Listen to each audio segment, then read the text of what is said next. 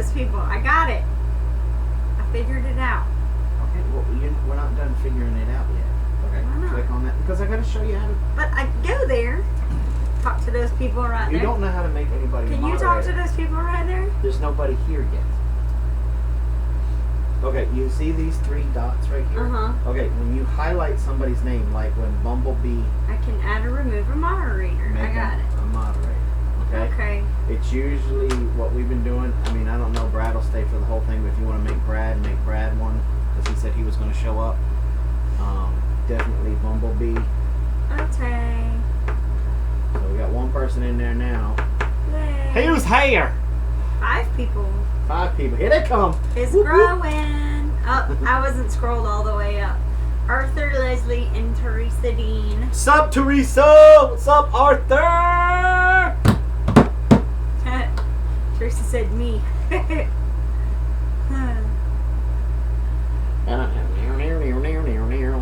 Amanda's here, still listed as a moderator. Awesome possum, then I don't have to do it. No. Hello, Selenab. Michelle, let's craft some more. Hey, Michelle. Everybody's coming. I'm getting on my own nerves. You gonna do a dance? No, I'm not dancing. Do a little dance? You gotta get the South in. Oh, hell no. Oh, hell no. What's up, Kiwi? Hey, Karen. Selena. Okay, so Selena B. Got it. Awesome. Thank you, Selena. Selena Gomez? No, that would be Selena G. Then Blaze would be excited. Blaze has been out Teresa here. says she wants to see you dance. Yeah. Y'all like my new haircut? Candy. Hey, Candy. I got a haircut. I'm glad you decided to show up tonight. I know it's hard for you since you're all the way in California. Yankee 4, yay. What's up, Yank? Winter bass or winter bass? Winter bass. Winter bass. Winter bass. Yeah. Well, You know, Yankee 4 is pretty close to us. We're gonna go. yeah, I know. We're gonna go. Homesteading with Dutch. Hey, Cool. Dutch. Hello. Teresa says drop it like it's hot.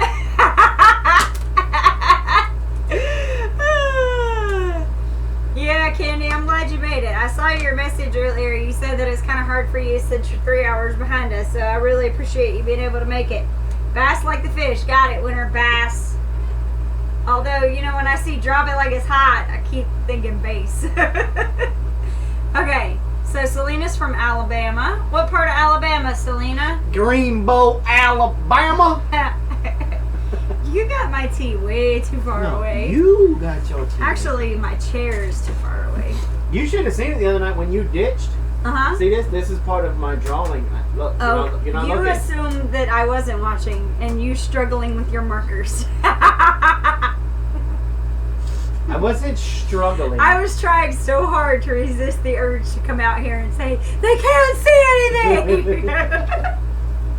But it's really hard for me to type on my phone when I'm tired like that. And I was going to send you a message. Bumblebee said, or not, yeah, Bumblebee. Bumblebee Tuna said that they were seeing it just fine. It was just the angle of the... Yes, the way that the camera was set up. So we had to move the camera. Teresa said you became a teacher when I left. They learned a lot, thank you Okay, very much. so Winter Bass says, Big Bear. My hubby Sea Bass says, what's up? LOL. I want you to know I saw the video bagging on my liberal SCOBY. Oh yeah. Yeah, we were just saying that because it was from California, it was a possibility that it could be a liberal SCOBY. Let me dig myself out of this hole right here. Okay, Selena says she's minutes away from Oxford. Zena's here. The warrior princess. Zena Adams. Susan's here. Hey, Susan. Candy said we're getting a conservative SCOBY. We got one from Pennsylvania, I think. So we've got one from Pennsylvania and we've got one from California. See? Winter Bass said, see, there you go. I'm originally from California. I told you y'all were making fun of me. No, ain't no y'all. Well, no, Actually, if I remember correctly, that wasn't me that said that. Didn't somebody else say that? That was all you. Oh, was it me? I guess I have to go back and watch my own video. It was all you. Remember, Zena said- remember, because then I held up the thing about the email to be able to send complaint emails to the thing, and you snatched it from me. Yankee said if we live close, we can have some of his scobies for free. We are definitely, the next time we head up Greenville way, we're gonna give you a holler and see if we can drop by. Cause he's on the way, isn't he? No? Where's he at? He's closer to us than that. No. Huh. Okay, Homesteading with Dutch said he'll be right back. Or she'll be right back, I don't know. Hey Sherry. Hey James. Sherry and James in the house. Okay. We're gonna see them tomorrow.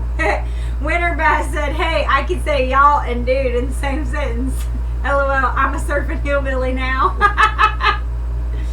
Yes, you can divide a SCOBY like an overgrown plant, Bumblebee. It's actually pretty cool because it comes in layers.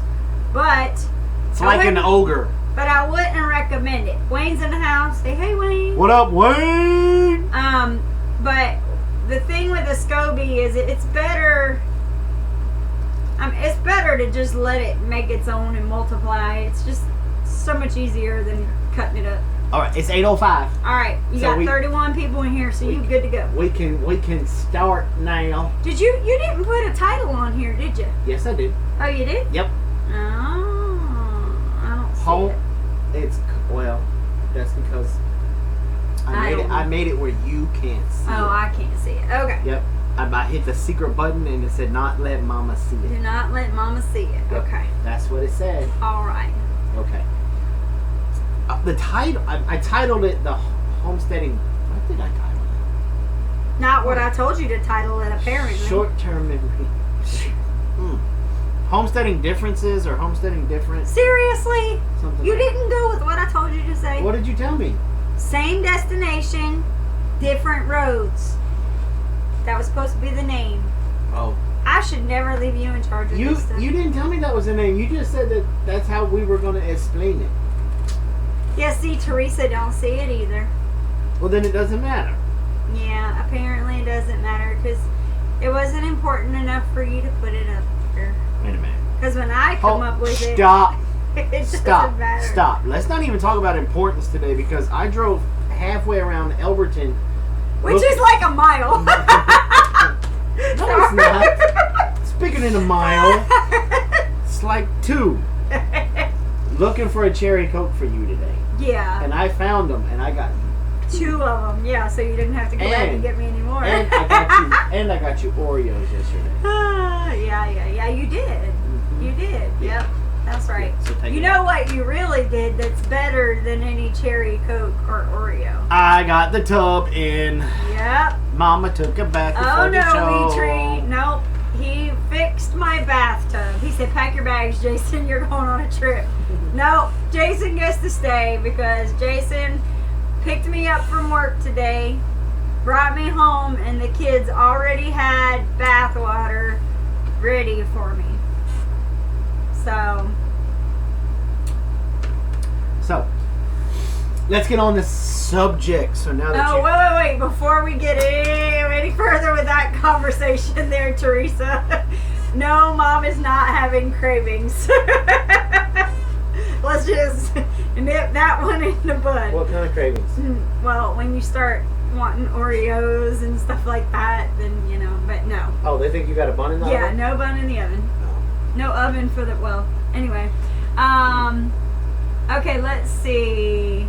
They took the playpen and left the playground. Hey, that part of town is really that small. Yes, it is really small. Who said that? Zena Adams. Oh, can we go? Bath was in place. Yes, okay, so Jason's ready. Teresa said, well, Jason, best I can tell you, you need to make a solar doghouse. That's funny. That's some homesteading humor right there. Okay. Tam, she's from Australia, isn't she? I don't know. I don't even know who you're talking about. Tam's Tammzk. She's the lady that asked us about the t-shirt for Australia, I think. Oh.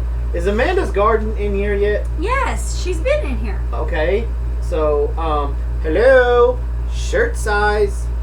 Oh yeah, we need your shirt size. Well, your son or David's. daughter? Son. David's. Yeah, David's. Shirt size.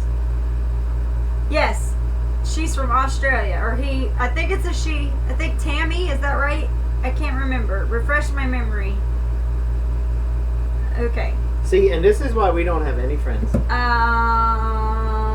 Okay, she said oops. Yeah. So Yeah, we oops. need the shirt size because I gotta tell my shirt lady. Let's see. Just have to whine and cry a minute. Got home from work today and beehive had been messed with. Top off and water thrown on the ground. Chicken coop also water broken and veggies stolen. Are you serious? Who is that from? Training Wheels Homestead. Training Wheels. Where do you live, Training Wheels? Ugh. That's a predator. Well, Teresa said, wow, sounds like you might be living on my mountain. Darn thieves. Was it thieves or was it a predator? What, did they take the honey super? See, now we're off on a squirrel again. Yeah. Okay. Oklahoma. Oklahoma. In Oklahoma. I don't know. Okay, so let's get... Okay. So, alright. Well, we're going to get these things started right now. Alright. So, we're talking about homesteading differences. And stupid kids. It was a thief rock situation. salt. Just saying. See, that just gets my goat. It bothers me every time because we had some similar situations. That just... Yeah. If you was closer, I'd come sit guard and shoot him in the buttocks. But Angela Werner. anyway, so I got to bed at like 4 o'clock last night trying to get this tub this tub fixed. And then I woke up, I don't know what time I woke up this morning. I didn't even look at the 9 clock. o'clock is what the kids said. And so we were sitting down and we were starting to write the script for the next squash episode because we're able to start filming again because our monitor came in. And I got to talking with a fellow homesteader this morning. And we were talking about gardening. And through this conversation, we were talking about the different styles of methods of gardening and how I garden versus how they garden. And it just came to you. No. Stop. And it got me thinking. I mean, you guys know I'm pretty good friends with Brad.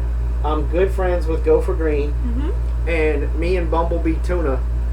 Why are you calling him Bumblebee Tuna? Why not? I don't know. Bumblebee Junction are real. See, me and Bumblebee have a bond that is just, it's one of those that's just automatic right off the bat. Right. But I was talking with him this morning with the way he gardens versus the way we garden. And it got me thinking that with the Homestead Network, there are so many homesteaders traveling to the same, like how you put it when I was talking to you about it this afternoon. We're all trying to get, our final destination is basically the promised land. Right. We're all going towards the same place. We're all trying to head to point A all the way over here, but we're just taking different roads to get there. Right. It doesn't mean that the way that Brad does his garden, or the way that Grandpa Farm does his garden, or the way that Bumblebee does his garden, or the way that we do our garden, or anybody for that matter. Right. Even if you're not a creator, even if you're just in this chat room and you're just watching what we're doing, right? Just because you do it differently than somebody else doesn't mean it's wrong. Because, like how I've been, and look, I'm not picking on any one channel or anything, but when Deep South came out with their Danny Corn and they started to sell, right, they never came out with a disclaimer, which I think, in my opinion, they should have, because Danny's been working on this corn for supposedly like 25 years, whatever. A long time. And it's been through what the process that he's done. I don't know exactly how he's done it. Don't know the details, but yeah. But it's been manipulated is not the right word, but the ears of corn that he has chosen to save the seeds from have been the best ones that have done well on his property. Right. And so what I'm saying is, guys, is because it worked good on Danny's farm doesn't necessarily give it 100% guarantee that it's going to work on your farm. And another example of that is like Bumblebee. Mm-hmm. He can do what he called it Gaza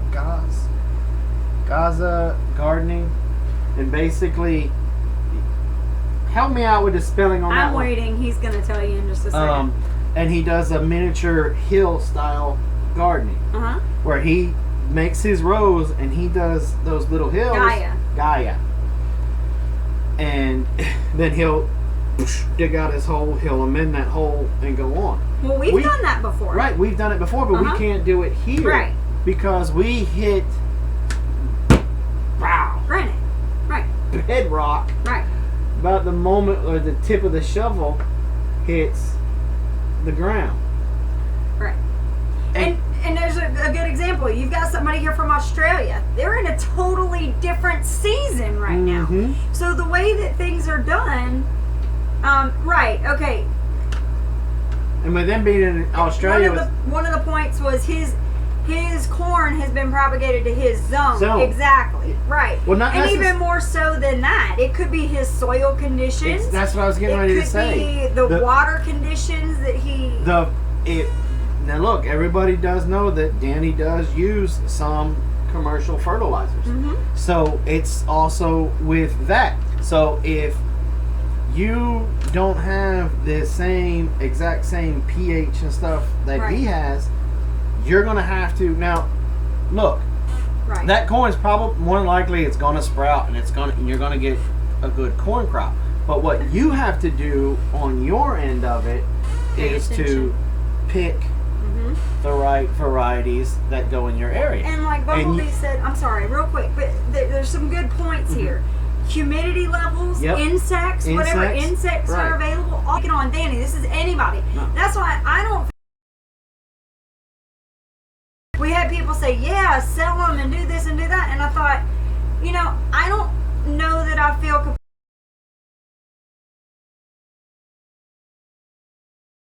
comfortable with selling them per se. I might selling them, but they'll just come with a disclaimer of, hey, look, just because they did what is it? Buffer and a teeny bit. You're not right now, but just because it done awesome for me, keep in mind that it may not do the same for you. Right.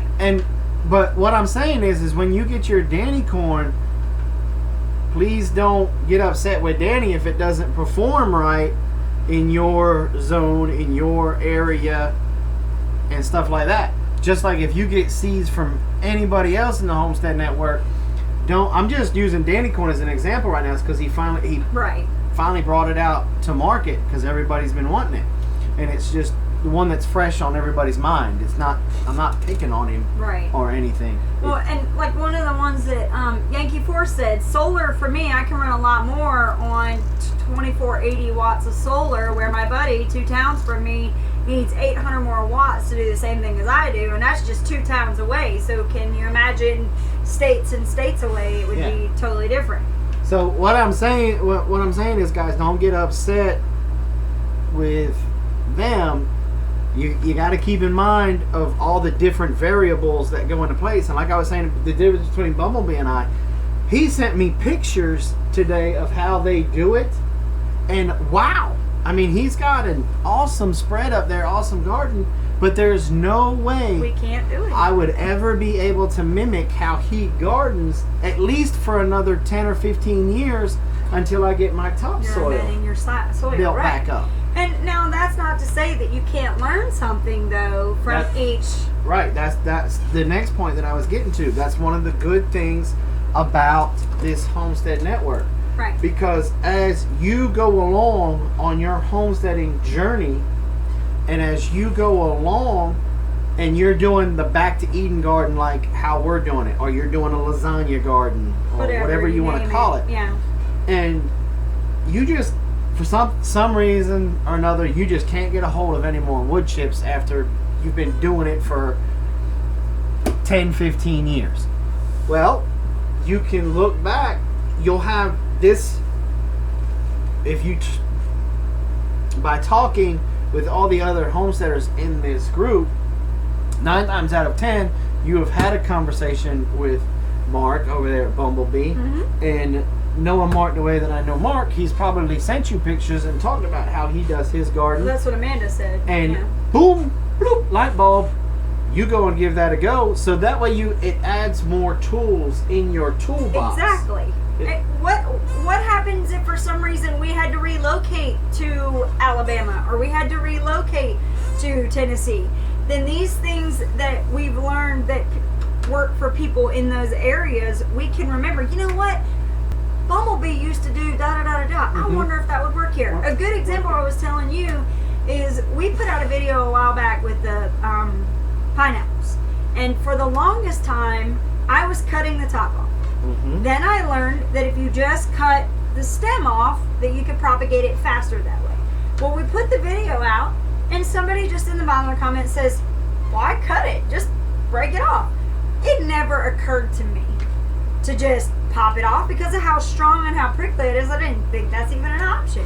But then, you know what? I tried it. Worked great for me. Now, somebody who might not be as strong in the arms or may have weak fingers or something, that might not work for them. They might have to use a knife. For me, it was a better option because my knives aren't the sharpest thing in the world. Could you headbutt it all? Probably could. I probably could. I'm hard-headed enough. I probably could. But yeah. So that's what we're trying to get everybody to understand is you're watching all of this information. And it's all great. It really information. is. Because I don't think anybody is truly, out there to mislead anybody at all. It's just we sometimes forget to throw in that last part of our sentence that says, this works great for me. We always forget that, for me or for us. Or for my area. Because we're so happy to share all of this information that we forget to put that caveat in there that this works great here, just not sure how it'll do with you. You can try it, but I'm not sure, Okay, so, right. Let's see. Can I talk again? Yeah, you've always been able to talk. Okay, I'm allowed to talk some more. Yeah. So, just keep that in mind. And I know of people that when they are watching the live streams that they've told us, well, they keep a notebook. I think that is a brilliant idea. Wait, what'd you say? They keep a notebook. Yes. And they take down notes and jot stuff down. I think that's a brilliant idea. Because case in point, we got wax moss. Right. Right? And it killed our only hive. Right. But a lot of people don't know is that when I told Bumblebee about it, Bumblebee went to their beekeeping guru in their area, and a couple of other people contacted me and said, dude, I know that stinks, but this is what worked for me, kind of thing. Might not work. Right. Right. You can give it a go. And I think that's what's so awesome. Like Tommy from Off Grid Nation, I talked with him this week with stuff with homeschooling. Now, they obviously must have changed the rules, or my short-term memory stinks. No, I really think what happened is you forgot about the fact that we were members of our local state, or the state. Yeah, that is definitely true because I don't ever remember. Yeah, they say, well, if you're a member of this one, you can get this, and basically piggyback off of it, and you get a big discount on your thing. So, but like the, I guess it's now up to the states to whether or not they let. And from what Tommy was saying, from a little bit of the conversation that he must have had It's not even state anymore. It's region wide. Like it could county. be, it could be between counties or whatever. So okay, there was a real quick question about getting a pineapple from the top, and Michelle answered that question. It takes at least 2 years. It takes a while for you to actually root that plant and then for it to actually grow another pineapple. Yeah. Pineapples and beekeeping, it's not a sprint. It's a long distance run. But that's what I kind of wanted us to discuss tonight is and it also, and this will tell you how cool God works. Talking with Bumblebee this morning, talked with you, came up with this topic for tonight. Right? Sure. 15 minutes before we go on, you get a text, I get a phone call from Brad from Big Family Homestead, and they have started a Facebook group, a closed Facebook group, where homesteaders can go and just chew the fat. It's just a group that people can just post whatever they want to. Well, it's got to be family friendly. Post whatever they want to post, and we can have discussions on it all the time. So you guys have been asking for that kind of stuff, and Brad and them, everybody's been listening, and it's been put together. The name of the group is, or you posting it in there? No. It's Homesteading or Homestead. Homestead Network Forum. Homestead Network. Homestead Network Forum. Okay, question. What all do you guys butcher on the homestead? Anything with a heartbeat that'll feed us.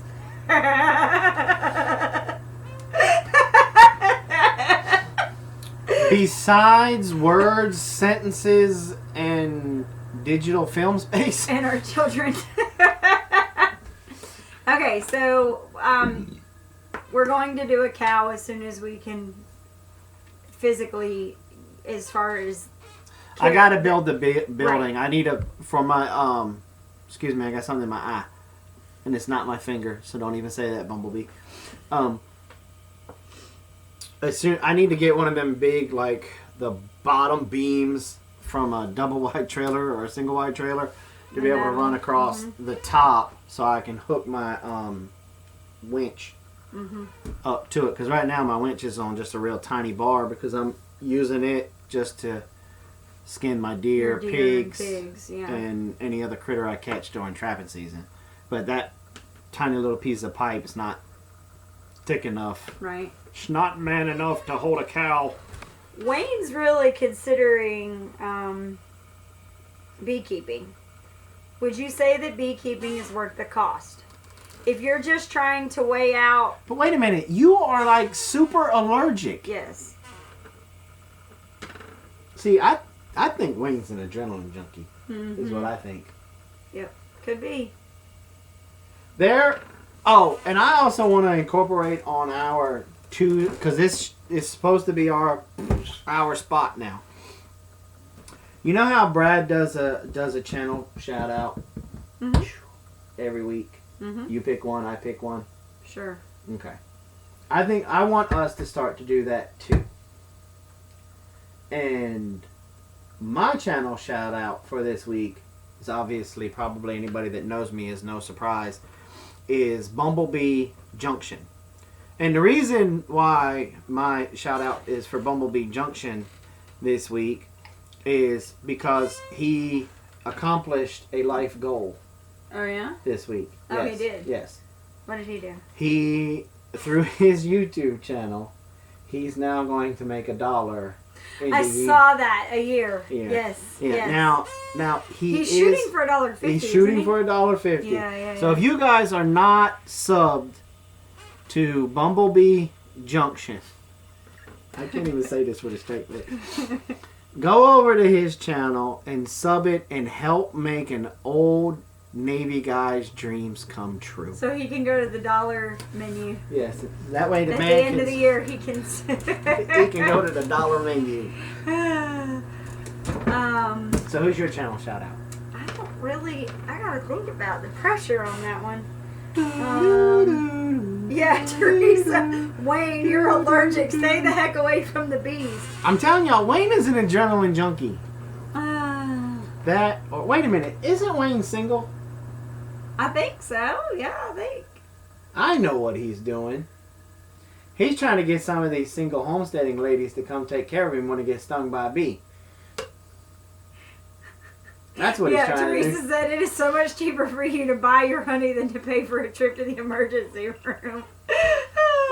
Wayne's out there fishing for a single lady to come over there. That's what he's doing. He'll not need the adrenaline. He won't need the adrenaline for the anaphylactic shock. No, he need an EpiPen. Dude, seriously though, man, don't. You and I will talk when we're back into the honey. We'll barter something out because if nothing else, for you to just calm down. Oh, Wayne's married. Sorry, ladies. And help me with the propane stuff that we're going to switch over to. Right. Just your knowledge. You don't necessarily have to come down. I'll put you on Skype. Yeah. Like, what is this thing for? Oh, Homesteading with Dutch says he's an old Marine. Hoorah! That's two of us in here, Bumblebee. Uh-oh. Teresa Dean, I watched his video on cleaning the trailer. I give him a kiss to clean mine and fry him some fish. Okay. All right. So bachelor number 1. Number 5. Alright, so my channel, I'm not really sure. There's an retired Air Force. Zoomy. You got some peanuts? Let me. You did not just say. I'm sorry. I shouldn't have said that. That was not. Bad Marine. Shouldn't have said that. Aim high, shoot low. on the cheek, folks. She said. I'm confused about all the new channels. One last night wasn't there. Okay, so yeah, that was because she's getting everything ready for next week. Yeah. Grandpa is supposed to be Thursday. Now remember, Brad does his tech talk for... Hey, Kelly. Hey, Kelly. Brad does his tech talk on Thursdays at 8, right? 8 Eastern. Yes. And if you guys are even in the back part of your mind thinking, when things settle down, I might start to make some videos, you need to watch Brad's tech talk. Mm-hmm. I worked in production for... what? Couple years mm-hmm. with Brighton Entertainment, helping them with a bunch of their documentaries. And I still have a notepad and stuff when Brad's doing his thing. And I call Brad and Mike from Living on a Dime all the time. Going, I can't get it to do this. I know it's supposed to be able to do, but I can't. But anyway, make a long story short, you got to watch that. But after Brad... is when yes. I thought. Don't think. Okay, I won't. Is when Grandpa comes on. I thought Grandpa was before him. No. Okay. Grandpa is after. Because Brad is 8 to 9, Grandpa's 9 to 10. Is Grandpa even here yet? No. Okay, so... What? So the question Yankee asked... Yankee is Coast Guard. What was your MOS?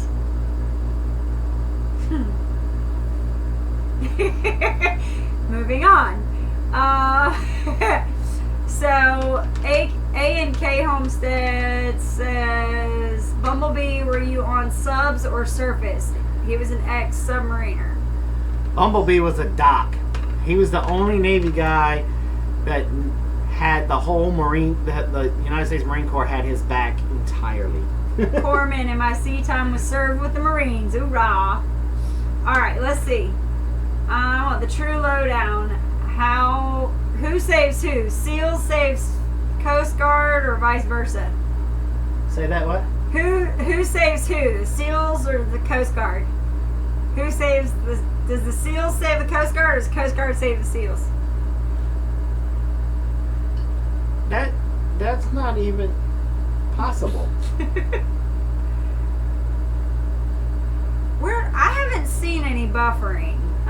Bluegrass Bound Homestead. Has everybody else seen that, or Teresa, moment of silence. That's his MOS. Nice. Okay, let's see.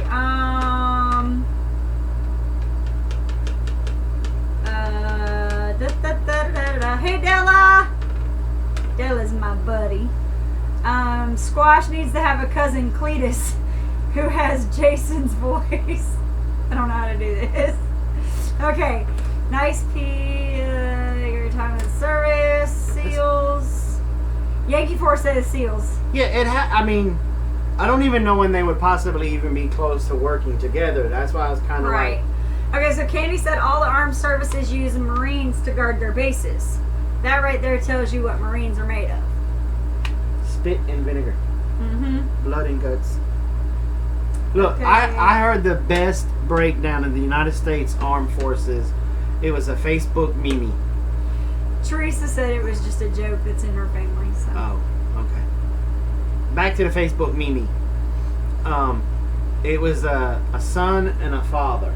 And the father looked at the son and he said, "Son, the United States really only has two branches of the armed forces, the Army and the Navy, because the Air Force is a business and the Marine Corps is a cult." That's nice. That just is funny to me, but some people get a little salty. Okay, travel to exotic places, meet exotic places. Okay. Go travel to exotic places, meet exotic people, and kill them. Anyway, okay. So back. How did we get so far off the topic? I don't know. Okay, so what's up tonight? I'm just getting past straight through. Ooh, Kelly, sorry. So now that we've done I'm gonna do the Cliff Notes again. Because of the topic.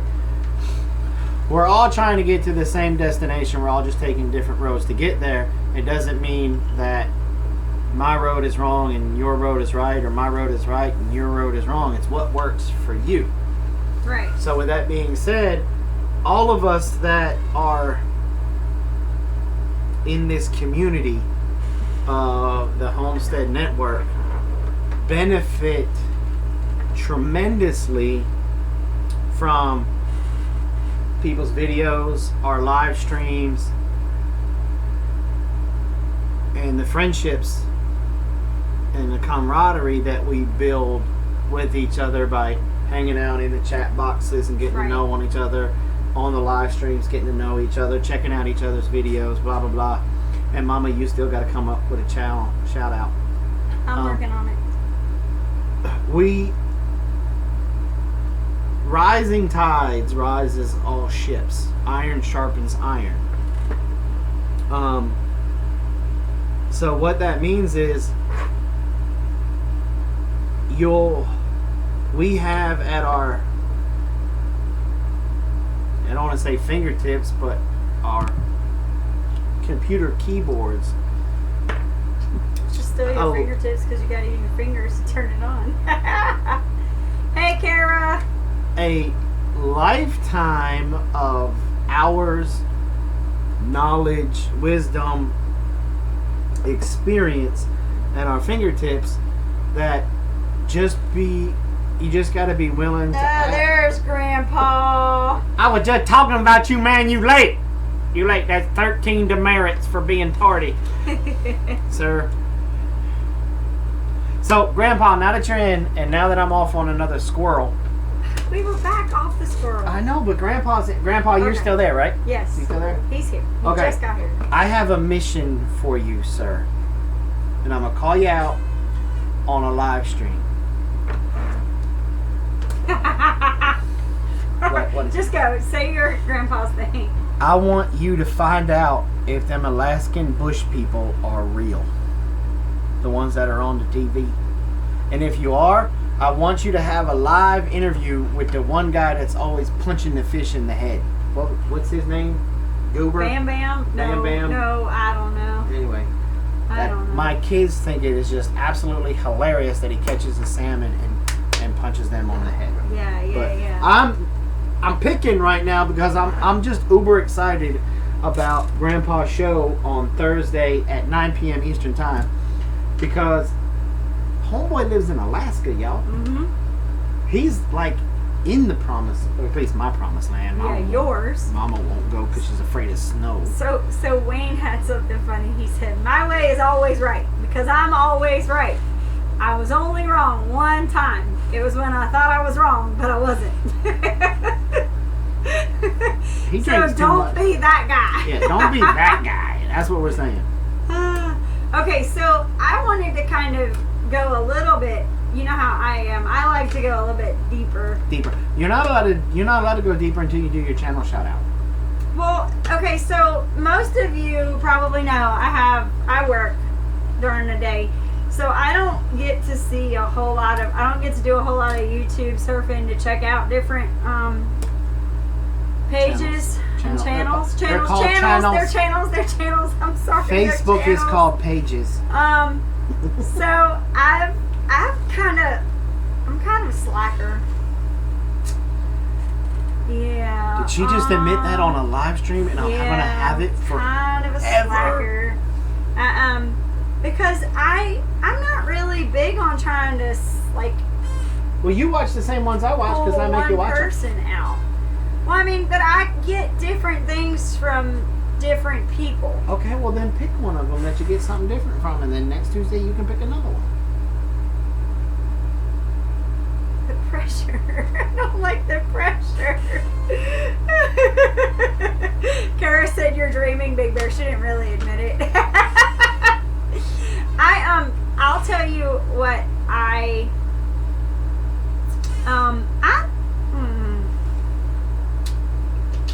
can't say Bumblebee because I said that Bumblebee. wouldn't be fair. Right, that wouldn't be fair to just leave it all to Bumblebee. But Bumblebee is awesome. See, right now y'all are getting a taste of my world when it came to remodeling that bathroom, just to pick paint, what the frame was going to look like, where we were going to put the toilet. This is what I went through. But this is what he didn't realize. What he didn't realize is if he had been listening to me all along with all the planning, instead of saying, "We're not there yet, don't talk about that," that we wouldn't have half the problems that we're having right now. We don't have a problem. Oh, Wayne says, "Come on, you know you're going to say Wayne's Country Living." No, you know, I would have to say,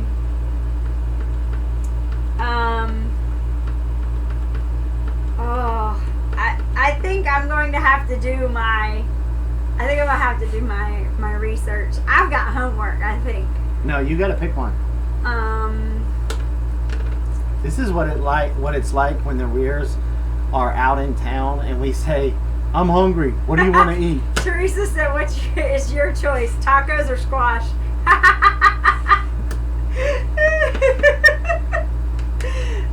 Okay, so I haven't seen Wayne's Country Living. Neither has Wayne. To see. No, Wayne has put out some stuff, but I haven't actually watched. No, we are not doing a broadcast from the tub. I would not do that to you. Who asked that? Bumblebee. I love Bumblebee Junction. His humor is hilarious to me. I absolutely love. The thing is that I love all these people that are in all these groups, and I almost want to say, you know, instead of having a favorite channel. It's not a favorite channel. It's a shout out. You want to give recognition to this channel this week, and then next week you're going to give recognition to another channel. Kara said, "Y'all know mine is awesomeness. I have no videos."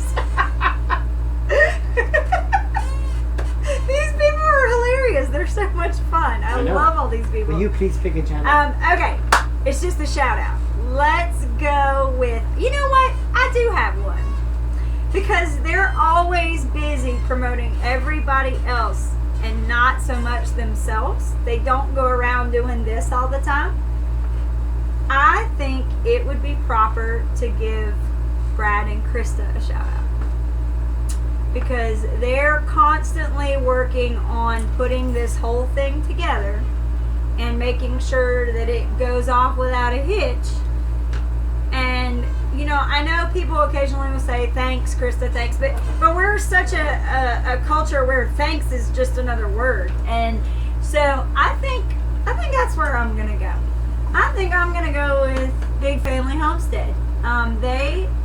They're great. Took us 25 minutes to get there. Great people. Great. The thing was we had this discussion before we went there. No, we didn't. I don't know what you're talking about. But, a lot of times there's a lot of hard work that goes on behind the scenes. And I know they're doing their best to put out a lot of really good content. And it's kind of hard when you're doing it day in and day out to come up with new stuff. Content is king. And so I want to take an extra minute to just say, I know everybody here is sub to them, but You don't know that. if you're not, on the chance that you're not, absolutely go check them out. And even if you are, they have a lot of videos. There's no way that all of you have watched every single one of their. Is Brad? Are they in here? Krista is, but not Brad. Man. Yeah, like Teresa said, I'm still trying to go through all their videos. They have so many different things. Okay, Krista.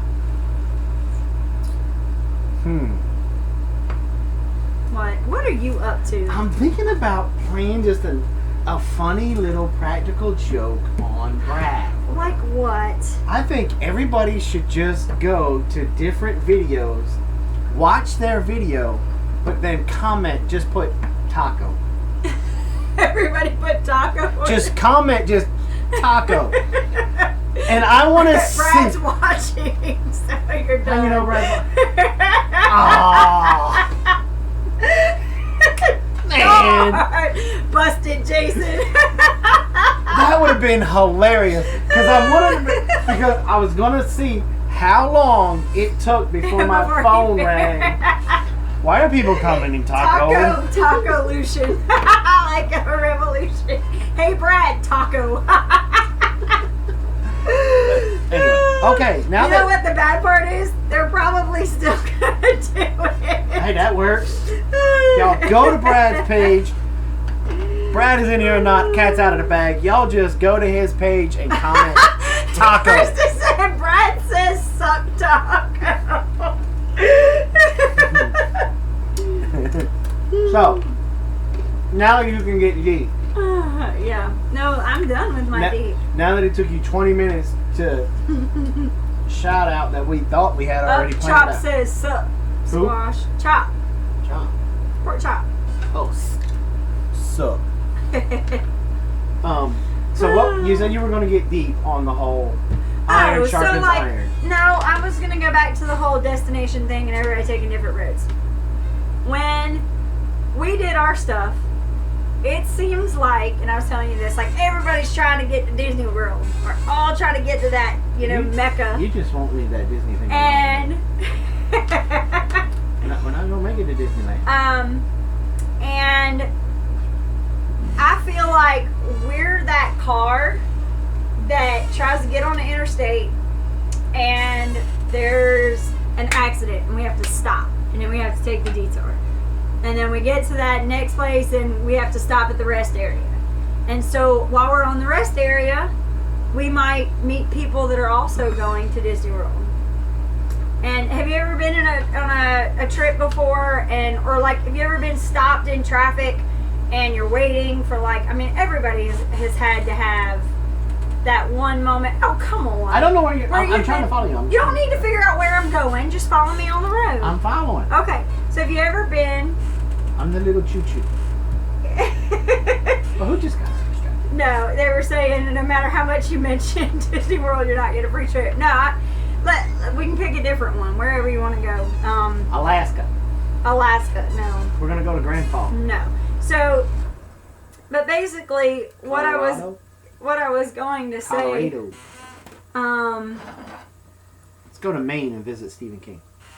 That would be fine. So what I'm saying is that have you ever been stopped in traffic and there's a big wreck and you're just stopped there and you can't go anywhere. You just got to sit there and everybody turns their cars off. Some people start to get out, but then people will talk Yeah. You know, and this used to happen a lot to us when I was going back and forth to work. I worked like 80 miles away. So there were times when, you know, I would get stopped in traffic and it's like, I just need to go 10 more miles this way. But you get people that are also going in the same direction, and you may have somebody say, well, you know, if we could just get up to this next exit, we can go this way. Follow me. And have you ever had that where somebody said, you never had somebody go, oh, well, I know the detour. No, and I don't know if I would do it either. Well, I mean. Bundy. But no, not like that. Really? So basically. Helter Skelter. What I'm saying is that even on the journey, you might find somebody that is going to take the same approach you do. Like Dorothy. And Dorothy? Oh, I follow the yellow brick road. Yeah, that would work too. There's the deepness. Maybe I knew there was a reason why I married you. I thought it was my ravishing good looks and big bank account. Anyway, so see, all the women in here following what I'm saying. The guys are like, huh? Where are we at? What are we talking about? How do we get on Disneyland? Okay, so basically what I'm getting at is that you're gonna find people that you relate more to because they have the same frame of mindset. They may be the one that always takes the back roads to get to their destination, and you may have other people who are strictly interstate people. You may have people that want to take a plane. You may have people that want to take a train. There's going to be different ways to do it. People that eat green eggs and ham. Yeah, maybe. Next up, elevator. Wait, what did he say? Elevator confessions. People headed to the parking garage. Okay, wait. Robin, I had it happen to me on my own driving across country. Had to follow some truckers around Tulsa because of a construction. See, like, that's what I'm talking about. You have people that know the area and may say, hey, I know this. Follow me this way, or I'm going this way. I know where I'm going. Go that, you know. And of course, we all rely heavily on our GPSs now or our phones to tell us where to go. But back before all that, that's a good point. How many of y'all can read now? I'm not going. Craziness. I'm not going to go there. You know, or you could even go. Everybody always wants to know what's in the jug. It's sweet tea. Y'all ain't figured that out by now. Hey, Kitty, we're glad you're here. But with all of that being said and everything that I said, please, please, please, please take advantage of all of the knowledge, experiences, and wisdoms that you have at your fingertips with the Homesteading Network. Brad and Krista just opened up that forum.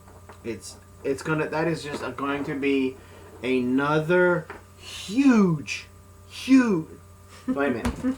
It's gonna be huge. Isn't that how he holds his hands? I don't know. Huge. On the let me move the camera because I keep coming out of the way here. I can't.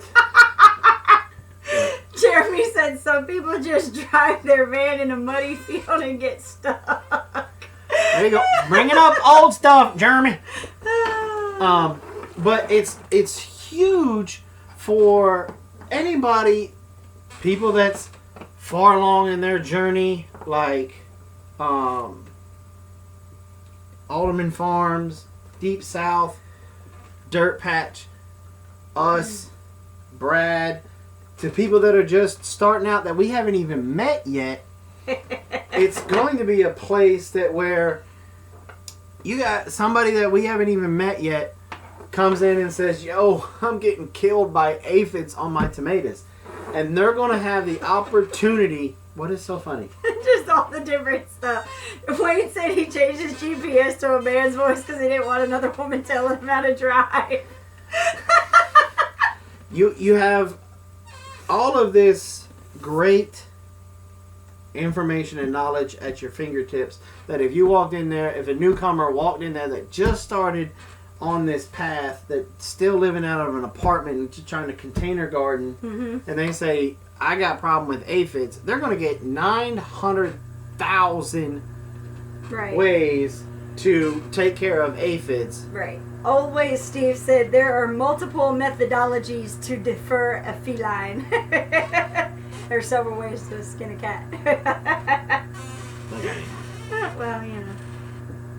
And everybody's going back to like Google Earth versus Atlas and maps and this, that, and the other.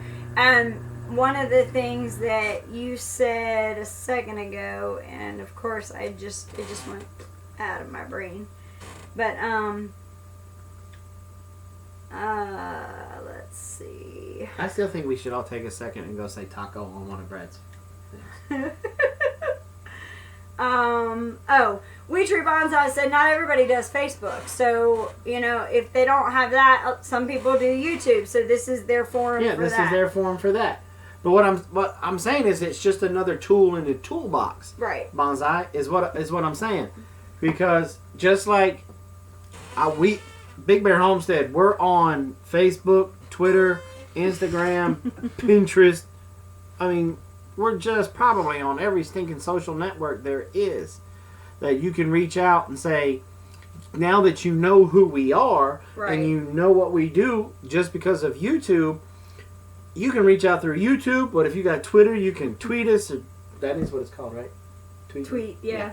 Or whatever, whatever all the jargon is. But you'll be able to reach out to us. You know what I mean? Wayne says he's called you twice on Skype. You called me at like 2 o'clock in the morning.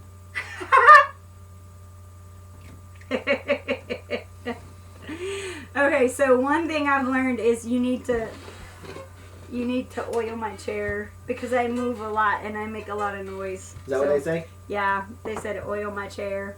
Let's see. He said what? Because you said at 2 o'clock in the morning. That's what it says when it says here on we this. go again. Jason for Instagram 2016. Wayne says he's never up at 2 a.m. That's a lie.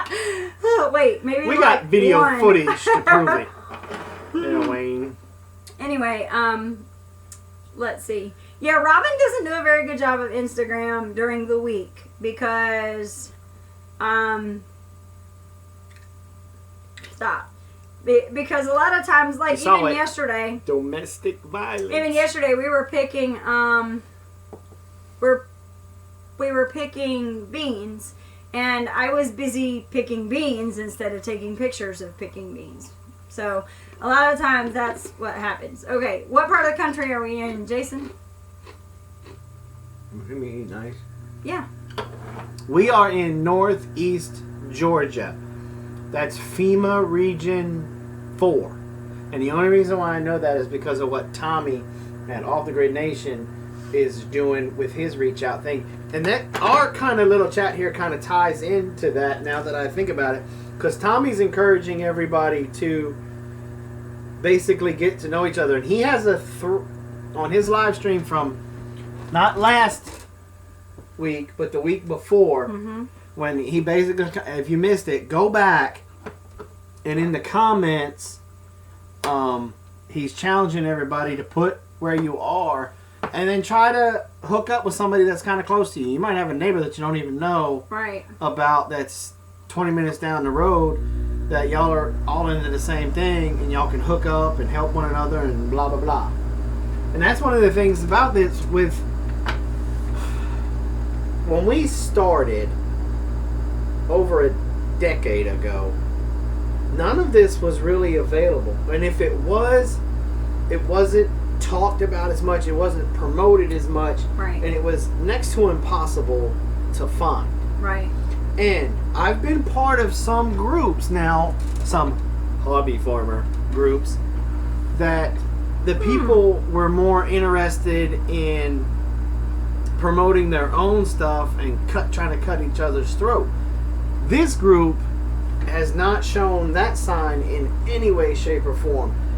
I've seen more of, let me take my shirt off my own back and give it to you because you need it from these people. And that's why I'm talking about it a lot, is because I'm very passionate about people helping people, and when Brad started this, it exploded.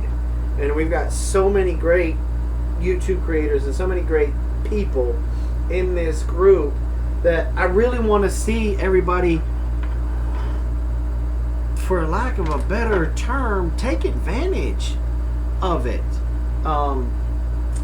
We did have somebody that asked, and I didn't interrupt you. Question was, have we butchered a steer yet? No, we have not. We've butchered a steer, but not a full-grown steer. We butchered some calves. Yeah, they got hit by 18-wheeler. Yeah. But that we were only able to use half of them. But we've butchered a full-grown bull. He still had his dangly bits. And he tasted fine. Of course, he was a virgin. I'll never forget the first time when we... That'll tell you how green we were. I shouldn't even say this. I was on the phone with the butcher down there, and I asked him if that mattered. And the lady actually laughed at me. She said, I don't know. Never had that question before. I said, but anyway. But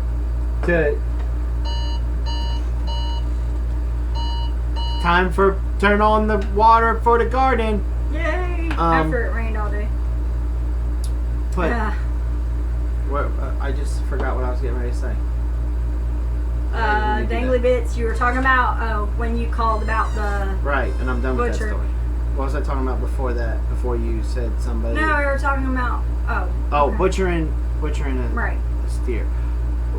My question to you is why did you? Are you just curious, or do you have a question about butchering? Because we've butchered cows before. Okay. Yeah. So the question was, how did that happen? Basically, what happened is we were doing a pasture rotation with our cows and then chickens, and we had the cows in electric fencing, which was fine and was keeping them in just fine.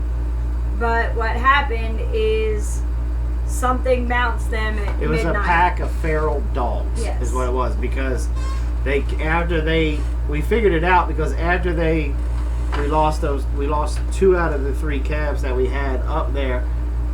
They kept coming back, and I ended up killing about 30 dogs. And y'all can get mad at me if you want to, but the moment they start chasing my little girls, they get dropped. Yeah. I'm sorry, people. Well, around here, people don't jerks. take care of their dogs. They won't take. And they just drop them off. You can't even say people around here, because people will drive out to country areas like our areas and drop a dog off. Right. They could be 25, 30 miles away. And unfortunately, and this is a fact, dogs are canines. Coyotes are canines. Right. Foxes are canines. Foxes are more of a solitary type canine. They won't run in a pack, but a yoke does. And when you take Fido out and drop him off out in the country, and if he's a big enough dog, or a dog that's dominant enough to hold his own, he can work his way into a coyote pack. Also, if there's enough feral dogs in the area, they can start their own pack, and they can give some coyotes a run for their money. And those types are 10,000 times more dangerous to humans than a pack of wolves or a pack of yotes, because they have no fear of humans. Right. If anything, they have a little bit of resentment towards humans because their owners or masters from before abused them, neglected them, and deserted them. Yeah. Bumblebee said dog packs suck, and then he said coy dogs really suck. Yes. Yeah. They attacked a baby calf and killed it. Yeah, absolutely. Yeah. We've had that happen. When we first moved up here, Daisy threw a calf while we were still in the moving process. And by the time that we got from Augusta to here, the calf was gone without a trace. Her afterbirth was gone without a trace. It was just gone. But Bumblebee's right. Coy dogs are very dangerous. And this is also a fact.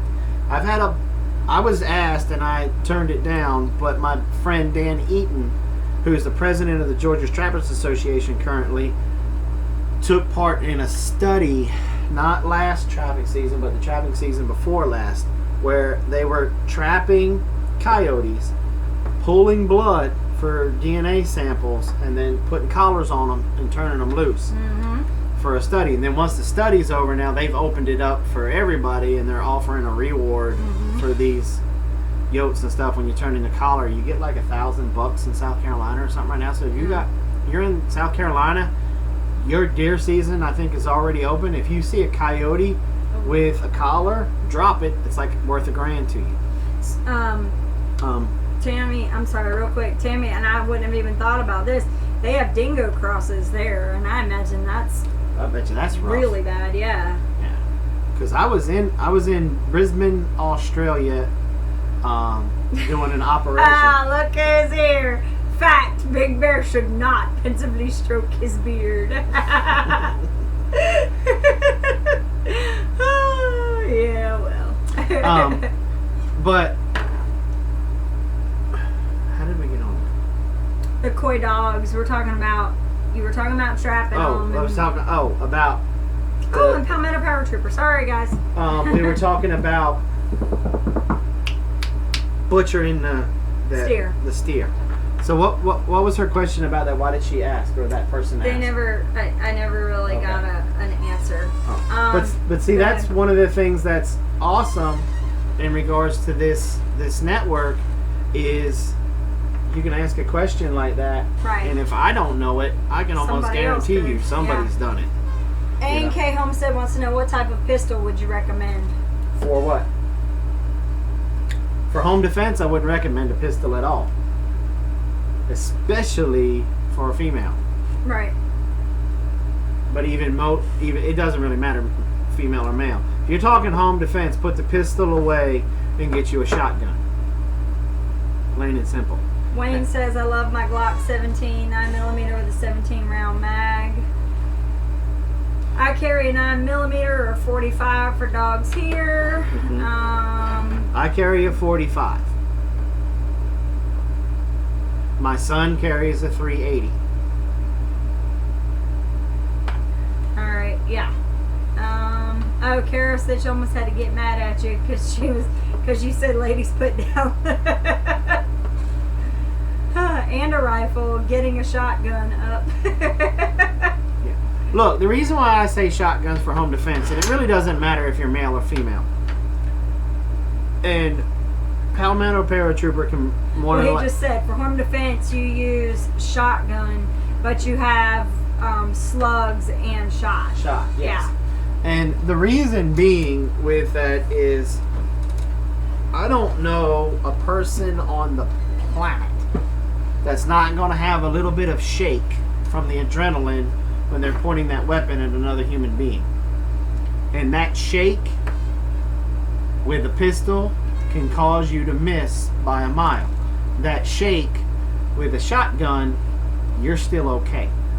And and let's just be honest here. We're talking about survival. We're talking about whether or not you and your family make it to the next day. Right, that's what he was asking. He wasn't asking about for strays. He was asking about for the difficulty and time.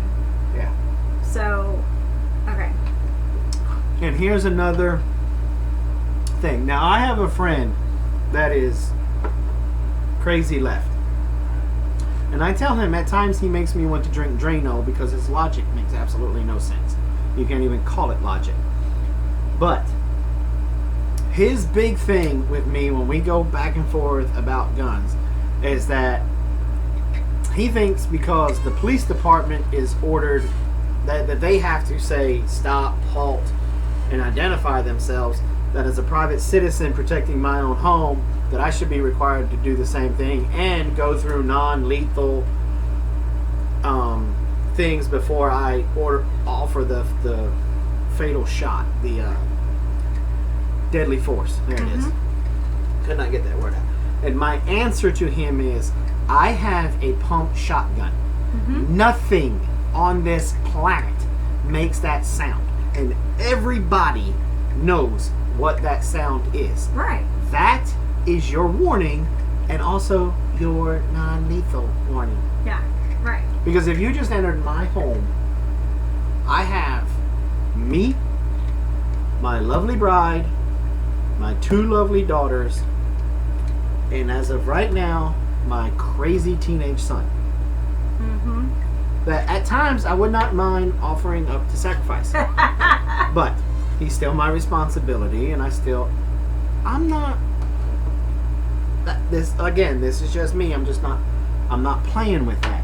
And I have traded bullets with people in different parts of this world. Even somebody, for lack of a better term, experienced as me or Palmetto paratrooper is with that, the adrenaline is still going to run, it's still going to pump, and you're still going to shake. What's so funny?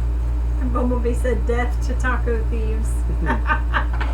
Yeah, Teresa, you're right. Racking up a shotgun is pretty much a deterrent. That's right. Yeah. I mean, yeah. Grandpa's Farm, shotgun's the best for home defense. I agree 100%. If you enter my home, your warning will be the muzzle flash from a shotgun. Who's that? 12. That's XZKT. Okay, what are they called? Moderators. He is a real person. I have talked to this gentleman. Not a troll. In private messaging, back and forth. Brad has talked with him. Brad can vouch for him. He is a real person, not a troll. So let's not bounce him again. Yankee says, my wife likes the AR for the house. She loves the light kick from the AR. You know, well, at least with that, she can throw multiple rounds down range rather quickly. But still, I would say, man, get her to using the shotgun. Now, I know the AR doesn't kick like a shotgun does. It doesn't have the recoil, and that could be one of the reasons for it. Right. But when coming to a life and death situation, you got to ask yourself, when you're standing in your hallway, would you rather have one bullet going down there hoping to hit him, or would you rather have a couple hundred? Right. Paratrooper said the light kick that gives a liberal reporter PTSD. I had to laugh. If you don't want to be donkey kicked, use a 20 gauge. Yeah, you can do that. That's what I use. And look, don't let this pretty little woman over here fool you with her talking about, I just use 20 gauge. Look, she totes a 45 when she's around and here. I don't just tote it. When we got it, I was like, well, come on, let's do some target practice. And we had an old teddy bear. And I just tossed it out into the pond. This poor teddy bear. I said, let's get in the area. Get in the area. Try to get close to him. We'll be able to see from the ripples of the water where you hit. Yeah. Well, we seen where he hit all right because Fluff come out. She shot it in the crotch. After 2 shots, I was like, all right, we're good. Yeah, you made me do it again to prove that it wasn't luck. Mm-hmm. What he didn't know is that I was formerly in a previous life married to a Navy guy. Squid. And he always had to do quals, and the only time I could ever get to really spend time with him was when he went to the range to practice, so I did a lot of that. But anyway, let's see. Everybody's saying, yeah, Palmetto Paratrooper says, I like 9mm because they give you a lot more range than most pistols. I wanted a 9mm. Jason wanted me to have a 45 because we weren't aware of the fact that ammunition that there was new ammunition for a 9 that would be as powerful as a 45. Some of it's even better than a 45. Palmetto Paratrooper says, I like the 38 revolver because it's easy to conceal and hollow points make it basically... See, that's the thing. That's what we learned is that depending on what ammunition you use... and I won't even try to lie to you. I can't conceal carry unless it's in my purse. I cannot hide it anywhere on my body. I am not that big of a person that I can hide a... I don't know this is anybody a who can. family-friendly show, so I ain't going to say where you go. Yeah, I would love to have a smaller, still a 45, but they, Springfield makes a 45 that's meant for concealed carry, and that's the next one I have in my... She's mine, fellas. Yeah, I really like my 45.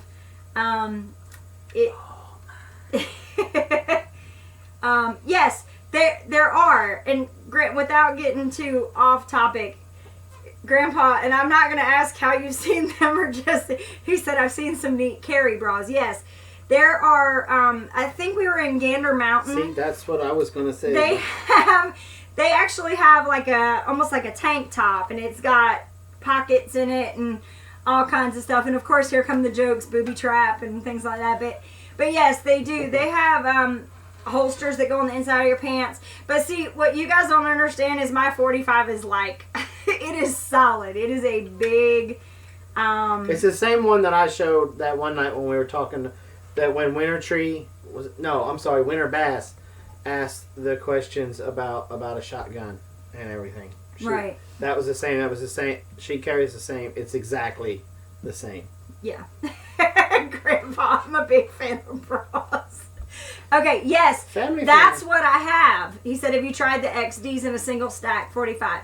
That's what I'm looking for. Mine is an XD, but it's the full version. It's not the single stack. I can carry 13 shots and one in the chamber. Is that right? Something like that. I could carry a lot. So that's what, yeah. So anyway,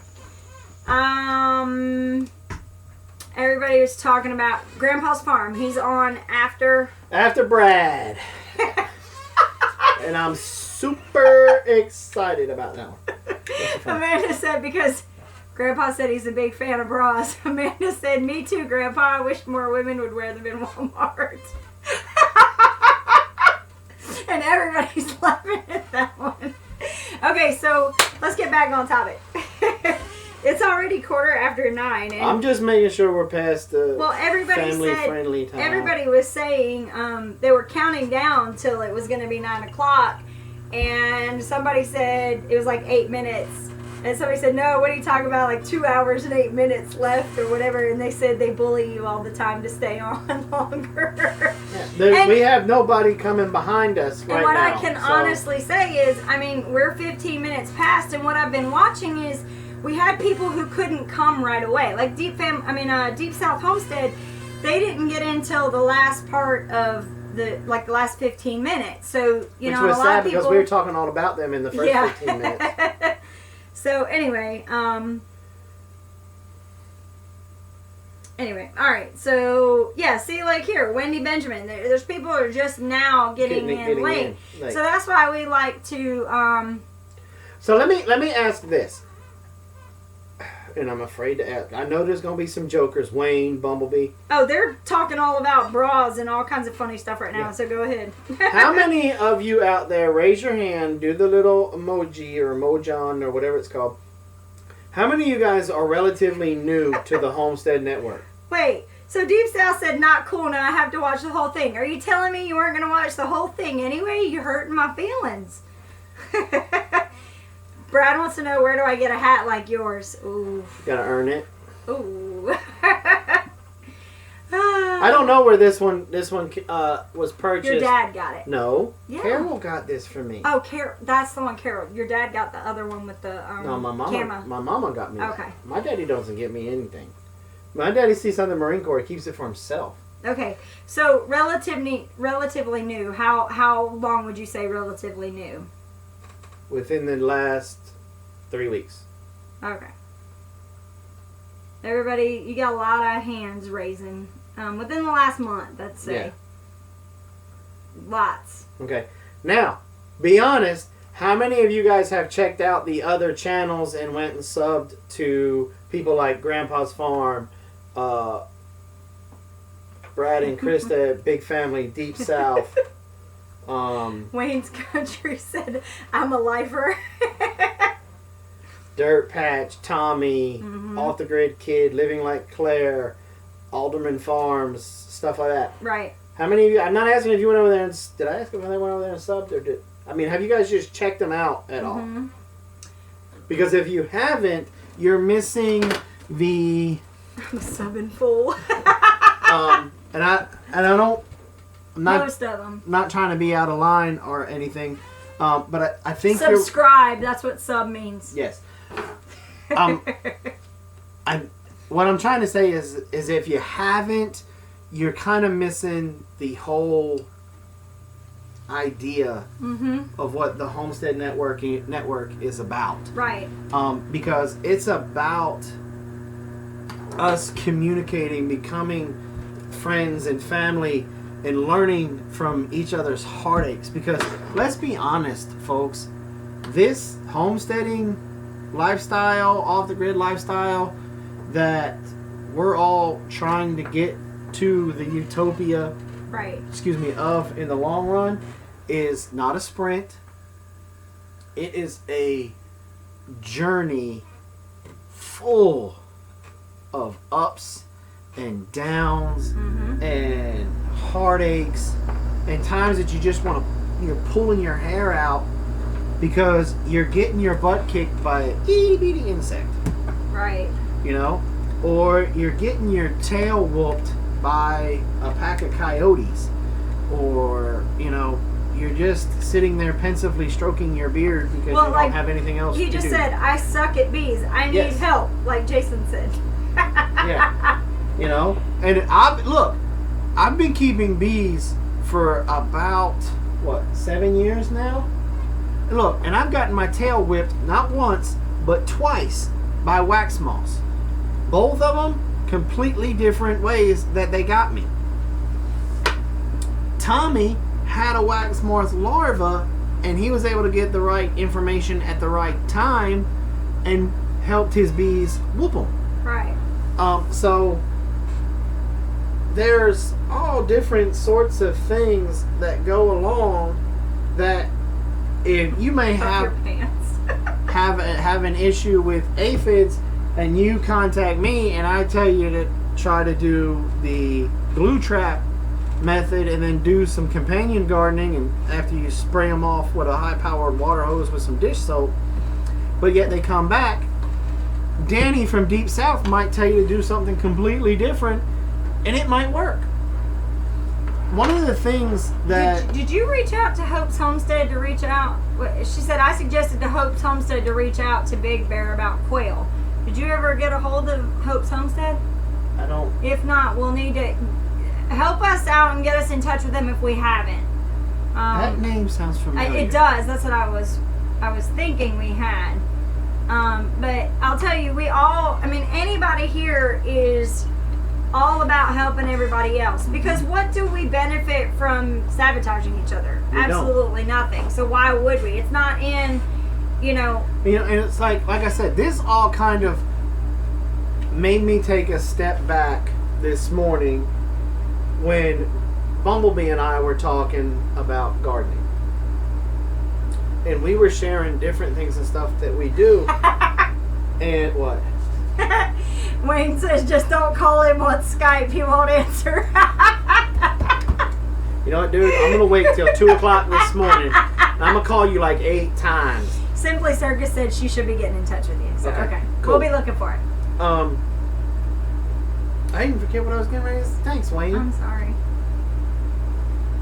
But there's just so many things that I'm really back to what we said in the beginning. When we were talking about Danny's corn and the way that Bumblebee gardens and the way that I garden and the way that Brad and them garden and everything. We're all trying to get to Never Land or the great beyond, we're just taking different ways to get there. And I really think that when I was taken back by the way the way that Bumblebee and I were talking this morning, and it just kind of went, you know, how awesome is this? Here are two guys. He's in Tennessee, in the mountains of Tennessee, and I'm in Elberton, Georgia, and we're sitting here talking about gardening, and he taught me a whole totally different way that, how does he say it again, the G word? What was Gaia. The Gaia thing. I can't even pronounce it. And I'm over here doing Back to Eden. He's not a fan of the Eden style gardening. Well, he has a whole lot better soil than what I got. And we got to talking about it and said, you know, you're kind of doing the same thing I'm doing. It's just a different path to get to it, because I have like half an inch of topsoil. Now, maybe in 5 or 10 years, I can give his method a go. You know, and the people that live on the smaller acreage, that you guys do a lot of container gardening and a lot of raised bed gardenings, like Joe down there in Arizona. Right. Joe's in the desert, man. Come on, he's got to grow in that. But have you guys seen his video on his raised beds and how he extends his growing season, Mm-hmm. and how he harvests his rainwater? Right. I'll be the first one to tell you. We watched Joe's rainwater harvesting video for his chicken coop, and I went, doo-doo-doo-doo. I should have thought of that, but I didn't. And so we adopted it. Now we tweaked it so that way it works here in Georgia, because he's in the desert. He doesn't really have that much of a mosquito problem that I'm aware of. When we lived in Las Cruces, they didn't even know what a mosquito was. Where that's like our state bird. So we had to just tweak it a little bit. And that's like what I was saying with Danny's corn. When y'all get Danny's corn, if it doesn't do as well as it does at Danny's house, don't get mad at Danny. You got to tweak it a little bit so it fits your environment. So that way you're going to have to put some time and elbow grease into it with harvesting just the best ones to go to seed, so that way you can tweak Danny's corn to work in your area.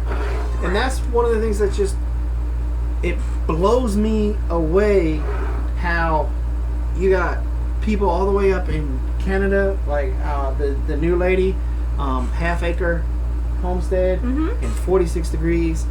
They're in Canada. Their growing conditions and living conditions are just uber different than what we are down here.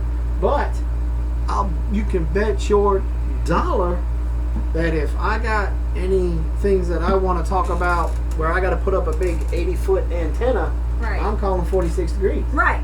So, like, Brad kind of touched on this the other day when he was saying, grow what grows in your area. Don't try to grow something unless you have a greenhouse and you can manipulate your the soil. Well, and not just your soil, but also your conditions within the greenhouse. As long as you can do all that, then absolutely go ahead and try. But the thing is, you've got Oops, sorry. What's so funny? Sherry wants to know if you're wearing your pepper plant pants.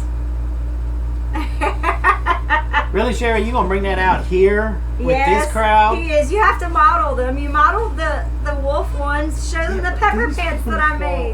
Well, they won't. Just stand up and show everybody. These after the whiskey again. It's not whiskey. It's sweet tea. You know what's funny about these pepper pants? What? I wore these on our first live stream for the Homestead Network. Yes, you did. You showed Brad. Yep, because Brad wanted me to take my shirt off. Yep. And you wouldn't let me. Nope. So I wore the pepper pants instead. Yep. Go ahead, Jason. Do it. Who said that? They're making music for you. No, it's just pepper pants. Shirtless. Brad wants your shirt off again.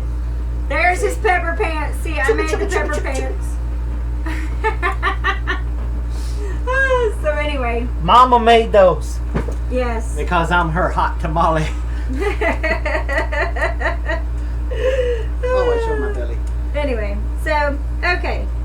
No, it's not the same shirt. This is one of our new ones. No, he said Sans shirt without a shirt. Oh. Love the pepper pants. Yeah. They are pretty cool. They're comfy too. I call them my comfy pants. Those, the wolves.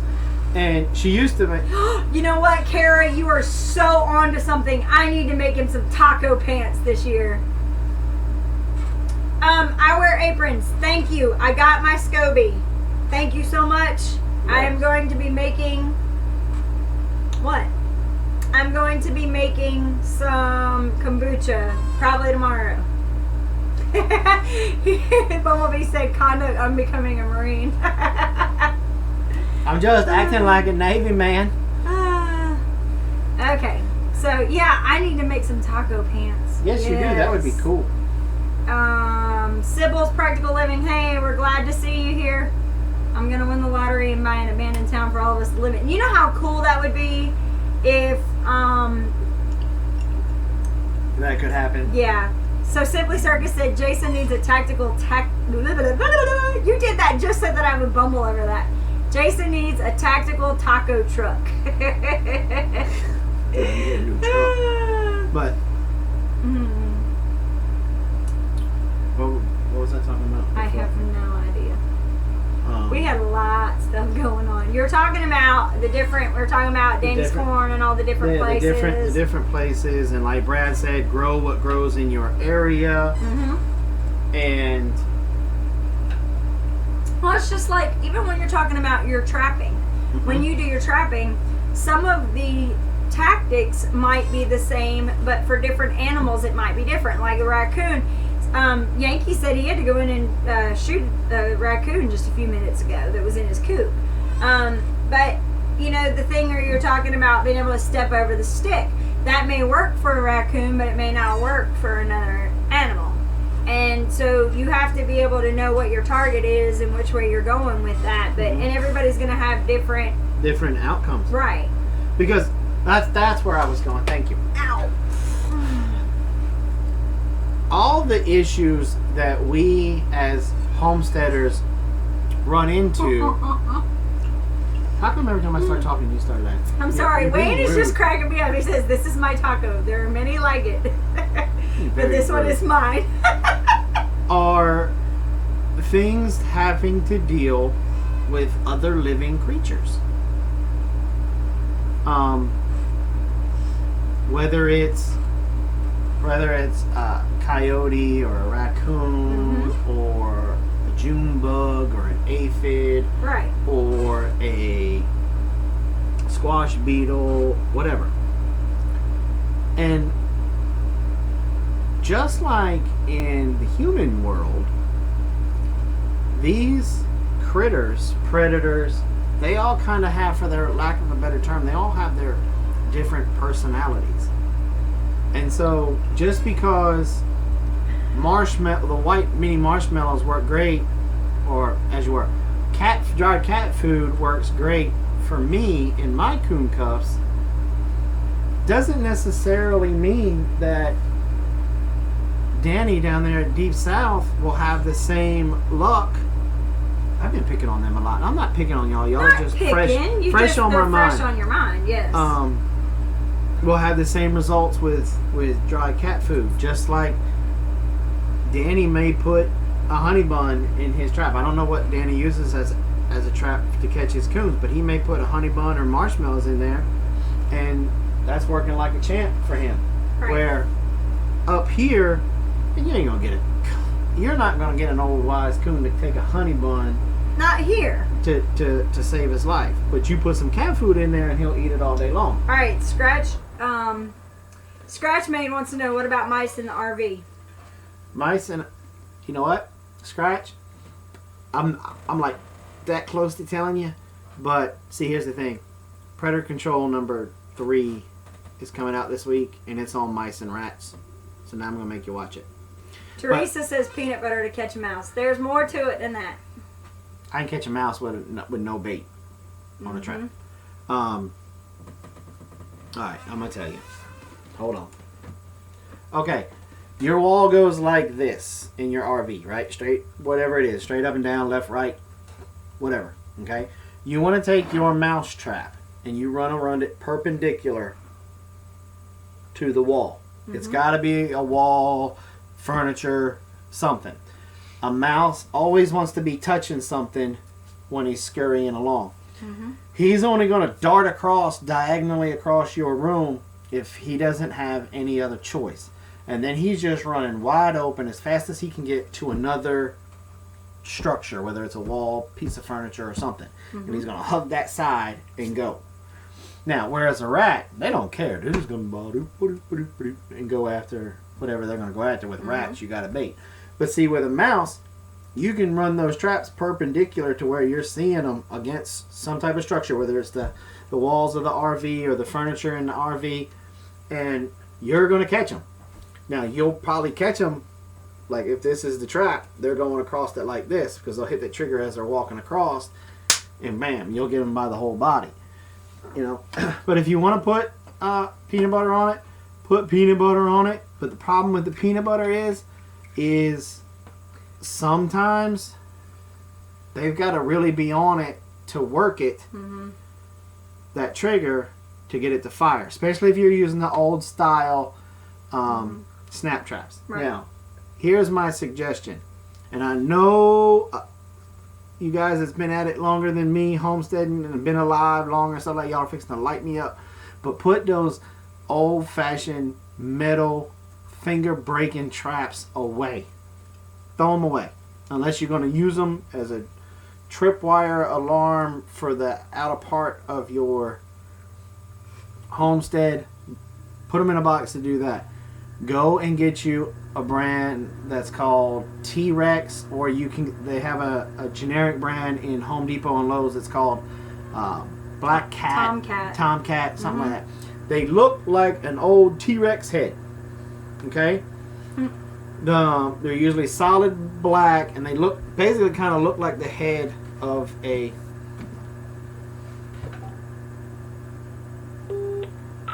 Blaze. Bring me a T-Rex trap, please. Okay, so everybody's talking about different ways to put the peanut butter on the spring or whatever. We're going to show you the traps that we're talking about. It's not really a spring like the old Victor traps. These are a lot safer, and if you're going to bait it, they make it to where you don't get your fingers. Where the moment that the mouse even begins to work it, it's going to catch him. So we got one en route to us here in a second, and I'm going to show you. Y'all are getting Palmetto Paratrooper says, I use the old ones. I laugh in the face of danger. The funny thing about this is it's not just about the face of danger. It's some of them go off too easy, and some of them you can throw them at a wall and they won't go off. Right. Because look, I was a huge fan of them before I found these. And the problem is sometimes, unless you're going to move a crap ton of furniture and stuff, you got to put yourself in awkward positions and then try to hold this thing just Make right. Sure it doesn't go put it back in. Yeah. When, here it comes. This trap here. Give me the big rat one too. This trap here, okay? This is one for mice. Okay? Can everybody see that? Now, all you do to set this puppy is squeeze it. Okay? Now, it has a bait cup for you. On the inside of this bait cup, that's where, right in here, I don't mean to give y'all the finger, you put your peanut butter or your peanut butter mixture. I'm not giving you that tonight. You'll get that in the video. So at least you'll have to watch the video to get my secret recipe. You can put that in there. Yes, it is really tiny. But the cool thing about these is I'm not very coordinated, and I know I have said before I have arthritis in my hands, so it's hard. Mouse fur on it. It's hard for me to set the other ones. Okay, now think about your metal traps. Those traps are used for just mice. This one's just mice. Okay, now think about your metal traps and how big your trigger is. You know, most of them old ones, it's just a thin piece of metal, you know, and it only comes out about that long. Okay? Now, look inside there. Okay? You see this right here? Now I'm holding it, that's why it's not firing. This right here, and how it's just circled right over there. The moment the mouse steps right here, because he has to step on this to be able to get to the bait. The moment he steps right there, that fires. And it fires with enough force that it does basically breaks his back. Now that one's for mice. This one is for rats. I may or may not have It's used a mini it conibear. Yep. for flying squirrels. May or may not have. But same concept.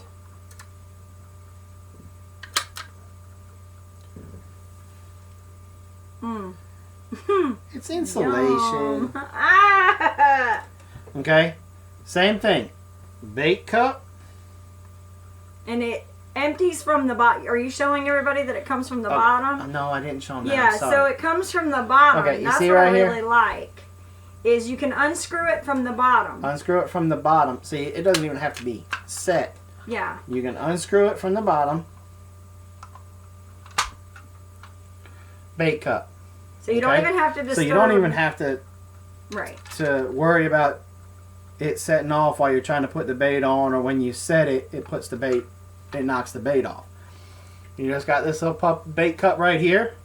It fits in that hole right there. Close it. Now, when you go to, you know how I was saying with them other big ones that you got to be like stretching and easing it down. With this puppy, you just squeeze it with your hand. Squeeze it with your hand like that, and then you can do whatever you want to with it. Because see, it's not going to go off. Watch it go off, but it's not. Okay. You really have to move it around. And you have all of this area right here for that mouse, rat, flying squirrel to step on in order, and then it sets the trap off. Where with your old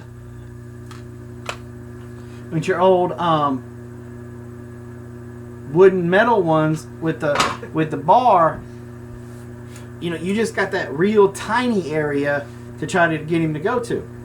Now look, as a trapper, that's part of the challenge with your coyotes and your coons and stuff. You want them to get them to hit that tiny little pan. But for a rat or a mouse, it's not about the challenge for me. It's about getting rid of this rodent that's chewing up my house. And so that's why I say throw these away and go to these guys. Okay, we will put a link down in the description, and I will also put an Amazon link on our website for you to be able to see where to buy this. Because there are so many people that want to know where you can get them. Now this is the Trapper T-Rex or Mini Rex. Those Trapper are T-Rex. Yeah, Trapper T-Rex. As you can see. Okay. Boom. And this one's called the Mini T-Rex. Okay. Now, these are the professional grade. Okay. Now, you can go to Home Depot or Lowe's and get the Tomcat or Black Cat. I can't remember what it's called. But they make an off-brand to these. Now, like I said, these are the commercial ones. These, I've probably had these 7, 8, 9, 20 years. Probably been 20 years. They ain't been around that long. But almost 10. I've had them for a long time.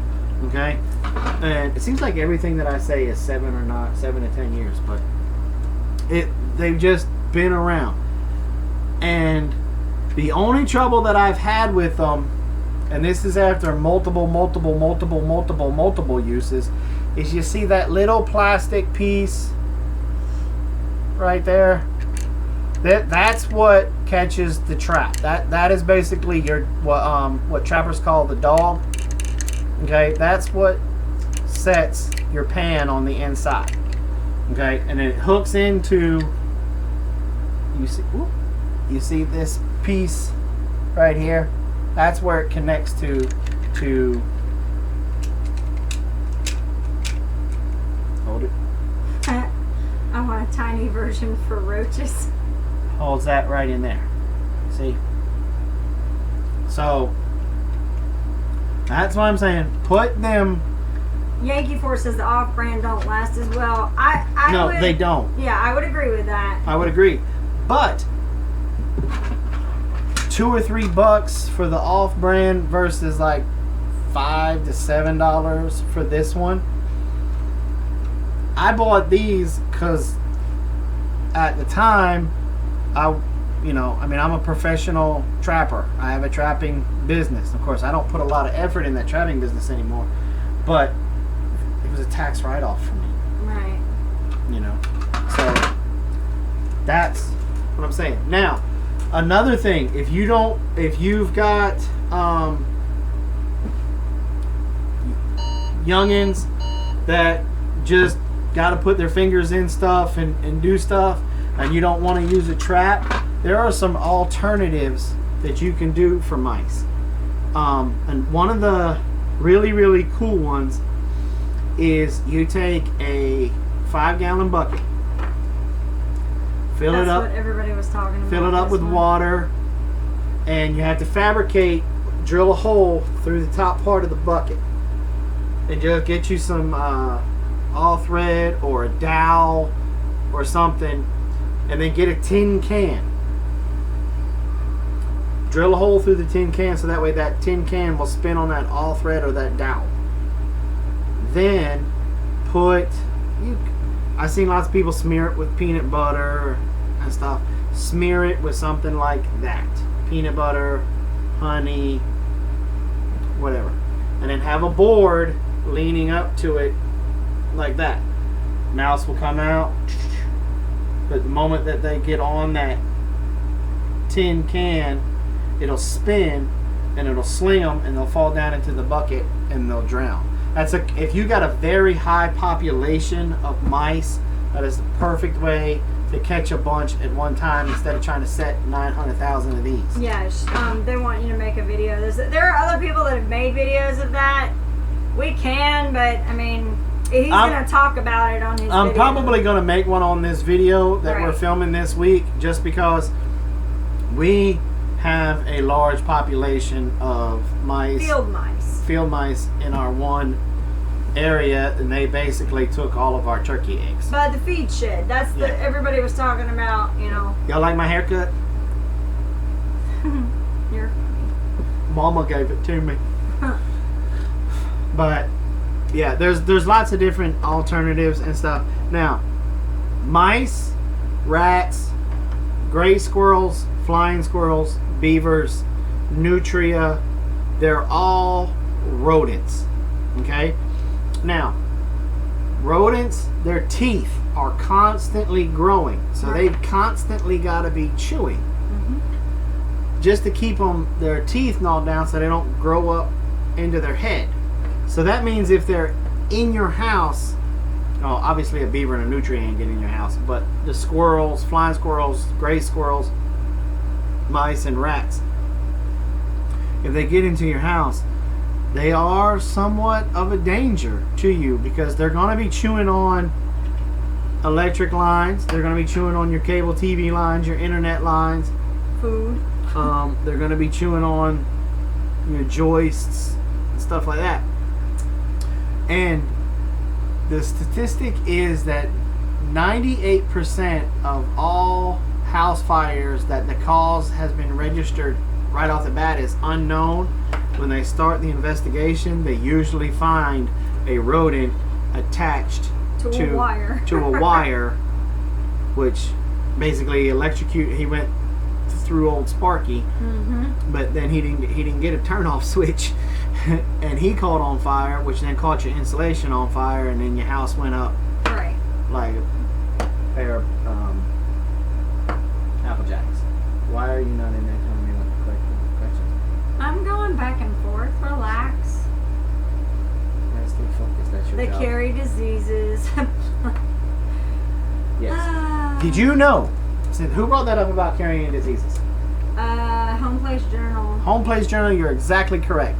Now, here is your $2,500 million question that if you get it right, the check will come from Big Family Homestead.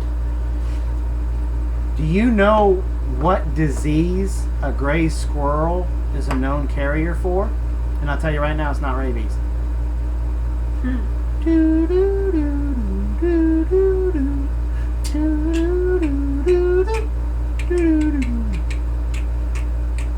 Seriously? We have a 15-second delay. Now you got Black Plague. Who said that? A bunch of people. Teresa Dean, Old Ways Steve, Kitty's Homestead, Old Ways, Distemper Plague. Wow, y'all knew that. Did I say that before? Probably. Herpes. Yes, they are the last known carrier of the Black Death, the Black Plague. Yep. Just like, The okay, no, it's I don't. And this is why we're the black sheep of the family. rats are in New York City, and it's the reason for the Black Plague. Another known fact. Leprosy is How many New Yorkers do we have in the house tonight? Do we have any New Yorkers in the house? I'm waiting. We're gonna wait. Like 15 seconds.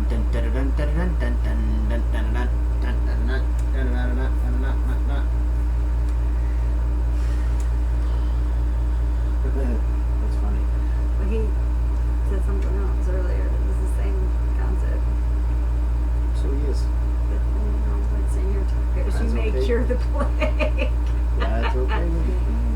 We had field rats in. It doesn't sound like anybody. I'm close by 1 hour from me. Okay, so you may know this, but did you guys know that the city of New York has a bounty on rats? Really? Yep.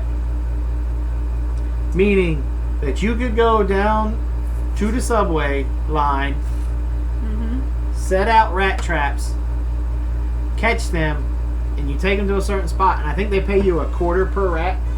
Wow. That's a good point, Grizz. The biggest rats I've seen are in D.C. They pay for you to kill them. Yep. That's what she said. Yep. Like muskrats in Louisiana. That's what Kelly said. Kelly Hudson said. I didn't know about that. Me neither, considering we got family down there. What are they paying per muskrat down there? I'll go Be down nice. there. I'll go down there and make a living. She said, Kitty said she thinks it's up to 50 cents. What? It's almost time to go to New York City. Grandpa said, did you know New York City sewers have gators? From what I have been told, that is an urban legend. $5 for a muskrat. Man, that's worth that. Really? Huh. Time to call Aunt Cindy. I know, right? Okay, well, it is, I cannot believe you guys. What? Let me It's think again. almost 10 o'clock and we're floating around 75 people. Yep. Some of my peeps. Okay, so what other questions do you guys have for us tonight? I like that mouse question. See, this is one of the reasons why that I do a 3-4 hour live stream sometimes is because we get good questions like that. Okay, someone wants to know, can you get Black Plague from eating grays? No. That just because they're the last known carrier of it doesn't mean they all have it. We've been eating gray squirrels for Why is the sky blue? Ever since the girls were wee ones. Right. And we eat the tar fire out of it. Now, I've always been taught with a gray squirrel, you don't eat it till after the first frost. Yes. Because of the little bump. Help me, what are they called, Wayne? You said it the other night. The wheezies, woobles, or wobbles, or something. Anyway, it's like a big old lump they get. Okay, Amanda wants to know how we ever tried to make our own fish emulsion. You mean by like fish oil, or we take fish stuff and Yeah, what do you mean by that? Whoa, y'all are crazy. Yeah, when they get on something, boy. I'm about to lay out our garden. What is your approximate garden dimensions? We just looked at this the other day. It is 42 feet by 127. So, yeah, something like that. Kelly said spotted liver. Grandpa said same with rabbits. Warbles? Warble. Yeah, see, it's something funky. Robles? Robles, wobbles. Anyway, it's we all fall down. It's kind of like a tumor lump thing. Weevils? Yeah. Okay, let's see. Okay. Golly, y'all are typing so fast. Is shooting a crane illegal over there, Jason? Who asked that? James. Okay. James Cherry? What type of bait do you like to trap gray squirrel with? Should I share that? I would say that's another video. It's not peanut butter. Mm-hmm. But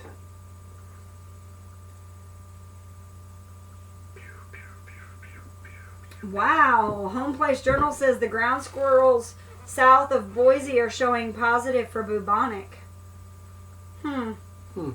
Wayne said weevils. They're called weevils. Weevils. Wait, weevils are in flowers. Warbles are in... Okay, so it might be warbles. Whatever. Whatever it is, it's that... It's the lump. Anyway, back to the gray squirrel. I have, over the years, developed my own special bait, for lack of a better term, I guess. I have experimented over the years and come up with my own recipe. And when trapping season starts in December, we will be putting traps out for squirrels. And I will, just like how I did my raccoon bait for the predator control in Homestead, I'm going to have the recipe section on that one for that. So y'all going to have to wait for that one. So Grizz said I got busted by the game warden for shooting a great crane. Went before the judge. He asked me why I shot it. I told him I was hungry. He said not guilty. Then asked me what they taste like, and I told him. Tasted like a cross between a spotted owl and the golden eagle. Oh my god. That's awesome. And this is why we're on a watch list. Well, all of us now. So anyway, all right. Wayne, can I buy some? Are you talking about the bait or who can buy what? Yeah, I don't know. As far as the bait goes, you can make it. You just gotta know what it is. Yeah. And I'll tell you, it's like crack cocaine to them. They can't get enough. You know, just like that raccoon bait that I shared in the predator control video. Turkey buzzard is greasy. That's all I'm saying. That bait is great for your bucket sets and your pocket sets. I don't necessarily like it in the coon cuff. Oh, okay. For me, but again, I included it because, like what I was saying, like what we were talking about earlier. It may work great in a coon cuff for somebody like Wayne or Danny or Brad or somebody like that. Because the things that they forage for are different. Yeah. You know, so again, Old Way Steve said, "Flop, flop, flop, black helicopter circling now." Fish emulsion, the question was for garden fertilizer. You mean like almost like a bone meal kind of thing? Because don't you do fish bone meal for? But well, what we do, and I don't know if this would be considered fish emulsion. Now, when we go fishing, we usually fillet whatever fish we've got. So I'll take the head and innards and everything like that, and first thing I'll do is get one of those pickle jars, and I'll fill that up first, and then I put some saran wrap on top of it, and then put the lid back on, and I put it on the roof. Now that makes my fish oil for coons, possum, otter. I heard fisher will go after it, stuff like that. That's for my trapping season. Then the rest I bury in my garden. And like, especially like in the spots where I know I'm planting my tomatoes and stuff. Just like after we harvest everything off of the beaver, because we eat the beaver. I'll take his bones, even though somebody wants me to make jewelry out of the backbone. I don't want you to make it. I just want you to put it aside so I can make it.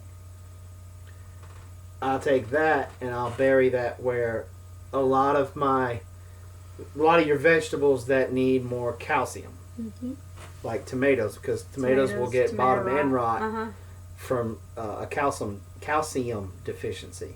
So I don't know if that's what you're talking about, or if you're talking about using the poo water from fish. With that we don't mess with that because that's in our aquaponics system, and that goes with that.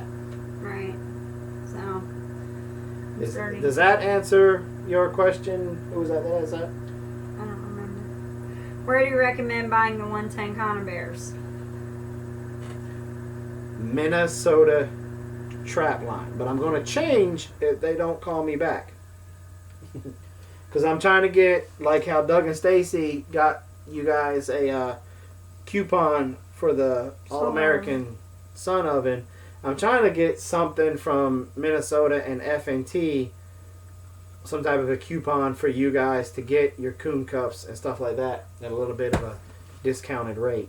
Right. But Minnesota, they're great people. You get a free T-shirt if you're a veteran. You're a veteran, yeah. They don't give a discount, but you get a really nice they give you a T-shirt. really nice T-shirt, yeah. Matter of fact, I gotta get another one. Mine's missing. I think my son took it. Probably. But that's where I buy all my traps. Is Minnesota Trap Line or F&T. Yeah, F&T is we've migrated more towards F&T just because we had a kind of a... I told him about that already. Yeah, we kind of had a thing, but... But that's what eventually first got us over to F&T, but we really order more from Minnesota than we do F&T. Or you're going into the F&T catalog and ordering it and not telling me.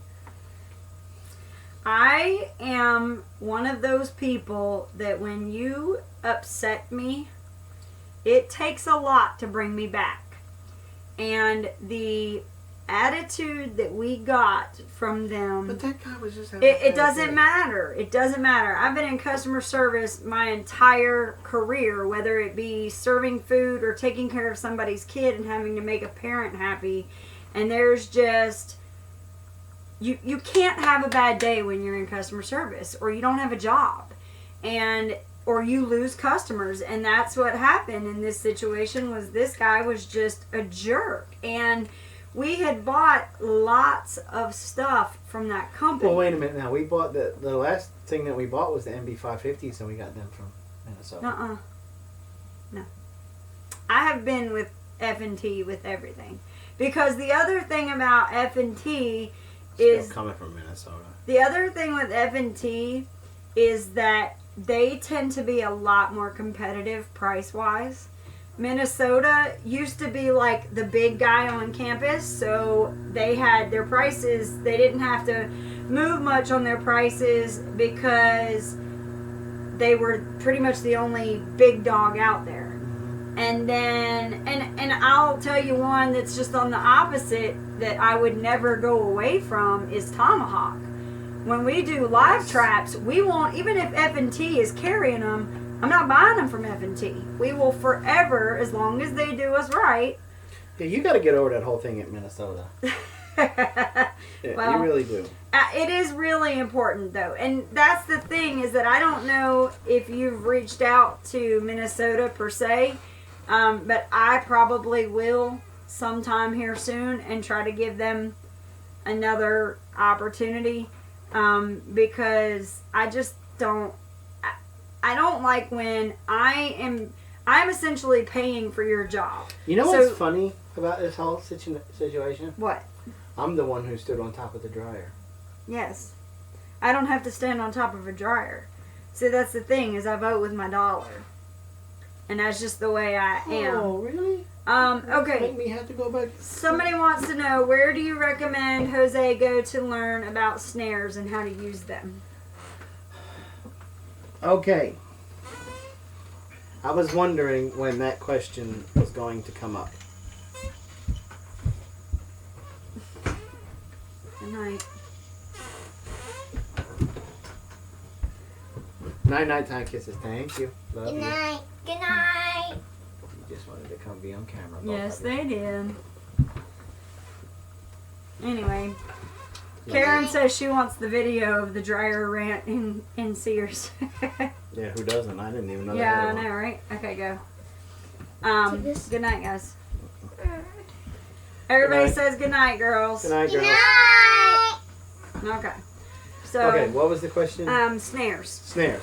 That's right. I've been waiting for this question to come up.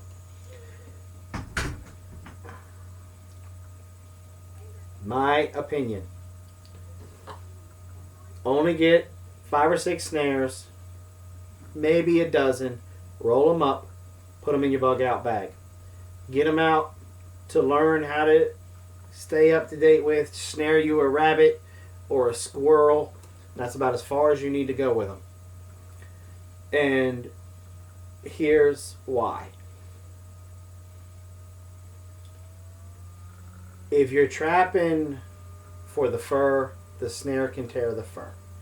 If you're trapping just for meat, you're not, 9 times out of 10, you're going to catch, they're not target specific traps. Meaning if you're going after raccoons just because you want to eat coons, you could catch a coyote, a dog, whatever in there, and there's nothing more dangerous to the world of trapping, in my opinion, than snares. Yeah, because Here in the state of Georgia, the Georgia Trappers Association just went rounds toe to toe within the association. with each other, Right. Because you have nuisance wildlife guys, and you have fur trapping guys, and you have some of us that do both. And the Nuco guys wanted the snares because they can carry 80,000 of them, go out and set them. Because right now snares are semi-illegal in the state of Georgia. They got you can only use them in the water or within 10 feet of water to catch a beaver. Right. Lonely Prepper just said they're not legal in some states. That's right. And here was the main argument to most of us who were against them. Trapping by itself has a bad reputation because of organizations like PETA and, believe it or not, the Humane Society. And the Humane Society is not what it used to be. They're just another branch off of PETA. So trappers by ourselves, we're already back against the wall. And trapping is always being attacked by state laws and stuff too. Like that. We're constantly having to defend. But a lot of your associations are getting help from like coon hunting associations and stuff like that. And you don't want it where guys are going out there and setting all these snares and then you're catching Billy Bob's dog in your snare and it's killing it. Okay, so the question is because the land they just bought is infested with wild boar and coyote. And our new neighbor said we should set snares to trap them. Okay, no. Alright. Absolutely not. I'm going to help you out. This is how you do it. Okay. It's going to be kind of expensive. Okay? But this is how you do it. The trap you need is the MB550s. These are the new pit bull on the block when it comes to canine trapping. They are basically ready to go straight out of the box. You just got to put an anchoring system on them and dye them and wax them. To be honest with you, when I got them, I had a fox job at a golf course. I didn't have time to dye and wax them, and it didn't hinder anything. I still caught the foxes. But they're already night latched, they're already base plated, and they're a good, strong trap. Get your anchoring system. Now this, you'll have to be able to make the decision on this more than I could help you with. You've got to know your ground. If your ground is relatively solid but not very rocky, or you don't have granite or clay, then I would go ahead and get the earth stakes, drive it into the ground and set it. You can go back to my videos on how to set a dirt hole set and a flat set. Those are two of the most popular sets for coyote trapping, and I also talk about how to pick a location. They have 53 acres, 16 cleared, 36 heavy brush and wooded with a creek down the middle on granite. Where are you at? Clay. I think Texas, I think is what he said. I don't know. You said granite, and I kind of peeked up, because if you were close to me, I'd just come take care of it for Well, he said that they have open season on coyotes and wild boar. We're the same. We're the same way. Same way. Now, set those, and you're never going to completely eliminate them. We want to lower their numbers. So, Texas. get you a dozen of these things. Now in Texas, if memory serves me correctly, your soil should be okay that you can use an earth anchor. If not, get you order the long chains that go with it and get you a drag, and you'll catch them that way. And then just shoot them. Shoot them. Catch them, shoot them, pull them out of the trap, set it right then and there. If you use the drag system and he drags it 100 yards, 200 yards from your original set, you shoot him. Where you shoot him at, he's probably going to urinate and defecate. Set the trap right there. Set it right there, because it's going to smell like him. Obviously cover the blood up with some dirt, but set that trap right there. Now, you're not going to catch one the next night. Maybe you might not, but it might take a day or two. Just like if you ever catch a skunk, shoot the skunk, let it spray all over the place, let that pull the skunk out, don't set that trap right away, let it sit for a night or two, come back, reset that trap. That's when you're going to catch a really big one. I caught one as big as I am that way. Now, when it comes to your wild boars and stuff, just hunt them. Place corn out, place scraps out, and just start hunting them. Now I can tell you how to build a trap to catch them, but the problem is the type of trap I use is very expensive to build, because I use the black cast iron pipe that you can get at the Home Depots and stuff, where they got to thread it for you. And then I just build my trap out of that with a door that when they come in, the door opens up and then it latches back down, so they can't turn around and push back out, but the next one can push in. But the most effective way with hogs is just going out and still hunting them. You get a hog in a snare, you're going to have a bad day. And here's the thing, most snares are only the 1/4 inch airline cable. A beaver can snap that. Big enough coyote or wolf could snap it. And a pig could definitely just destroy it.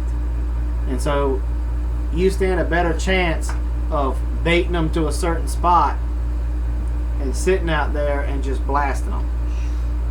Yeah, you said they killed over 60 pigs in 28 nights. That's crazy. Mm-hmm. We've got them here too, and you can just call. All we got to do is call the Department of Natural Resources and get the permit to hunt at night, and they give it to you all day long when it comes to pigs. And you just go out there, and the funny thing is you can go out there, and if you got a very large population, my suggestion is to use a rifle like an AR-15. Mm-hmm. You know, that you got 30 round. If you can get a 30 round clip or something like, if you can get a high capacity magazine, put that puppy in there. Especially in Texas, you shouldn't have no problem doing that. And you can just go out there and you can just start popping them off. And the funny thing is most of the time when they all scatter, you go over there just to pick up what you killed. You could be loading them back in the truck, and the other ones are just coming right back. They're a creature of habit. They're going to go the same way that they're going to go. They may dart and run for a little while, but they're going to come back. That is my opinion on the coyotes and the wild boar. Now, you can do a predator call with the coyotes and hunt them also. And if you got a lot of them, one good thing may do is to open it up to let people that predator call hunt, let them come and do it. That's nothing more than a post on your local Facebook page or, you know, at your local feed and seed. You know, say, hey, predator caller hunters wanted, hog and coyote, kill as many as you want. My father offered to loan me his howitzer. There you go. That'll definitely put a hurting on them. You know, DNR gave Yankee the okay to hunt with a long gun at night and let me use the suppressor for my 308. Nice. Very nice. I hope that answered your question there. Who was it? I know they were in Texas. Jesus. It was Jose. Jose? That's his name. Mm-hmm. You drive me crazy when you do that. Well, focus, young Padawan. We're doing Q&A. How can I focus when I get done with my question and you're... Well, there's no question. They're still talking about that's how bad the pigs were. Wild hogs, they're all talking about having wild hog problems. Are boar good eating? Wayne said, oh, go for green. Hello. Okay, can't talk about him no more. Okay, stop talking about Daniel. No, I'm kidding. Talking about Danny no more. Wayne's Country Living, he said, I have the best call for a coyote. It's here, coyote, here, boy. Works every time. How good is boar sausage? Makes my head hurt. Look, the key thing about sausage is what spices you put in it. Mm-hmm. Now, here's the thing about the old dreaded boar taint. You know, everybody says that they'll get a taint if they still got their dangly bits. But you know what? I've eaten more pig, more hog that was still, let's just say, intact than I did ones that are walking around going, well, they used to be there. And I haven't tasted a difference. But now, this is how I kill them. If it's my pig that I'm going to send to freezer camp, I walk up like it's a normal day going to feed. I pour the feed in, he puts his head down, I put one right behind the ear. He didn't even know what was going to hit him. Right. And he drops.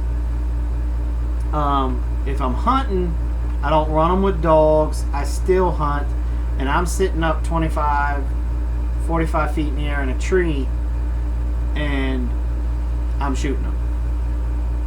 You know, some people will use a bow with a pig. I'm probably going to end up doing that just to get my notch on with my bow. But my point is I'm making kill shots that's dropping the animal. There's no adrenaline. When the animal, and this goes with deer. I've had deer that has had a taint to it that was a buck that was killed because it was running from dogs. They were dog hunting. And that, to me, had the taint to it. So that's why I've come to that hypothesis, school word, of where the taint comes from. Yes. Yankee said you guys have a lot of worms in your wild boar pigs. No, not really. If it's wormy, I won't eat it. Yeah. Jose's Puerto Rican. They kill, butcher it, wrap it in banana leaves, and bury it in a pit of coals. Cover it with dirt, cook overnight. One of the things we were always told is you grab a bottle of Jack Daniels. The pig is done when the Jack is done. There you go. But see, that doesn't always work when you have some friends like mine that are luscious that could just... Yeah, that can be a problem too, so...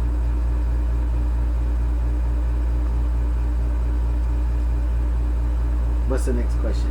Haven't had one yet. They're still talking about how depending on how you kill them. Yep. I know it's almost time for Mama to go to bed.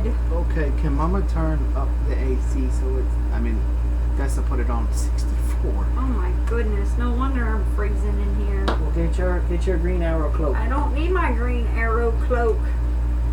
I gotta figure this damn Amazon. Oh, you said right there. Okay. Old Way says you need a bigger bottle, Jason. Yeah, for real. Ugh. Okay. Well, are you going night-night? Pretty soon, I think. What the thing about 73, 74? They put it on the energy What saver. animals have you trapped? Oh, goodness. Everything. No, I haven't trapped everything. Now, I can say that if I get to go up to Grandpa's farm and spend a week or two during trapping season.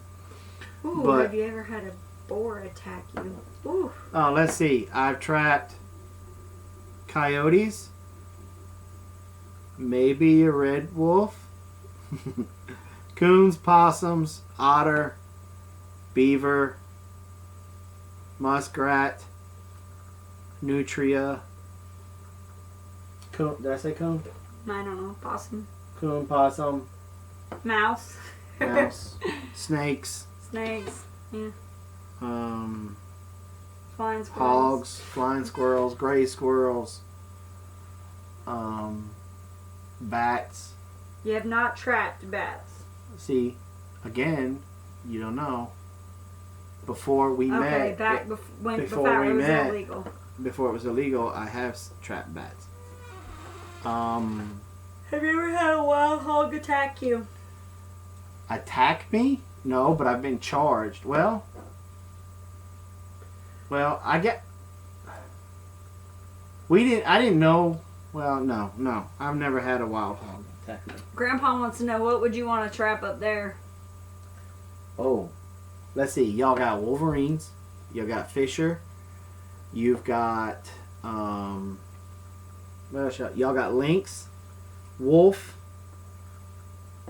What else y'all got up? Yeah, y'all got badgers up there. I don't think y'all do. I don't think a badger goes to Alaska. I'm sure Grandpa's about to tell you with that Yeah. 15 second. He'll tell you what you said on there that he doesn't have around him. He'll let you know. But y'all got big lynx cats up there. You got big wolves up there. You've got No badgers. no badgers. Badgers, wolverines, fishers, Martins. martins. Y'all got weasels, mink, They have big bear.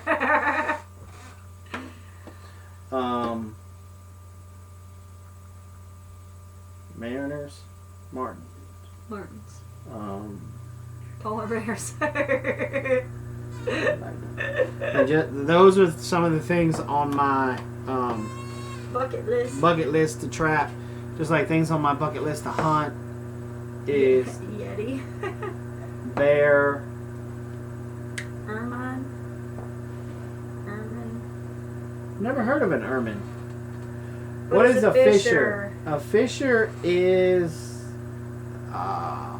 part of the weasel family. Mm-hmm. And he's... Oh, good God. Ermines are Texas-sized polar bears. He's the largest weasel in the weasel family. And he has a beautiful fur. And he eats a lot of dead, rotten meat. That's about as much as I know of him. Well, Mama's tired, so Okay, Mama's Mama. gonna go to bed. Mama's gonna go to bed. Can I have my kisses night-night? Night-night kisses. Love you. Love you too. Probably not gonna stay out here that late tonight. Hillbilly, a fisher is a jerk on one end and the lion waiting for a jerk on the other end. Okay. You're not saying night to everybody? Oh, yeah. I'm sorry, I'm yawning. Bye, guys. Y'all have a good night. We'll see you on Friday. Yep. Night. Everybody saying night, Robin. Night, Robin. Good night, Robin. Good night, Robin. Robin. I'm taking your tea. Okay. Night, night, night, night, night, night, night, night, night, night, night, night, night. All right.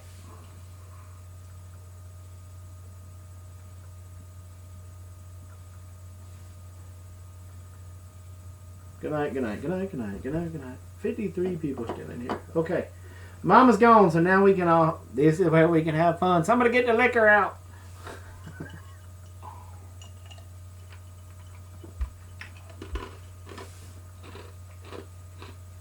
Tacos! Whoop, whoop.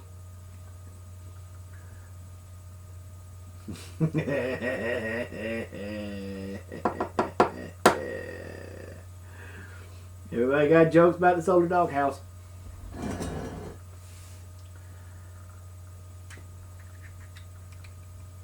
Got ice water, will that do? I guess so.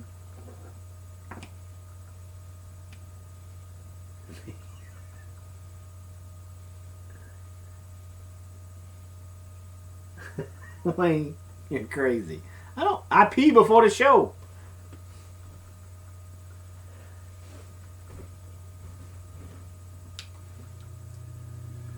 The breakfast of champions. That is so true. So, put your hands up if y'all are excited to watch Grandpa's Farm's thing on Friday.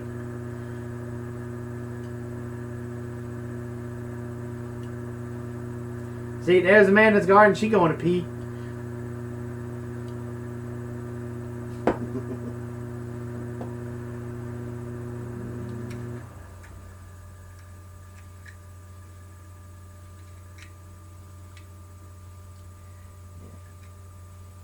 There you go, Grandpa. If that ain't enough pressure.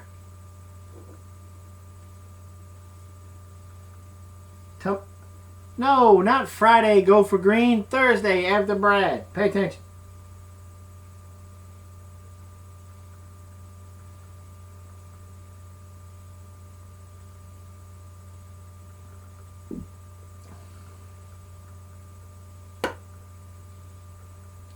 And he's the last one of the night, too, so we can keep him up till 2, 3 o'clock in the morning.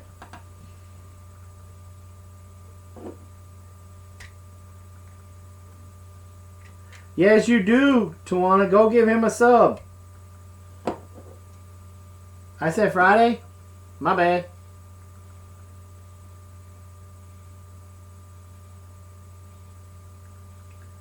Okay, I said Friday. I meant Thursday.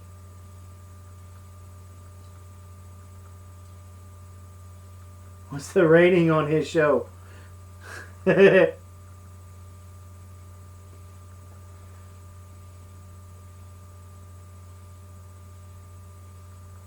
Yep, you gotta add Grandpa's Farm to your viewing list.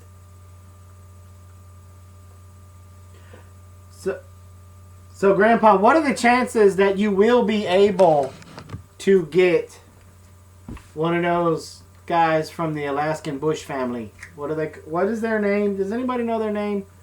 My kids love to watch that show and then talk about all the things that they're doing wrong.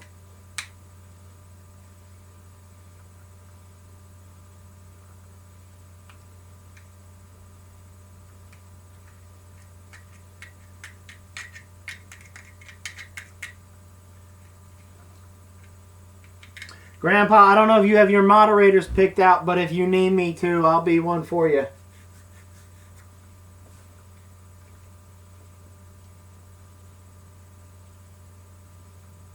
Bear is the fish puncher. Slim to none.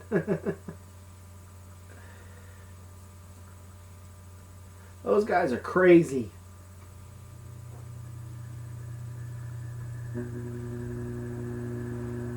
Brown Town. The Browns, that's right.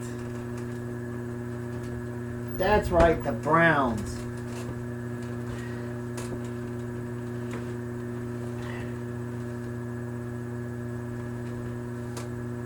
Donna, you know we're still going to be here for a while.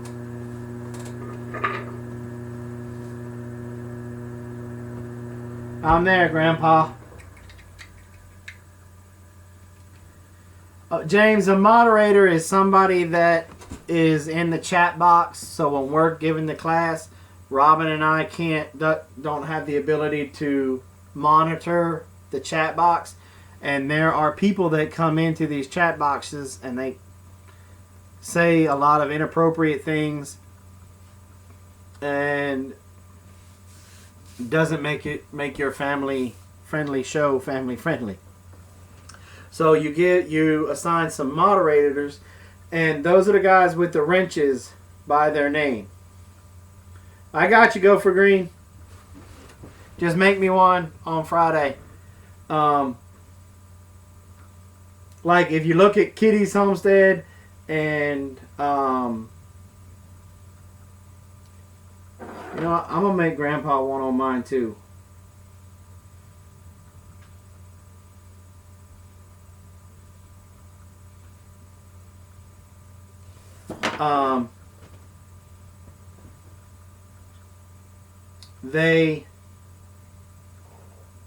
They have the ability to kick them out or put them in a timeout or delete the post or whatever.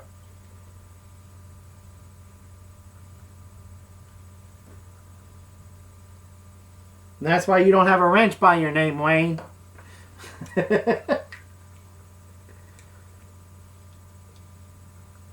People were computer mechanics.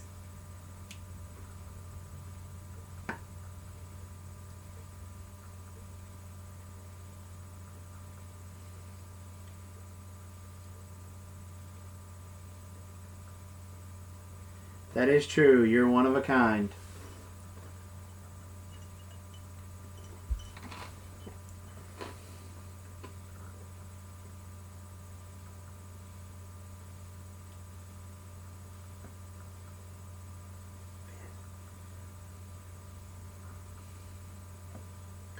We will pray for you, Jose.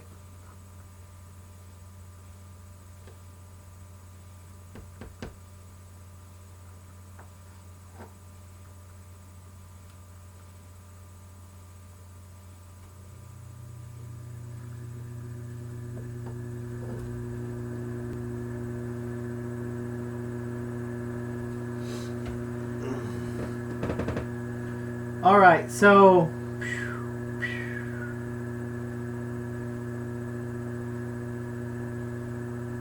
let me ask you guys this question.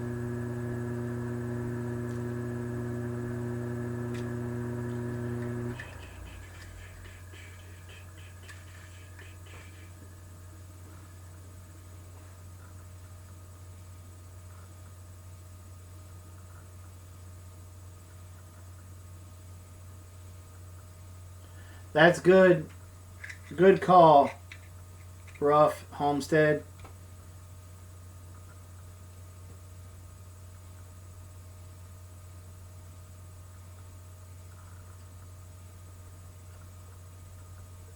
Speaking of addresses, Grandpa, I need your address so we can send you that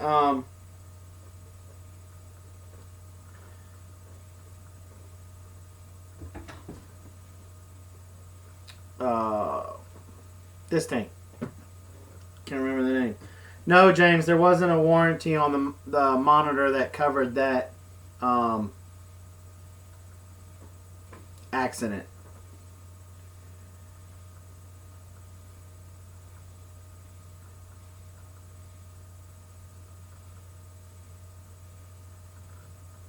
Really? Grandpa, send it to me in a PM, please.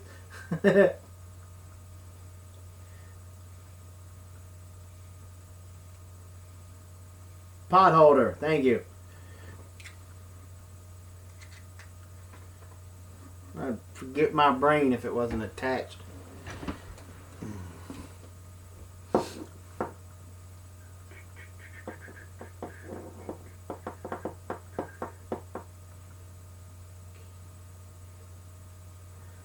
That is true, Bonsai. That's the key. And getting them to post questions in all caps.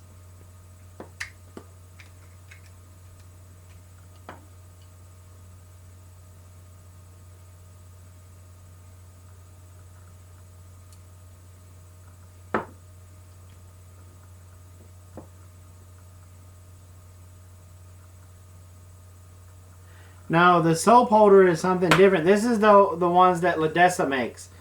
These are pot holders that she also can turn into placemats and all kinds of things.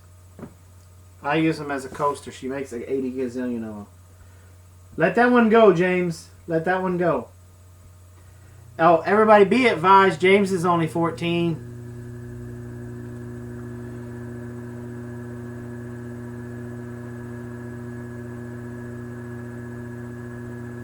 Night, Home Place Journal. Thanks for coming by.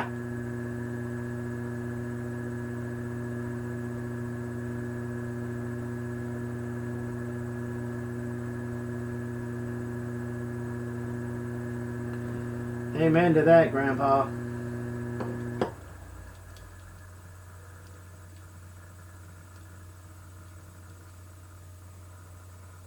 James is a munchkin. James is my Padawan.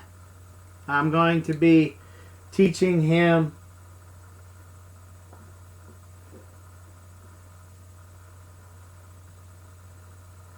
Jose, that I don't know. That would be a question for Brad. To be on his live feed available. I must have missed that one. My wife does our website. She built it. She monitors it and fixes it and all that stuff.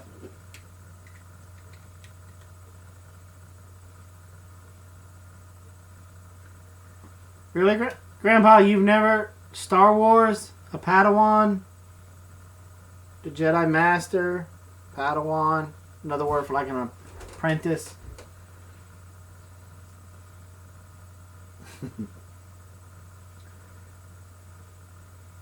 Jedi student, apprentice even.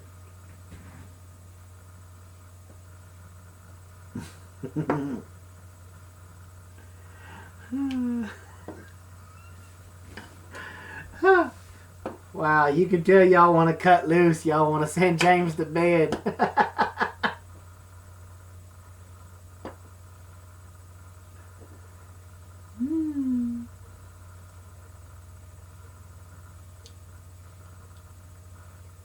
And here come all the Star Wars jokes.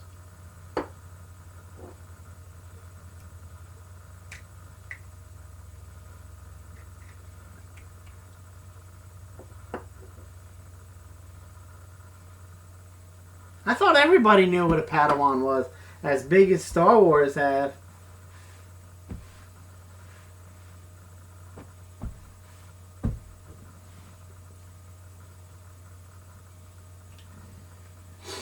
Y'all, I'm going to be honest with you. James is a really good young man, very properly mannered. He always has questions that make me stop and think when he asks them. Sometimes they make me stop and think because I'm like, I know this young man's intelligent and I can't believe he just asked that question. And sometimes they're really good questions.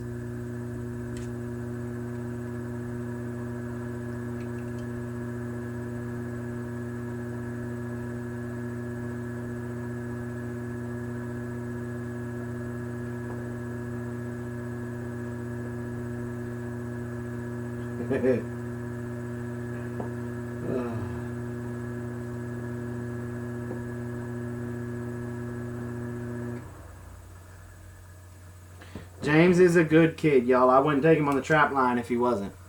He comes over and he helps us film. He helps with the audio. He's been starting to participate in some of the videos. He was the guy that was standing next to the incubator in the quail, the straight out of Caternix quail. He was the one next to the incubator holding the tray, doing the public service announcement about about how long they.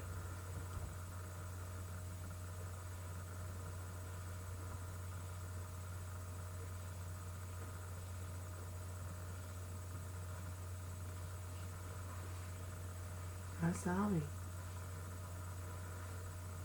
Okay, what did I just miss?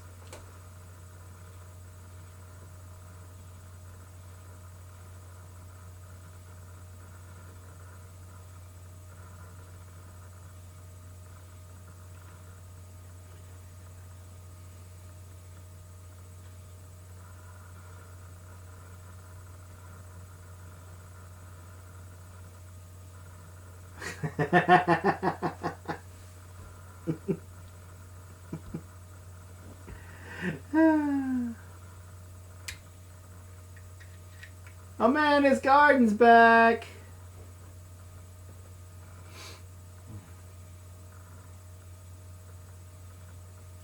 Okay, what kind of fall gardens do you plant? I'm in East Aboga, Alabama. Pretty sure I'm in your zone. The only thing I've ever planted is turnips and collard greens in the fall. Well, good night, Candy Hill. Thank you for coming by. Let's see. We plant turnips, collards, just about any green. Pumpkins go into our fall garden.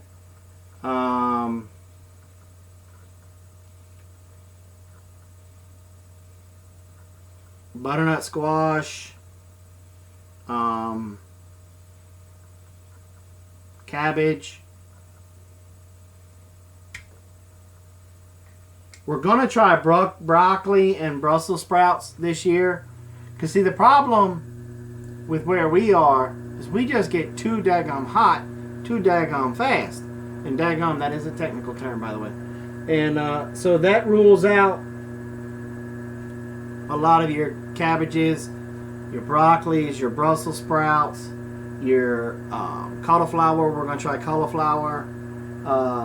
Those kind of things. Carrots, we don't usually ever have a problem with carrots, except for our chickens eating them.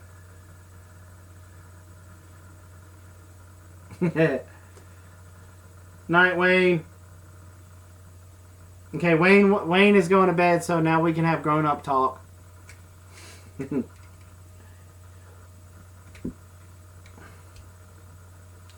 Oh, Grandpa, if he misses your show, everybody that's in your show, when you're done with your show, we will go to his channel and write the word poop in every one of his videos on the comments.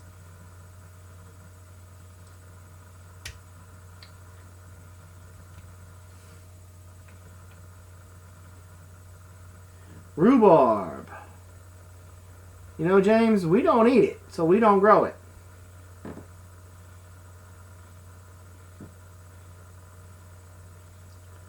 Thanks, Old Ways Steve.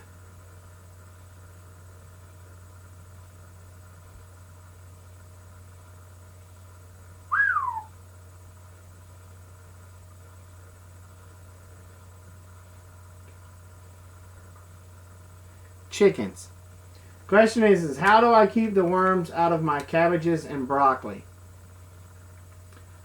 I have coaching chickens. And what I've done, and we're getting ready to, we'll probably do a video on this, is we built chicken tunnels. And we gave them a little highway in and around our garden.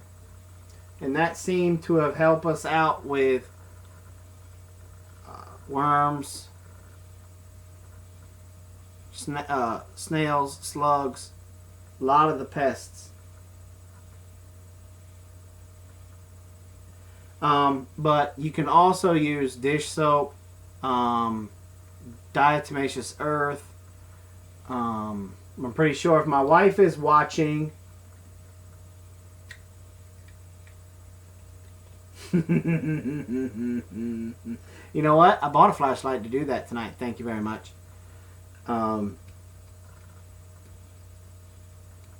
Good job. All right.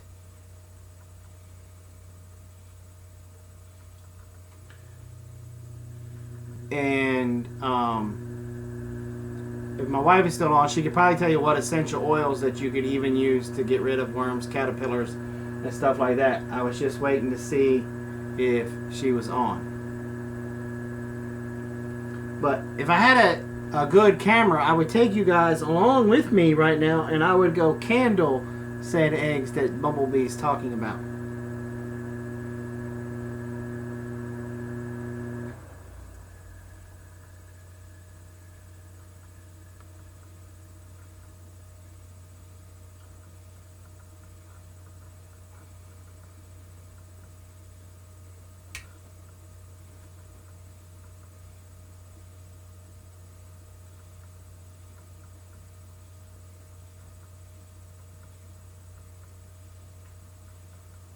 Ooh, what you smoking?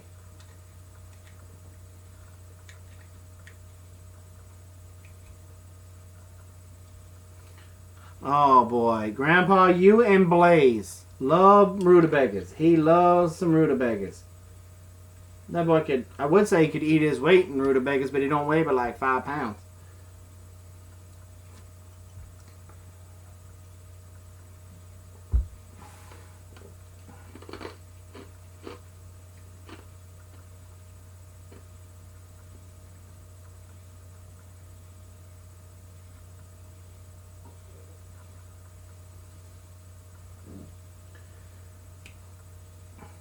Now, Amanda, I don't know now. That is kind of good.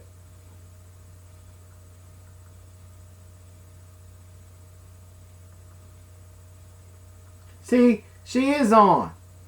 Honey, what essential oils can you use to get rid of worms on cabbages?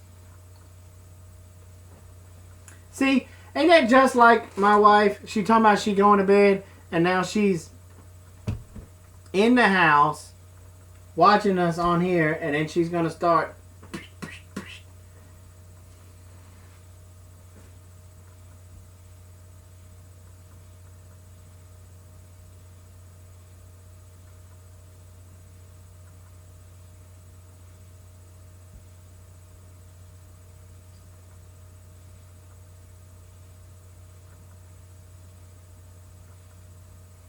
pepper spray.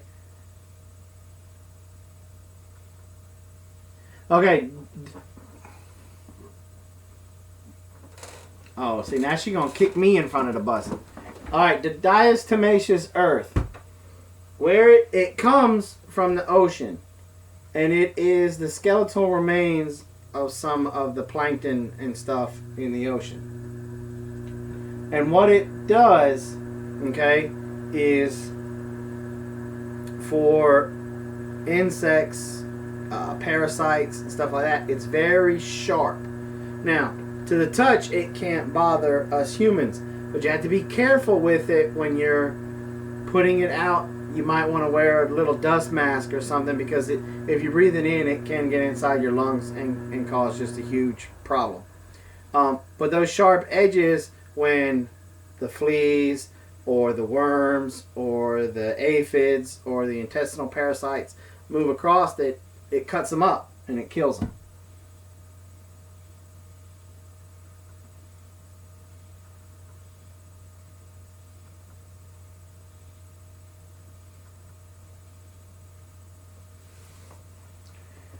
Well, thanks, Kelly, for calling me very, very hot. They explain huge problems with lungs.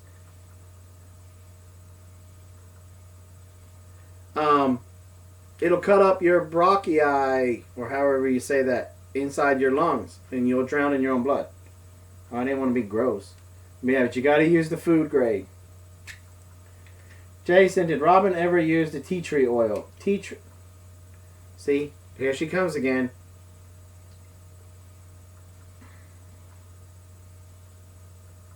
Mm-hmm. Here she go. See, she fakes y'all and says she's going to bed because she's tired. And then she goes in there and she spies on us. And then she'll just comment every now and then. Like a little spy. She's spying. Like she black ops. She a ghost. Ah, your bites. Yeah. Your bite. Yeah, she did. I think she did. I really am going to bed. Mm-hmm. Sure. James, could you tell me a fun way to die?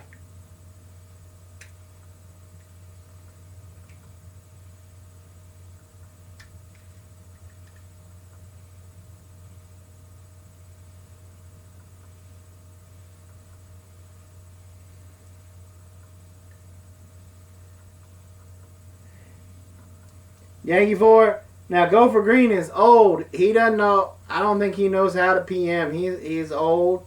And his phone, when he tries to send a text, is a rotary phone.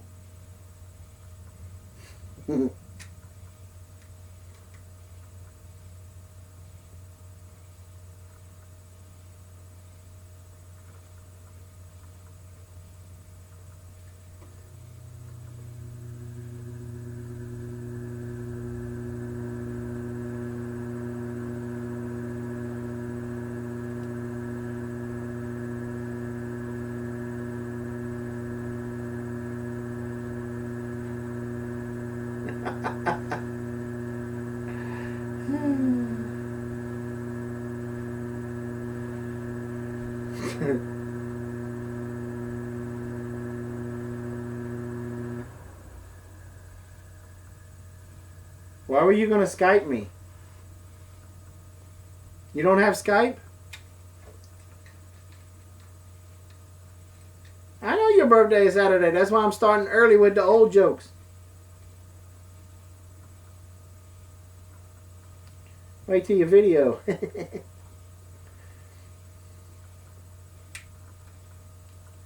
21, yeah, for like the 10th time. Hey, he said Saturday. Don't go wishing him a happy birthday.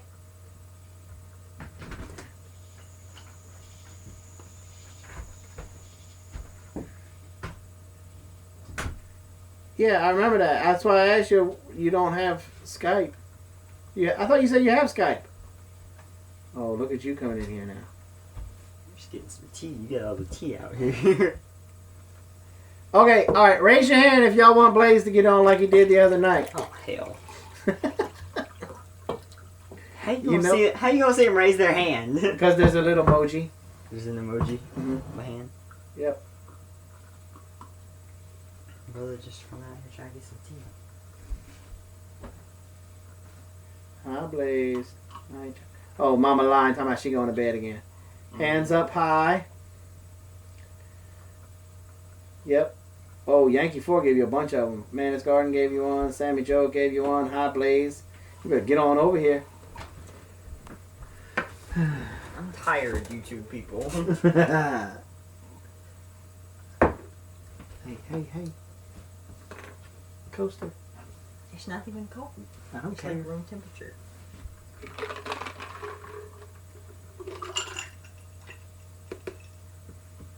The 20-ounce Red Bull finally wore off. Oh, I'm sorry. Me too. Touring is a wonderful thing. Teresa, we got to set up a time to Skype me because the Skype is on the computer out here. And I only come out here when it's school hours for these monkeys. Or when I'm doing a live stream or I'm editing videos and stuff. So if we set up the time, we can have it going. All right, you see them in all caps. They're talking to you. So, hey everybody. Weed tree bonsai. What is a normal day like for me? Well, last night we were up till 3 in the morning putting in a tub. So this morning started out kind of rough. Yeah, I was up at 6:30 doing chores, and I just never went back to bed. So I woke up, did chores, Got done around 8:30, and then we had gotten some parts for our second chicken coop watering system, so I went in and finished all that up. All we've got left to do with those now is put in the tunnels. I came in. Night, Daniel. I'll talk to you tomorrow. Brainstormed for a video. Then I cooked lunch. Worked on our bathroom remodeling some more. And that pretty much carried over into the rest of the day. Now, see, the cool thing about homeschool is working on that bathroom remodel. He was learning carpentry, construction, plumbing, that kind of stuff. And that counts as his homeschool for that day. Blaze, tell us 42 things Jason would rather us not know. You tell one and I'm going to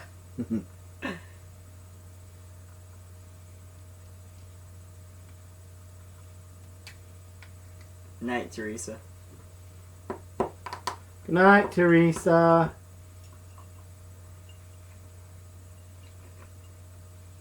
Blaze got to hit the iron. What did he say? The iron while it's hot. I'm assuming he's saying go to bed. Probably.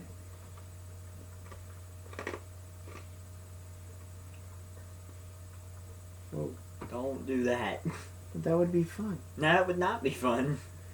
Oh. Your mom got it all messed up.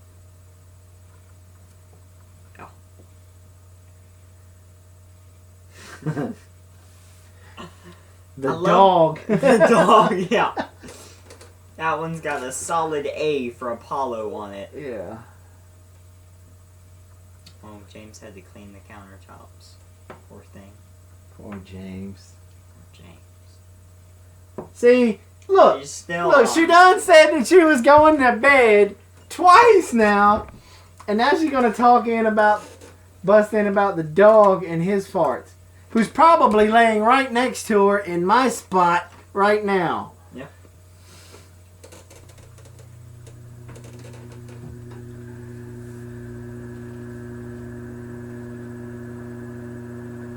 How do you go about hooking up Skype? Teresa, find my wife on Facebook and she'll walk you through the steps. She did it here.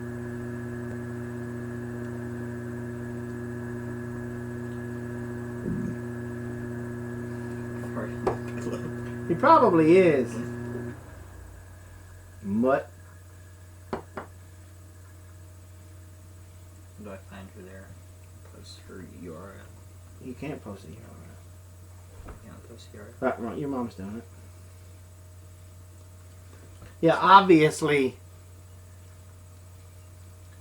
my wife is very nosy.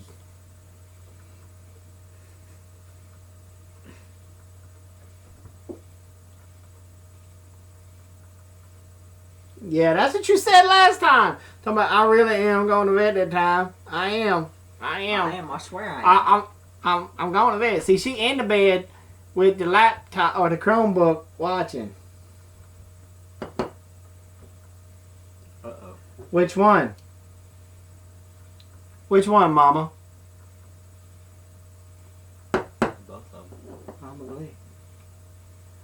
You notice how always when the girls are in trouble, they're my daughters? Yeah. Carol. Imagine that.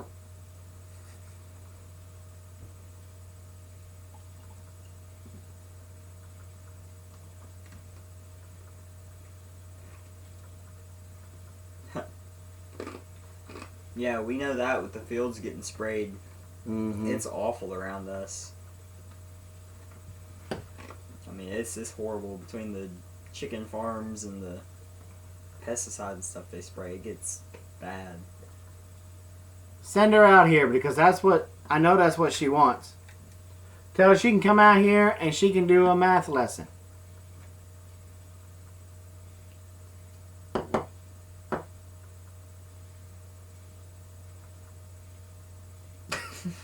God. People get straight medieval.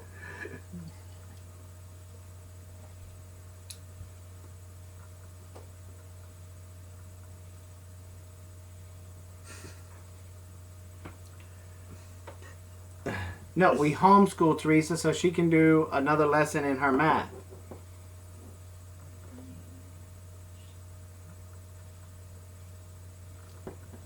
What is Ryan Bundy? Bonsai?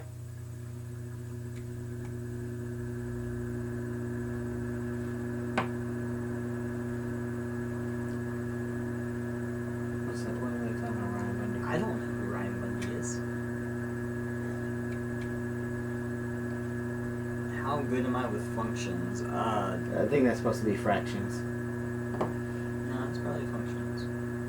Math functions. Decent, James. I mean, I'm not that great, but Sup, Cliffy? Welcome back, homie. I'm alright.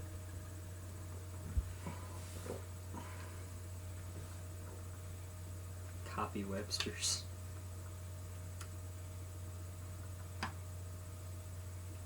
Just pulled out of his jail cell. Oh, Bundy. That was the guy that we talked about in, what was it, Colorado, Oklahoma? The cattle farmer?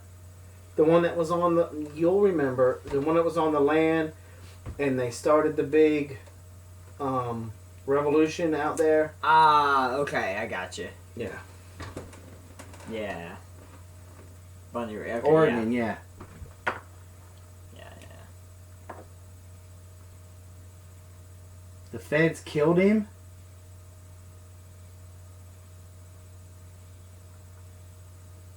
Who are you asking that to, Yankee? Thought you were going to bed. Every time I see something, I go,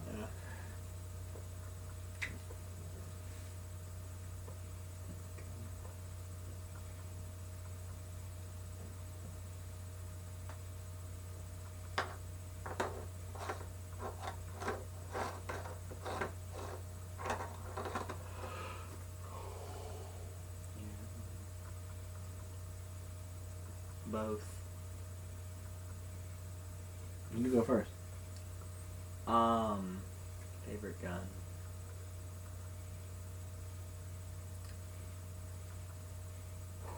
What glimmer of hope are you talking about, James?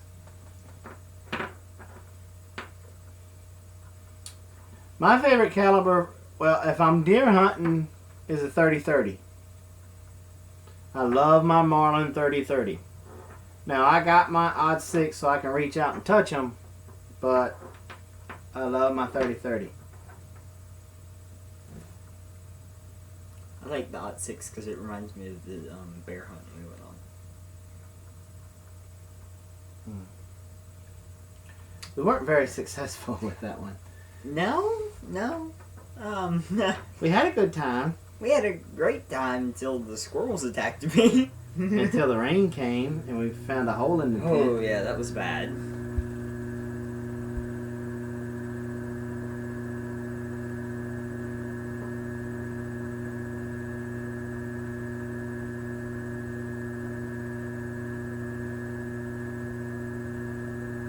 What's a real gun, Grandpa? I'm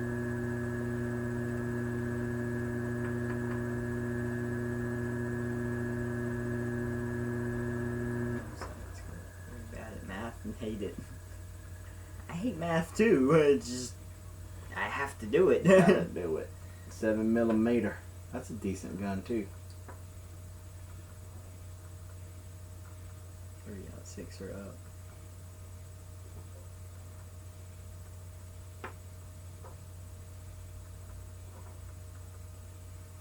Yankee 4 reloads.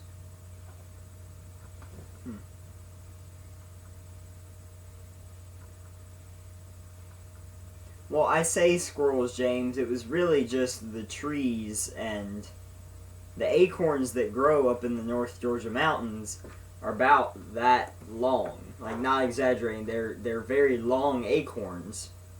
And the trees get so tall up there, and the acorns are so heavy Night Ruff. that when they fall, they plant themselves. They go into the ground. And so we're walking along, hunting bear, and we keep hearing Okay, correction. We weren't walking. We walked all the way up to the summit, And when there was bear scat all over the place, there was hair from where they were sliding all over the place. And so we picked a spot, and we were hunting on the ground, and we picked a spot on the ground. It was like Mother Nature made us a ground blind. And we kept hearing tsh, tsh, tsh. And our hearts were beating out of our chests because we just knew a bear was coming. And he looked up, and about the time he looked up, one of them acorns hit him right in the eye. Pow!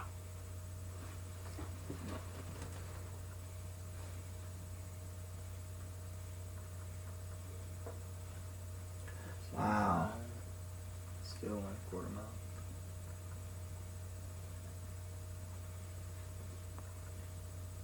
Wow.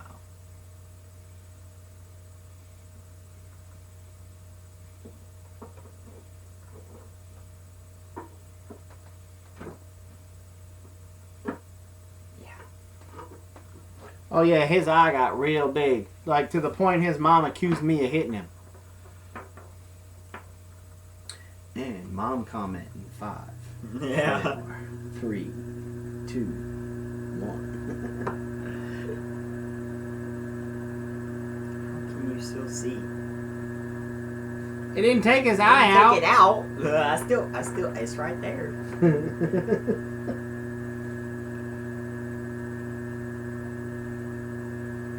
Oh boy, see, Grandpa's gonna talk smack now. Well, I mean, let's be honest. Our deer compared to anywhere else are little deer.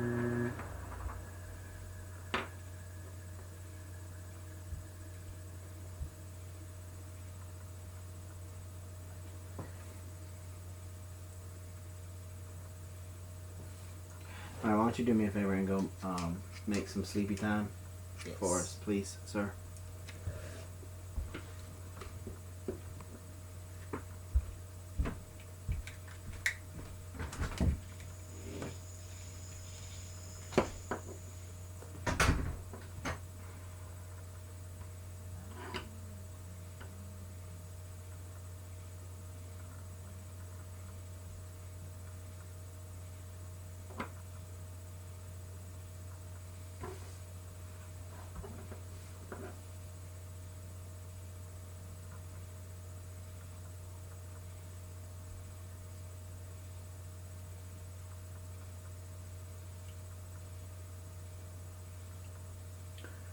Well, go out there and catch them, Yankee.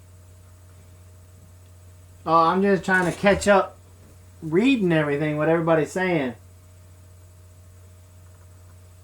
Y'all need to ask a question. What time do I get up? I usually get up anywhere between 5:30, 6. Now this morning I got up at 9, but we stayed up till 3, 4 o'clock in the morning.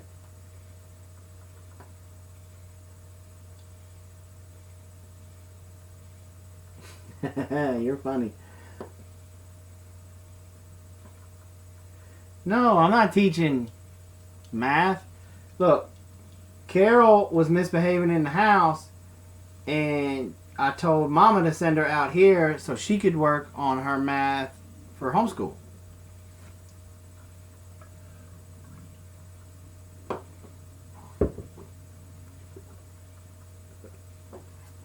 You can't find a good sub making place down here. Mm-mm.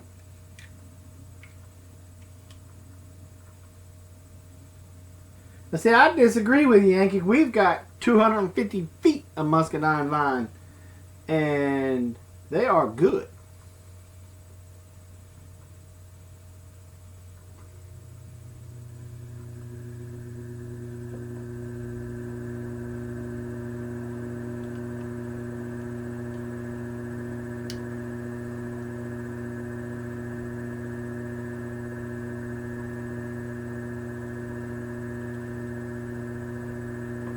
Thank you, Donna.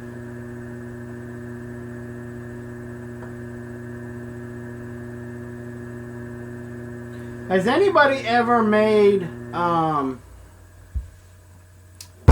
muscadine raisins yet? I'm so tempted to put the muscadine grapes in the dehydrator.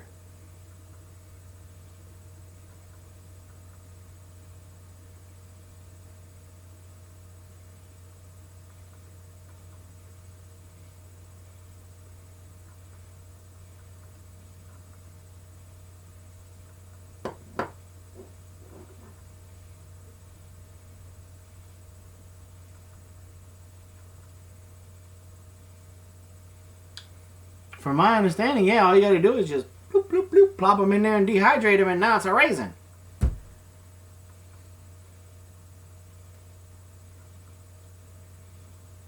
I have them from time to time. So that's it. We're doing something this year. We're going to dehydrate some muscadines and some scuppernongs. Because Lord knows I got enough jelly to last me to the second coming. Oh, we make jelly, jam, and oh, it's good. We got to hide it because the girls would be like popping the top and just like this, eating it.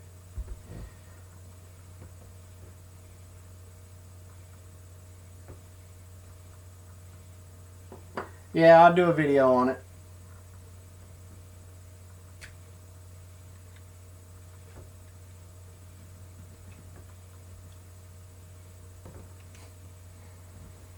Yeah, we just got our monitor yesterday, the replacement monitor. So we were going to film today, but it rained off and on around here most of the day. So we just focused on getting Mama's tub in. So hopefully we'll have nicer weather tomorrow, and we're going to start filming on the mice and rats for predators on the Homestead video. Which, by the way, James, if you're still in there, the sun is shining. I'll be calling your mom to see if you can come over.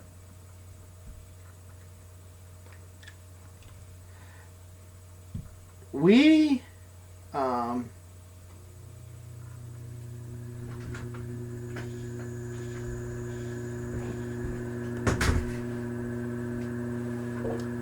sit over there and do a math lesson.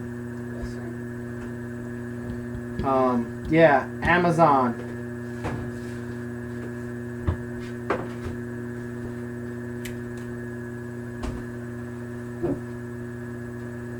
All right, night, Kelly.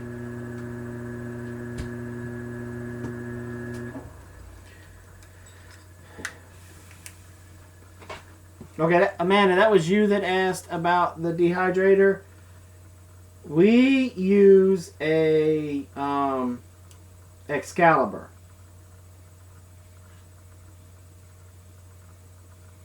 That's going to be another one I'll have to get Mama up there.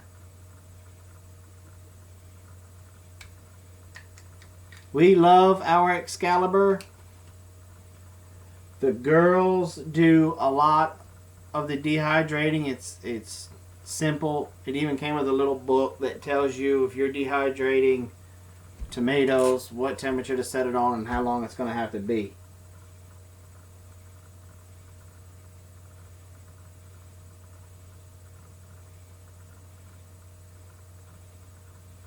Excalibur's affordable, or we wouldn't have it.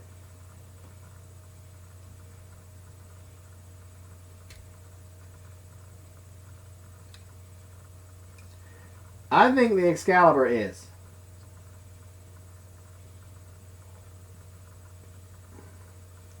That's just this old man's opinion.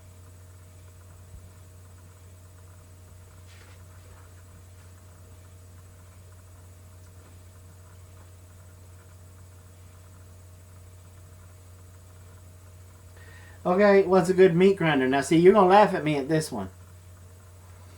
But a KitchenAid. They have the attachment for a meat grinder on it, and that thing is a beast. I heard the one that Bass Pro Shop and Cabela's sell works great, but I'm telling you,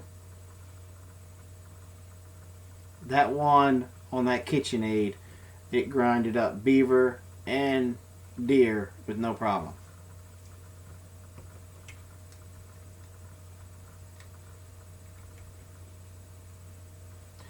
Okay, James, when you're grafting something, okay, you're basically taking two plants from relatively the same family.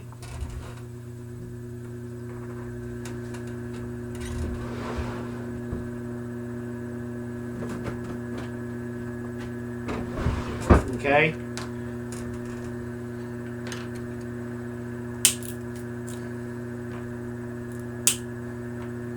And you're making them one. Okay? So, I just busted these 2 pencils for you, James, for instructional purposes only. Like potatoes and tomatoes. They're both part of the nightshade family. So you can graft them together. And what you do is you cut a little bit off of one and then a little bit off of the other. And you put them together and then you wrap a tape around them, but it's in a, or like a cheesecloth or something, and you keep it moist and you let it grow, and then it'll heal itself and grow together, and then you get tomatoes on the top and potatoes on the bottom. You can do this with a lot of fruit trees.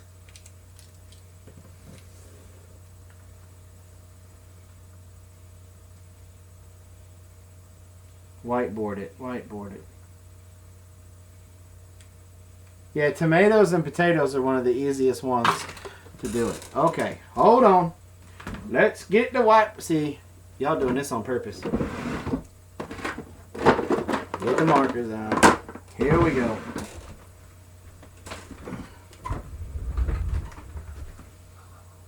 See, I broke that pencil for nothing. I should have thought about the whiteboard. Okay, here we go. Gonna move the stuff. Do-do-do-do-do-do.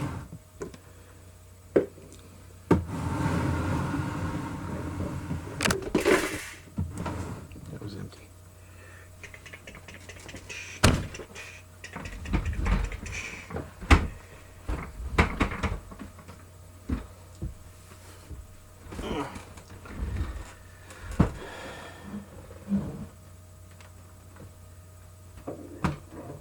Never heard of tomatoes and tobacco.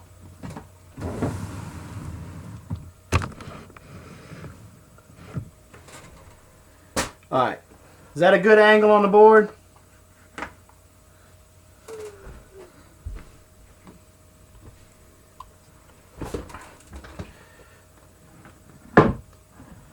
Pencil slides matter. Oh, now we got jokes.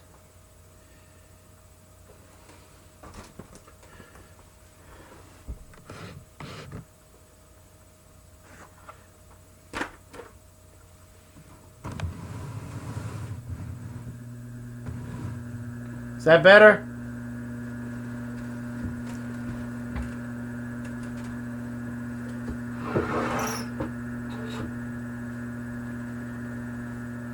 Bumblebee, is that better?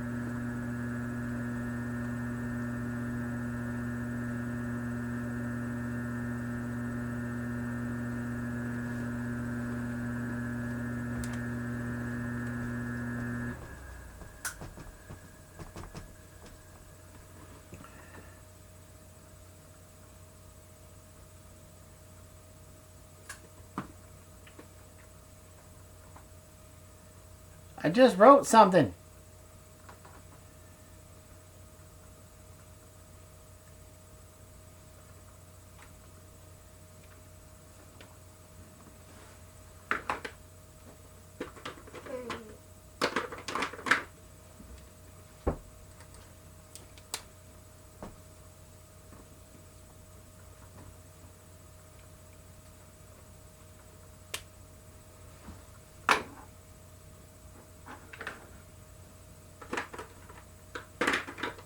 Is that better?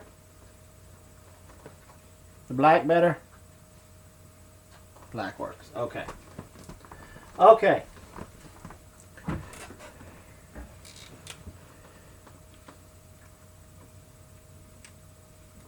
Alright. So you've got your potatoes down here, right? On your potato plant. Okay? You got your leaves, blah, blah, blah, right? And then you've got your tomato plant, but you want to graft them together to save space. You will cut your tomato, cut the potato at an angle. Let's say like that. Okay?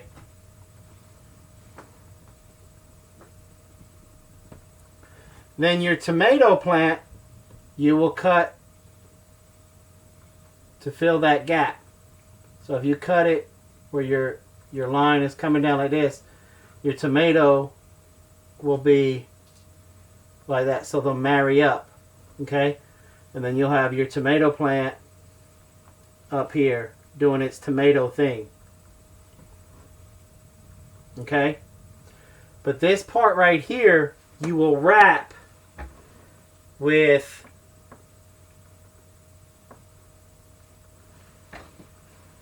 vegetable matter tape, cheesecloth, something like that to protect it. And then these two areas will grow together and it'll form one plant. But it'll be a plant that has potatoes on the bottom and tomatoes on the top. Now, it can be done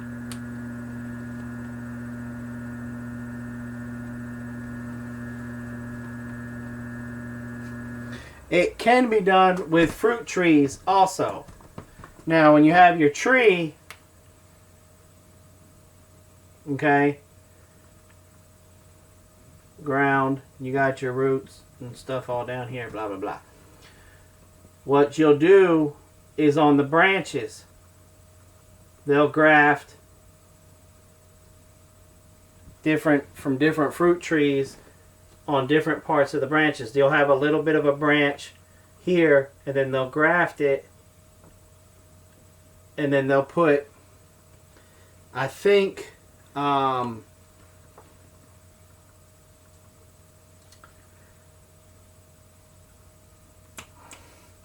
wish Go for Green was still here because he has one of these. And I think it's got like peaches and plums and some other fruit on it. Okay, so does that answer your question, James? So you're basically making a super hybrid tree? Well, kind of, baby. It's kind of like you can call it a super hybrid tree, but it's basically one tree that's growing different fruits on it.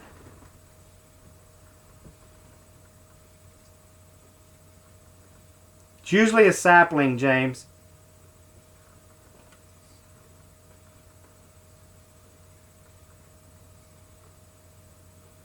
But the key thing about it is now they all have to be part of the same family. Like potatoes and tomatoes, both part of the nightshade. The different varieties of plums and peaches can be, you can graft them all on there. And apples are a big one that people like to do. You can put different types of plums in. Math.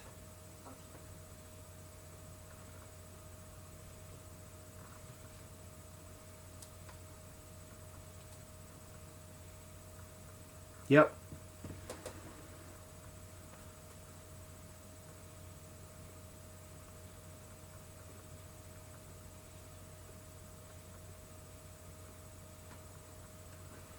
So, that's that.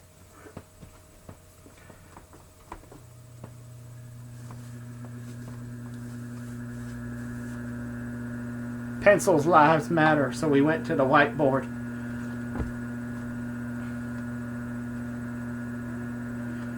Kitty, they usually do it in a young tree, and the first couple of branches as it comes off is usually when they'll start it.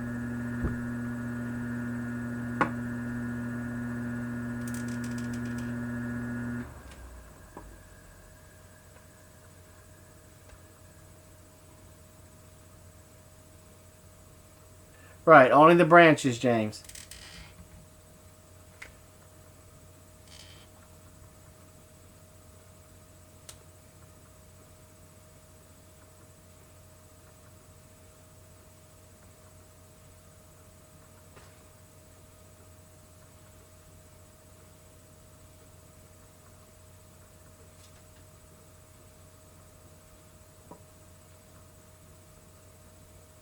More sap flow, yep.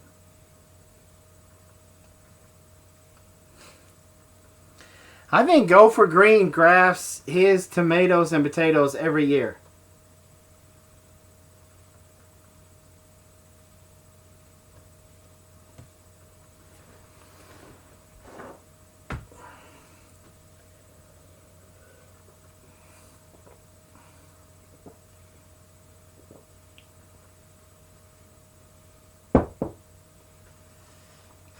Yes.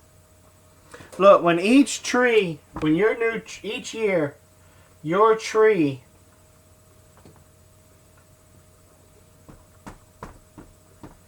when it's growing, when it goes to put off a branch, it puts off a bud.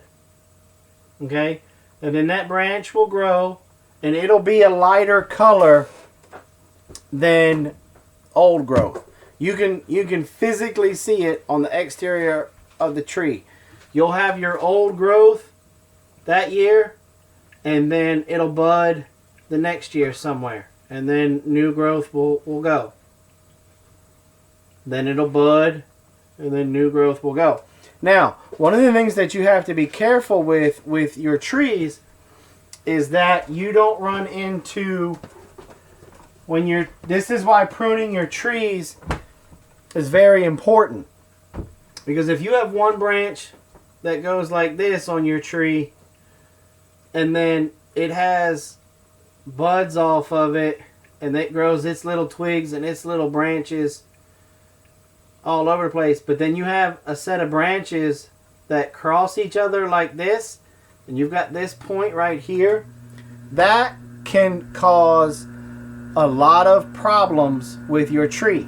Because every time the wind blows, these guys will rub themselves raw. Just like, you remember when your kids used to give each other Indian burns? Or you used to take that I'm tough test with the back of eraser and until your skin was like raw? Okay, the same thing is happening to your tree right there. And that, don't be making fun of my drawing. I'm not an artist. Don't be coming up in here trying to make all jokes and distracting everybody. What's happening right here on your tree is that those branches, every time the wind blows, it's rubbing. Okay?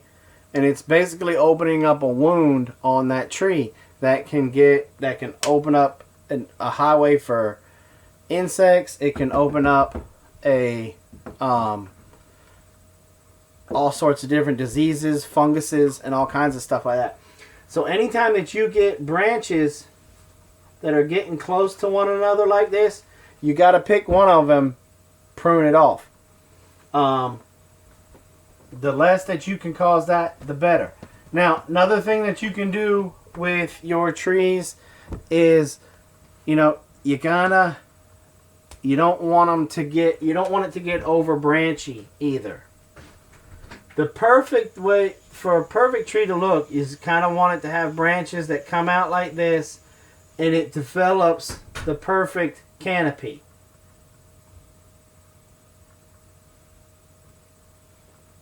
Okay?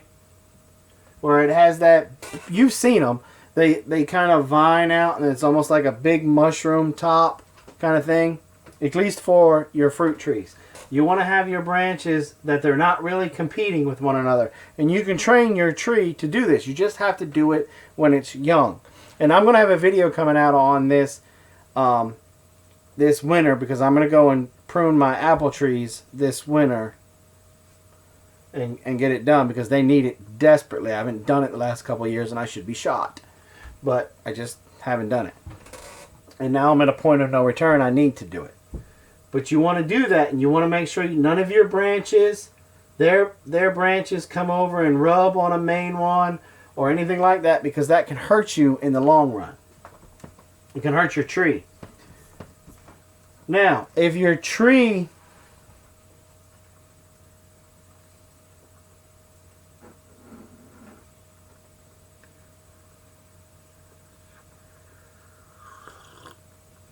that's a good question, Kitty. And a lot of that, there's some things to look for. One, look to see if there's any insect activity on a branch. See if anything has bored into it. If it has, get rid of it. which one seems more healthier? If you have the big branch, then you have a little guy coming over it, I'd get rid of the little guy. Through the years, you know, what look with the tree are you going for? You know, it's, I don't want to quote Mr. Miyagi and say if it comes from inside you, it's good. But it's what look are you going for? It's what's going to benefit the tree with the crossing points. If the tree, that limb or branch or twig, is it damaged in any way? If it's damaged, go ahead and get rid of it. Don't make that tree use any energy to try to keep that limb growing if it's damaged, and it's just going to bring more trouble to the tree down the line. Airflow and light penetration isn't, that's right, Bumblebee.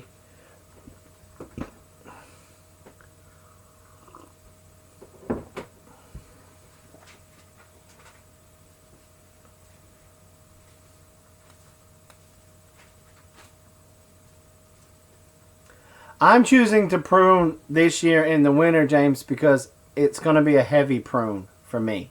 I know a lot of people will say do it in the spring and summer, but I still quite haven't figured out the flow in our area yet, because when I pruned in the early spring this year, it was like I cut a main vein in some of these trees, and they were just spitting out sap like if you got cut with an artery, and boom. I have a small mini fruit tree mystery as to what it is got, if half price at Walmart for being untagged. And Kitty, I don't understand your question.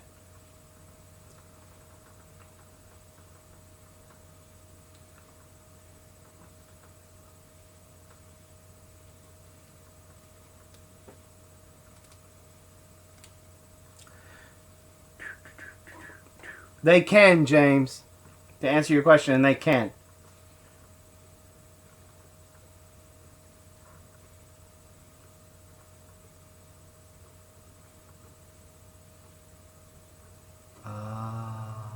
Okay, I think I understand.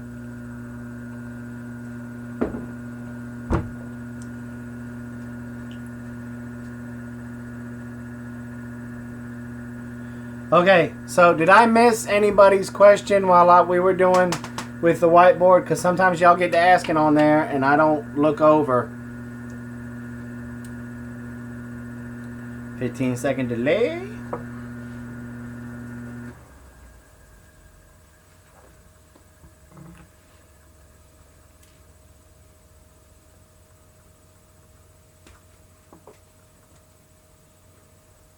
Yeah, because see, the thing with the pruning is like what bumblebees...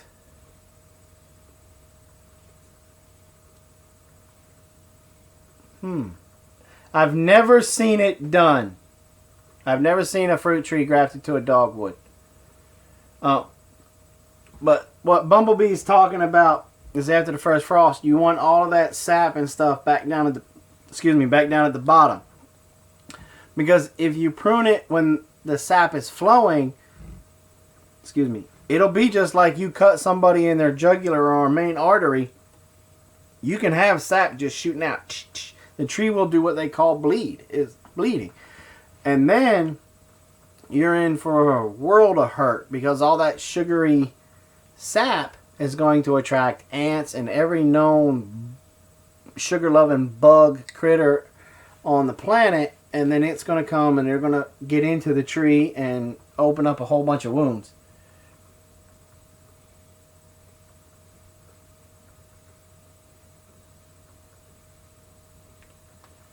James, there's no way you can tell what I'm looking at when it comes to the chat box, homie.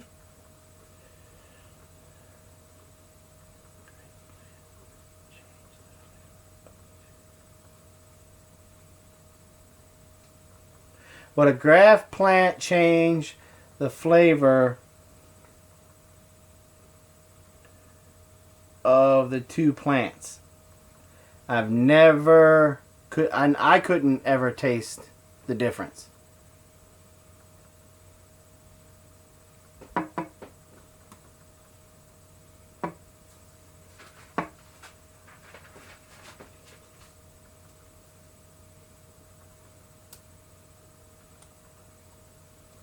Thank you, Grandpa.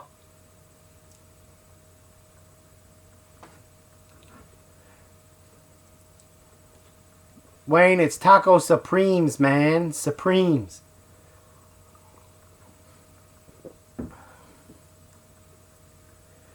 Yeah, Anita. Oh, by the way, we have our cup of tea. So it's cup of tea warning. We still got about 3/4 of a cup.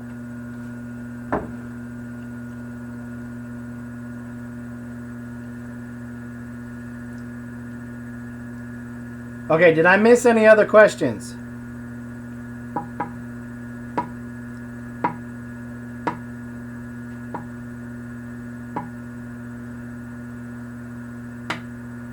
Is that a serious question, Amanda's Garden? I mean, is there really such thing? Because if there is, then I might just be in heaven.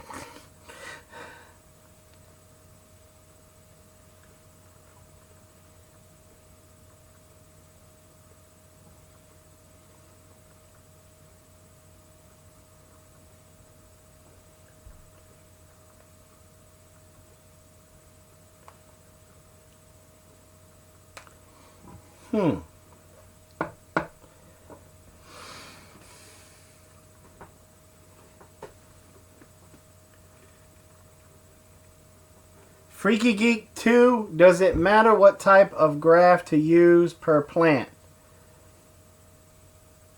I only know of one way to graft. So that might be a question for Bumblebee or Go for Green. Do you have the recipe for that, Amanda's Garden?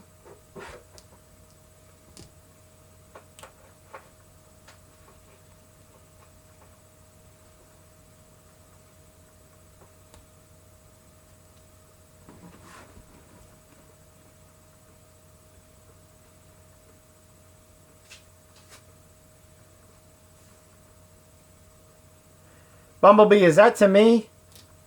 Because I have no idea. I'm not understanding your question.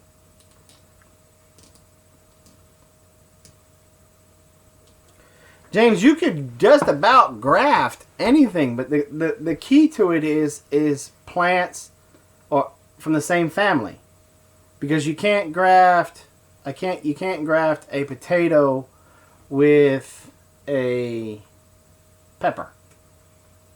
Or you can't graft a potato with a pumpkin.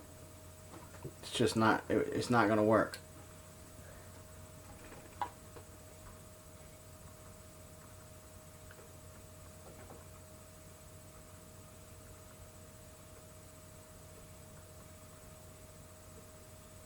Alright, now y'all are getting me hungry talking about all these tacos. Amanda, have him send it to me for the next couple of days. We're going to be uber busy filming. Okay, Donna said, how did I learn so much about so many things? Well, I have a degree in horticulture. So a lot of the plant stuff is from that. The trapping stuff is just, my grandfather taught me a lot about hunting, trapping, and fishing. And I learned a lot of that through him. A lot of my firearms, all my heavy duty firearms training and survival training and all of that was courtesy of Uncle Sam's Motorcycle Club. And then a lot of it is I learned by doing. It's like I tell when Blaze was getting into cooking. We had one rule when he was starting to learn how to cook, and he was getting into it and everything. And the rule was, don't be scared, because if you mess it up, we can order pizza. And my dad was always that way with me coming up. Just try. I don't care if you fail, just try. Because the only way that you truly fail is if you don't learn anything from it. And so we have, through our whole journey in homesteading, that's the attitude that we've had. And that's the attitude that I have with my kids. Don't be afraid to try something. If you try it and it doesn't turn out the way that you wanted it to, okay, why didn't it turn out that way? All right, well, let's try something new. And then we find out which way it works that works for us, and it's great. Taco pizza. Man. One time Bubba made pizza for us for dinner. No. James? I hope you're trying to be funny with that question. Because if not, I'm going to beat you.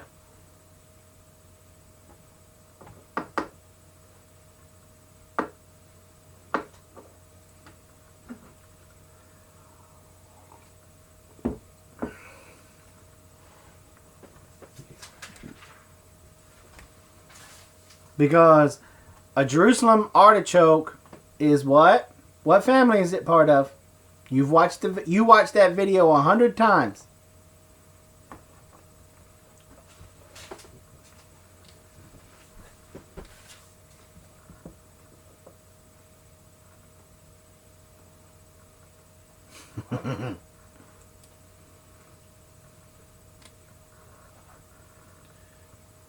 Okay, do we have any more questions for the whiteboard?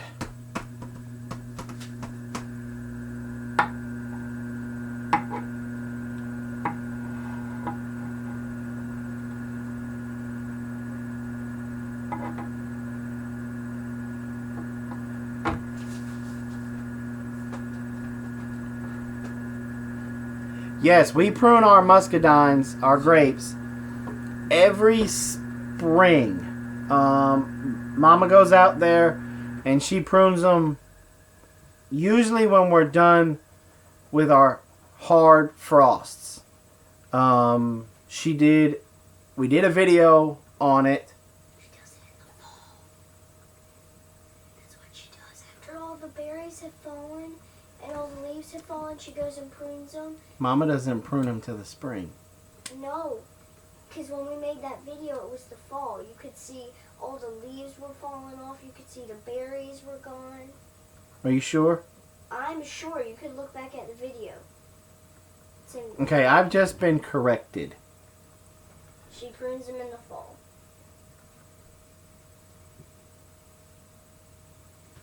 Dad.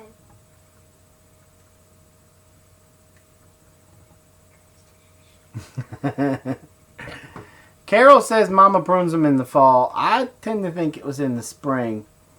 But anyway.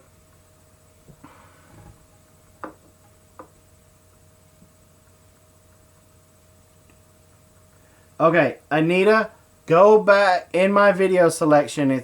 It's labeled Pruning Muscadines.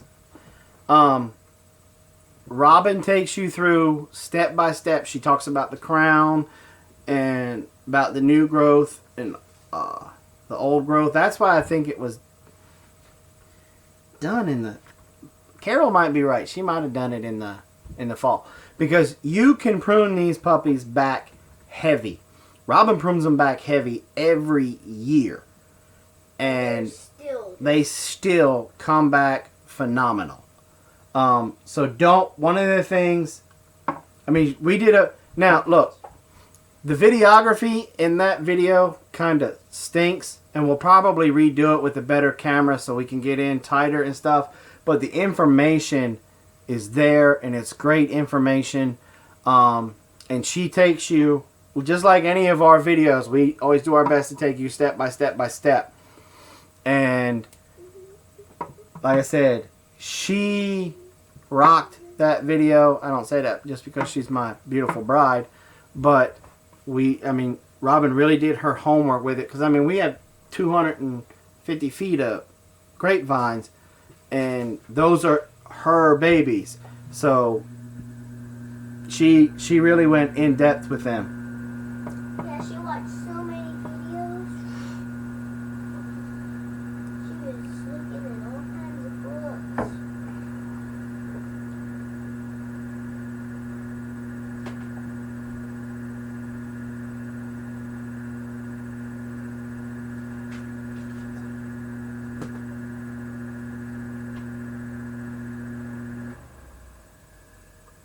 Bumblebee, I've never really grafted a tree, except for in class. So I don't really have much experience with it. I know the science behind it, and I have physically done it. But as of right now, this second on my homestead, I don't have the need for one, even though I'm hardcore thinking about maybe doing one or two.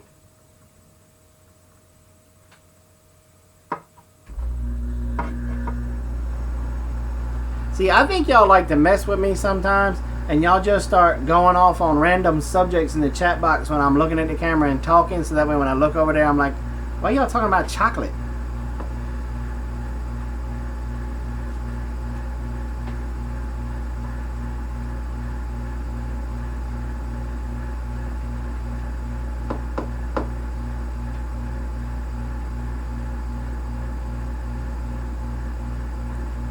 Are you going to be near your computer at 2 p.m. tomorrow? I can if you need me to be, Wayne.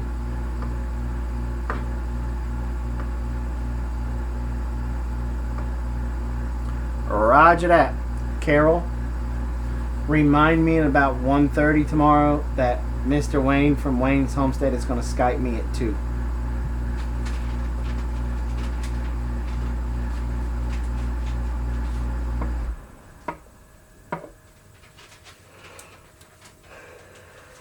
These things too, so I have to sticky note them. Okay.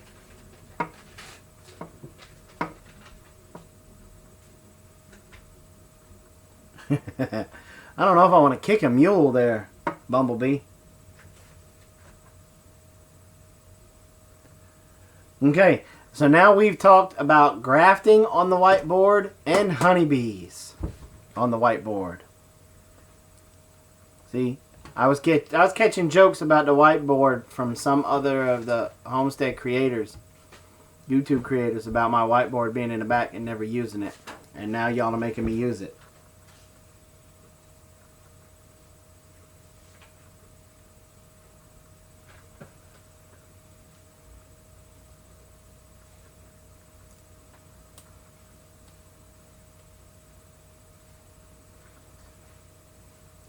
Yep. Now taking cuttings is something completely different than grafting.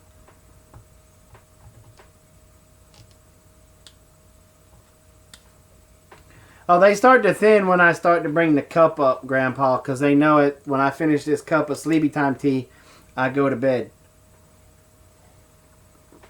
Now,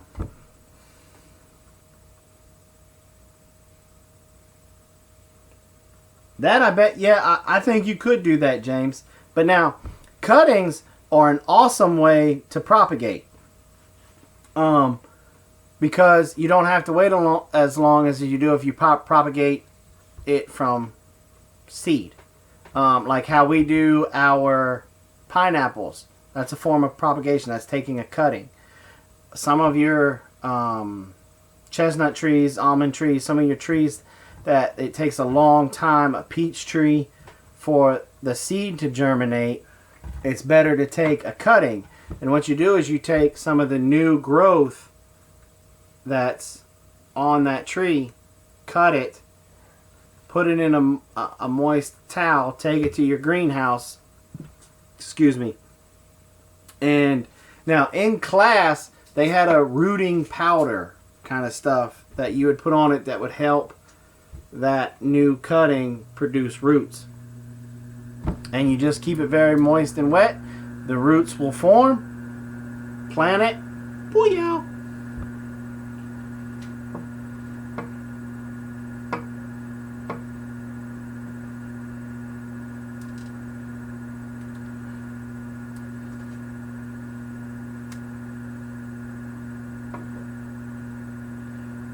You was about to ask what? Sleen Celab, how you say your thing? Go get him, Arkansas Homestead. Get that possum.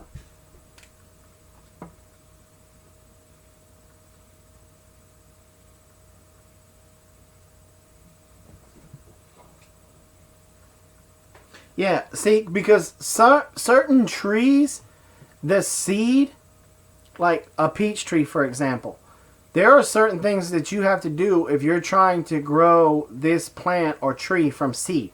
Like a peach tree, if memory serves me correctly, you've got to score or damage the outer shell of that seed in order for it to germinate.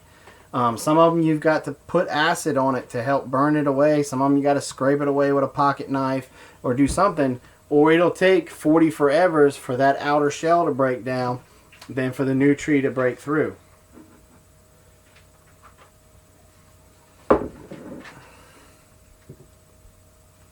Anita, hit us up. We can barter. We've got lots of muscadine jelly.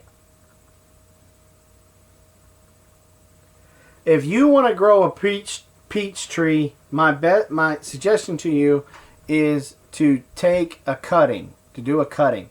Don't try to do it from seed, because if I did it from seed, I probably wouldn't see the first peach from that seedling in my lifetime. You have to, I don't remember exactly what the process is for a peach seed. You can Google it, but you do have to score that outer shell somehow, either with some acid or cut it away with a pocket knife to bust it open to the stuff that's on the inside and get it planted, and then that way your seed will germinate. If not, you will be waiting a while. You only have seeds. Then what I'll try to do, Kitty, and it'll probably be after this weekend after I get these videos out, because I got to get back into the routine of getting Squash's videos and these other videos out. But I'll take the time and I'll pull out some of my books to see if what it takes, what scoring you have to do to that peach seed, and I'll get back to you on it.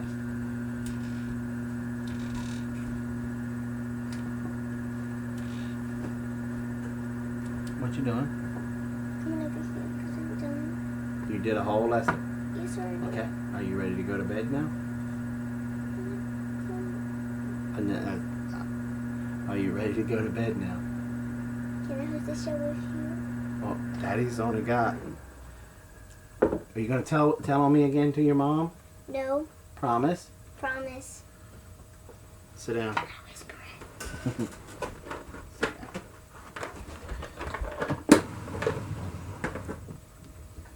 My face is cut out of the screen. Yeah.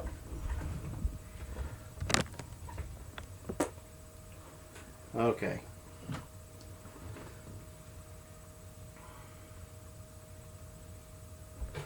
Yeah. You've got to do something to the seed. Hold on. Almost missed one. Amanda's garden. I'm sorry. Can't get peach tree to grow here, Big Bear. It will start growing about 2 foot and die. Amanda, you're in Florida, right? Amanda? James says, hey. Sup? And you can't get a peach tree to grow in Florida? Hello. Uh-oh. Aw. Well, welcome back, Oily Prepper, but I just want to let you know. Every time.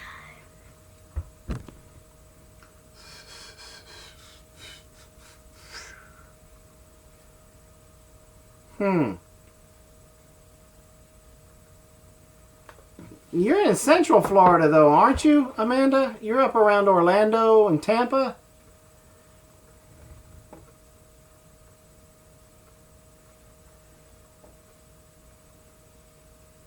I think, yeah, it might be. You might have to amend your soil area for it.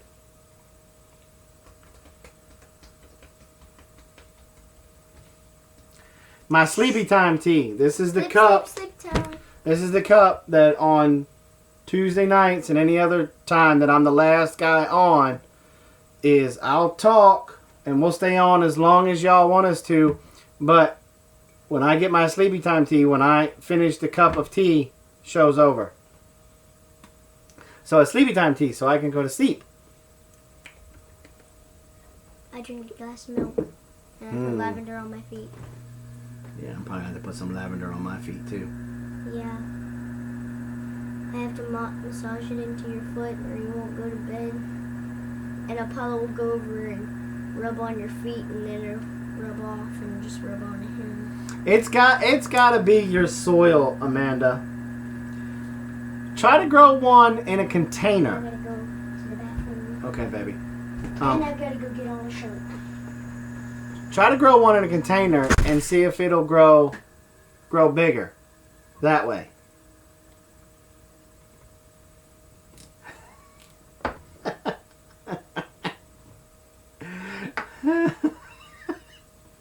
Wayne, you are too funny, dude. Too funny. What are you, a camel?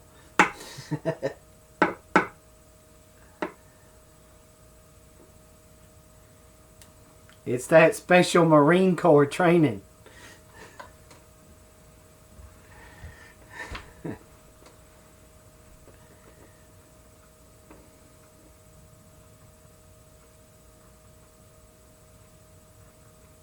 Oh, that stinks. I would put, yeah, you could do some soil that you buy from Lowe's, a good pot, like that Miracle Grow Moisture Control. That's a good one for containers. Now, I know it's Miracle Grow and we don't like the commercial stuff and blah, blah, blah, but it works great in containers.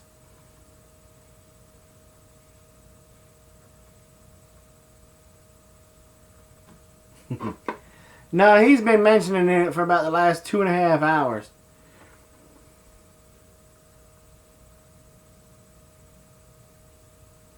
No. Okay, James, that's a good question. What is a hybrid?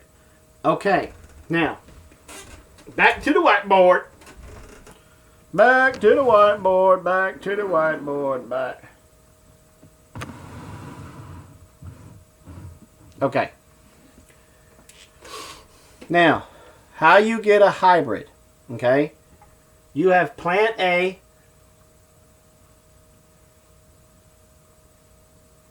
right?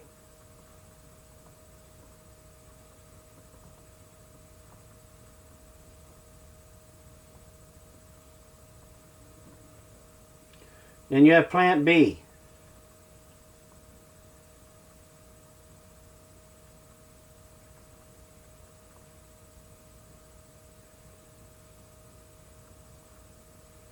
Okay.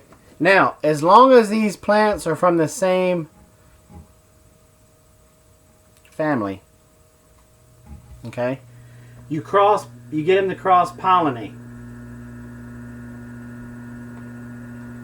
Like you're looking to make a tomato bigger, but yet you want the hardiness of this other tomato. So basically you're looking to get the size from plant B, but the hardiness from plant A. So you can hope to get bees and stuff to do it, but usually people will go in with Q-tips and get the pollen and the stuff from the plant and then rub it on this one. You got a boy plant, girl plant, okay? I mean, that's not my job to go any further than that with you. And that's how you get your hybrid, okay? Yes, and they take years. Mm-hmm. Got myself a glass of milk.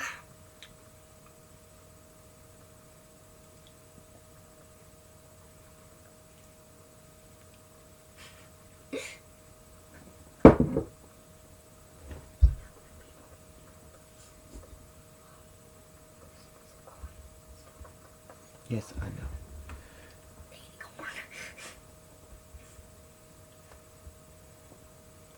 Now, yes, that's how Danny ended up with Danny corn. But it takes a long, long, long time. Alright, move your milk. Now, one of the things that Danny also did, I think Danny's was a African corn and a, oh, I'm sorry, baby. A North American corn, an Indian corn, and he basically crossed those two and kept on and kept on and kept on. Now,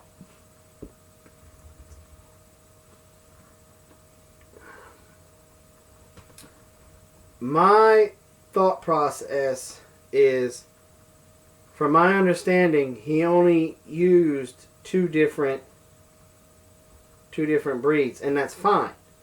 And it works great in his area. But I think if you wanted to make a hybrid corn that stood a good chance to work everywhere in the continental United States, you would want to pull different heirloom corns, cross these two, then cross these two, offspring for those two, cross those two, and blah blah blah, and go on down the road. That's correct.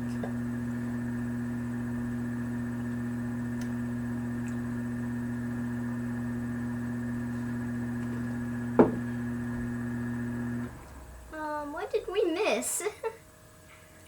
I will, Oily Prepper, I will be, Big Bear Homestead will be back on Friday at 8.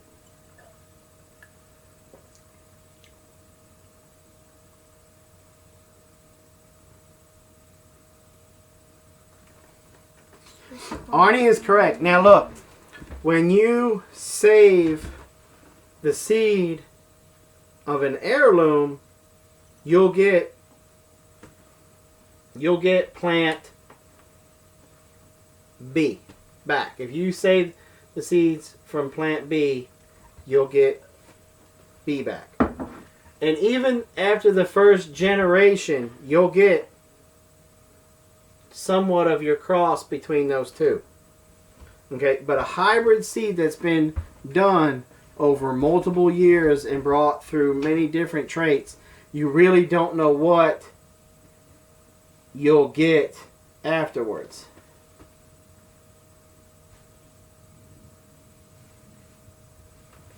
You know, one of the best ways to propagate the hybrid, believe it or not, is through some cuttings to get it to go, and then you mix the next two, take a cutting, mix the next two, cutting, and then go from there. But you stand once it's a true hybrid seed, you stand a chance, if you save that seed, for it going back to one of its original parented plants.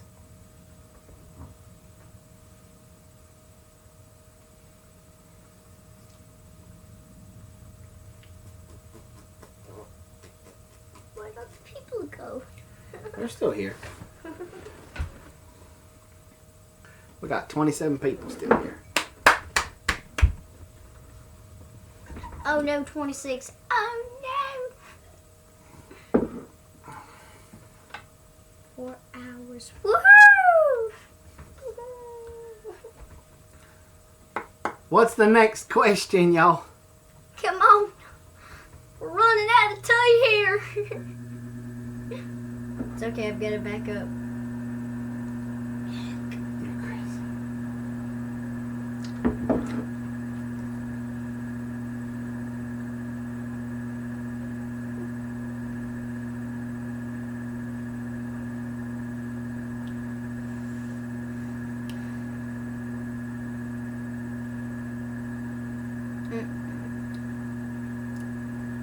That's right, Arnie. I actually have a book that I read from time to time. Speak up. The Omnivore's Dilemma, the children's one. Yeah. Whenever I hear something like about Monsanto, I go in there and look it up real quick on the book. Well, what's you're talking about your book, The Omnivore's Dilemma Kids version. What is that? What is that book talking about? The first one about how there's so much corn in the and stuff that we buy, like go to McDonald's, you order chicken nuggets with some soda, you're literally eating corn that the chicken ate while it was standing in its own feces. Mm-hmm. And you're literally, well, it's breaded with corn, and you're washing it down with corn fructose syrup. High fructose corn syrup. Yep.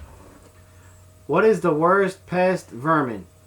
James, that question is whatever which one you're having trouble with at that particular time. Because you may be just having an awful time with aphids one year. And then that year, that's your worst pest vermin. And then the next year, you may have a problem with June bugs. Or you may have a problem with gophers or coyotes or something like that. Yeah, like Mr. Lots was raccoons. Mm-hmm. He didn't have problem with beavers. All the ones that were really his problems were raccoons and possums, because he would leave food out for the dogs, or for his dogs and his cats. He would come look out and see what was going on because he heard a racket and noise. He'd see a possum like, tunnel? What's the book he's talking about? Wait, I've got it right here. Have you guys ever heard of Michael Pollan and the Omnivore's Dilemma? Well, he put out one for adults, the Omnivore's Dilemma. And he put out a kids version. We And grabbed it at Mr. K's because it was pretty $7. good. Where did I put that book? I thought, last time I saw Baby, it was in the house. Last time I saw it was right here. Okay. I'll probably have to make a small vlog about that. You have to find it. You can share it on Friday. I'll probably just make a small kids vlog about it. And about the different books that I read. Oh, for history, it's the Dear America. Yeah. Okay. I'm reading about the Titanic. The Titanic. The Diary of Margaret Ann Brady. She was one of the survivors.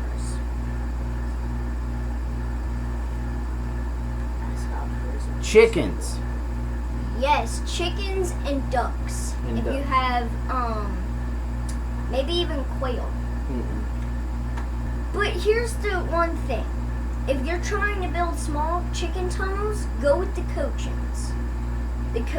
Don't, not the giants. I'm not saying that the small ones are the way to go, but, I would recommend the small ones because you don't have to use as much wire. Because you could make it, and with the giant ones, you'd have to go like a regular chicken ones. Mm-hmm. But, so then you would save both your wire, your hard work, your time, and your money by going to the small ones. Okay, so what are you talking about? Cochins are a breed of chicken that is small, lays small eggs, but can still be used for decent egg sandwiches. And the ones that we have, the one that we had, which she committed suicide. Okay, but what are these things that you're talking about going, what is that? What are you talking about? Chicken tunnels. Okay, what's a chicken tunnel? It's where you take a piece of chicken wire or hardware cloth or hog fencing, whatever, and you bend it into a half circle. And, well, what we're going to do is, well, you say, what happens if they lay eggs down there? We're going to put a board with a handle on it, and we're going to flip it up so that we can get the eggs and drop it down. So we make a half moon, Mm-hmm. and with hog fencing or welded wire. And then what do we do with this half moon that we have? I mean, You can stretch it out like if you're having really bad problems with bugs on your garden and you don't have enough like if you're having a problem with aphids and ants and that kind of stuff and you don't have ladybugs or the ant killer, you don't want to do the ant killer, you can okay, so spread it out on the garden. explain to me, now you said aphids. How are the coaching chickens going to reach my aphids that are high up on the tomato plant when they're down in this tunnel?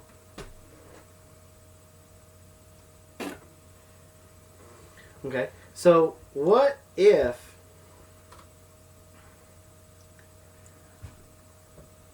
are there other things that we can plant that would attract beneficial insects?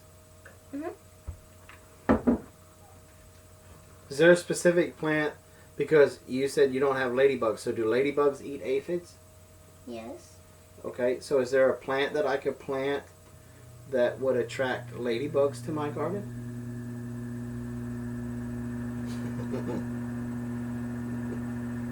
I only know how to attract hummingbirds and to keep the bug population down. To keep the mosquito population down, you could use the pitcher plant, which is pretty, and the Venus trap plant, which is also pretty and fun to watch. Okay, so now you're talking about carnivore plants. Yeah, those are my favorite ones.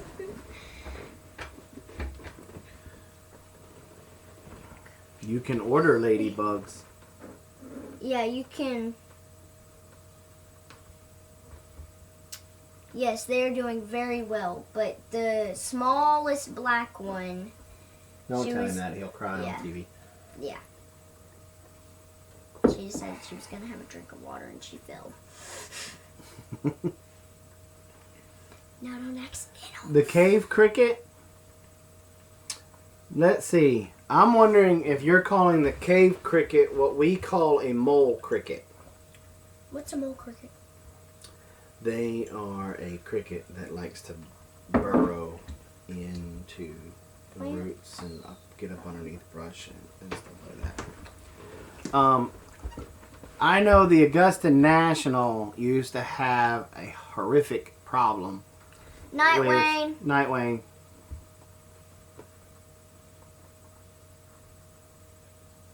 Well, see, these weren't black. Never heard of a cave cricket. I don't know if they're the same thing as the mole cricket. Or not. I'd have to look them up. But a cricket should be a cricket. So any way that you can get rid of a cricket, you should be able to get rid of that cave cricket.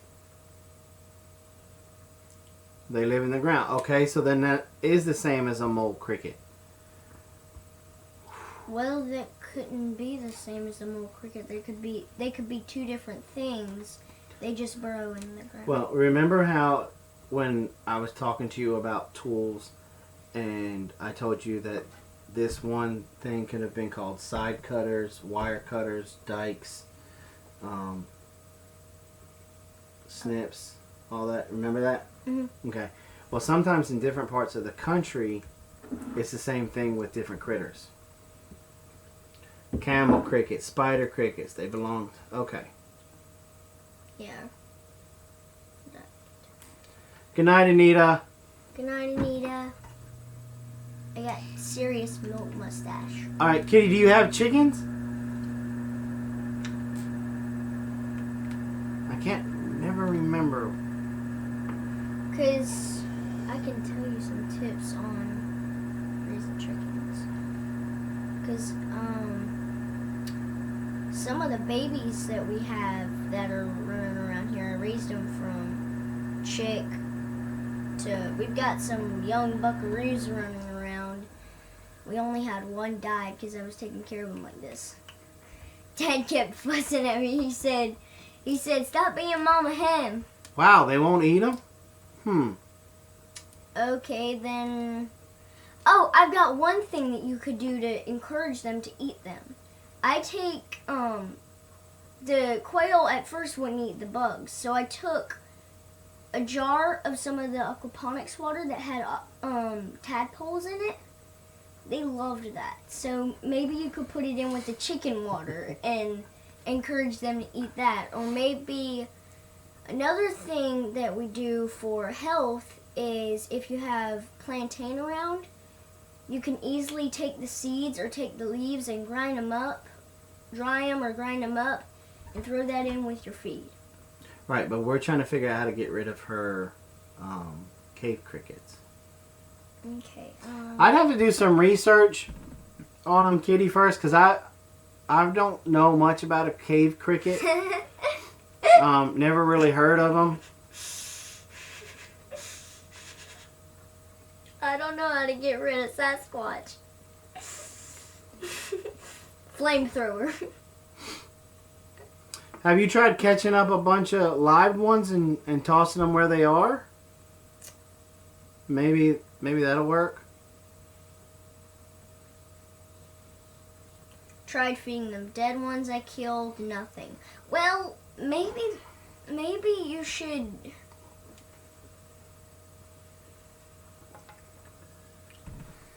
Well, because I know you don't want to spray, but you could go. They ignore them. Well, this might be one of those situations where the enemy of my enemy is my friend, and you want to try to maybe encourage. Ryan's Homestead is online. Encourage moles to come. Let the moles just completely wipe out the cave crickets, and then you can trap the moles out.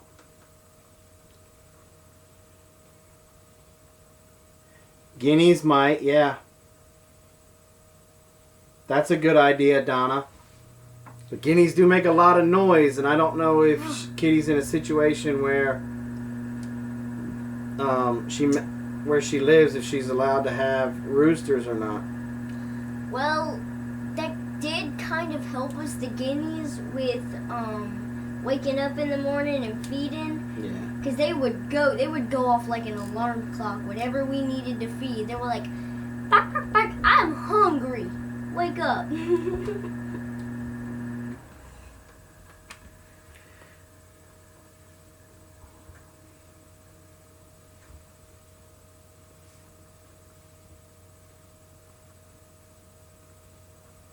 Okay. Then I would leave the moles alone and let the moles and that might be why you have them. My cats. Because your cats are eating the moles.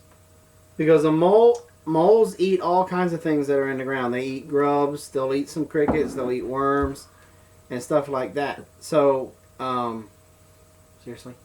What do you say? What do you say? Excuse me. You know, it may be try to get your cat to leave the moles alone, let the moles go and eradicate those cave crickets for you, and then you can turn your cat loose back on the moles. I mean, it does have its downside. They're funny. With the moles and the damage that they can do, but I mean, if you can't have guineas and your chickens won't mess with them, that kind of rules out anything.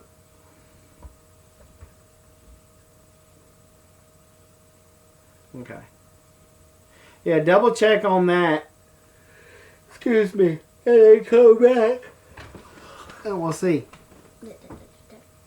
Sure hat. It's all cattywampus.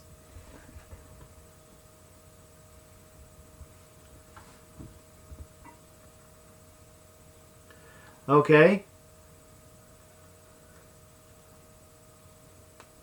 Almost. We're about, what, a quarter of a cup? Basically.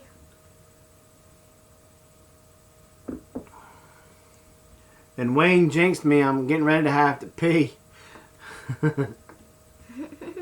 It's like I don't have to go right now. I got about another hour left in me before I'd have to pee. But Oh, man. all right, Freaky Garden.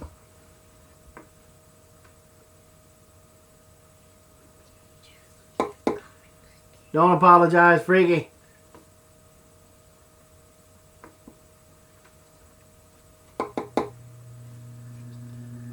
Night, Freaky Geek. Night, Freaky Geek. 2. That's not 4. 2.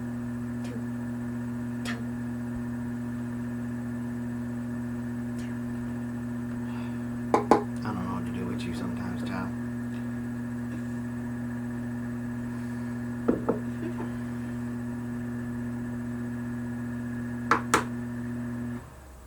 All right, so what's the next question, y'all? Come on! We're running out of time!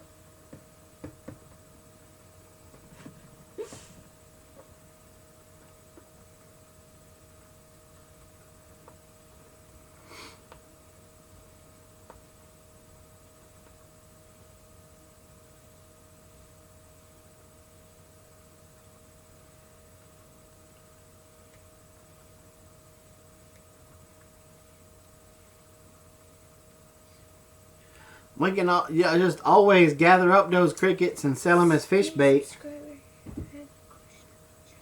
Expired dog crickets.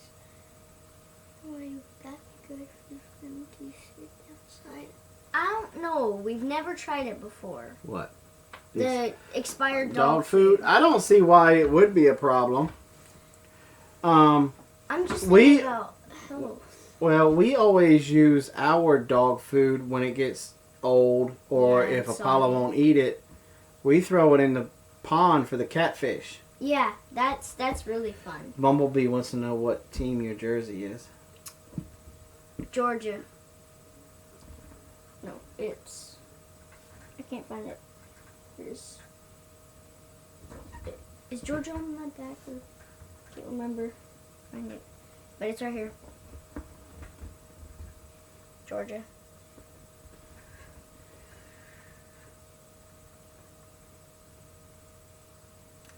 I gotta save this for my birthday because I'm turning 11, and on my birthday I'm gonna wear this. Get it? Because I'm gonna be 11. See, that's funny because I'm gonna be turning 11. My jersey is 11.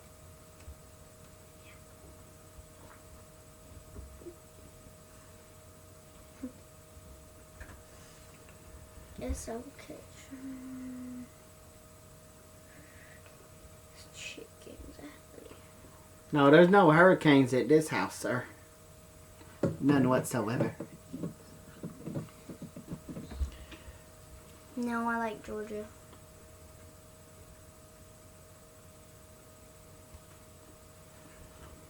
I don't. Now, I've heard of folks feeding dog food to pigs because of the protein count. It helps them put on weight fast.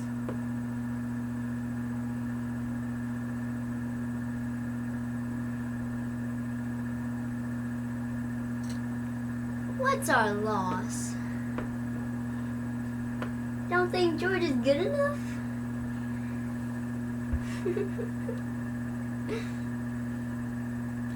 There's a new, at least law in Georgia that you got to fill out some paperwork, but you can go to the local restaurants and show them this paperwork and bring them a 55-gallon drum or a trash can or something, and they can, if you can get them to do it, fill up the container for slop for your pigs. But I don't know if I want my critters eating any of that, any of my livestock eating any of that. Which one was the new subscriber? I'm gonna have to scroll up. Okay, Here's the thing about goats, angry extortionists. They believe the grass is greener on the other side. Okay? Right off the bat, I'm just going to tell you that.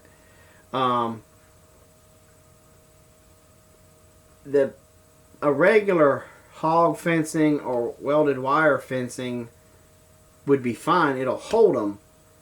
You just got to make it tall, so that way they can't jump over it. Or you need to put a top on it. You can make it as... You're not going to put top all over a pasture. But you want to give them things to jump on and mess around with away from the fences.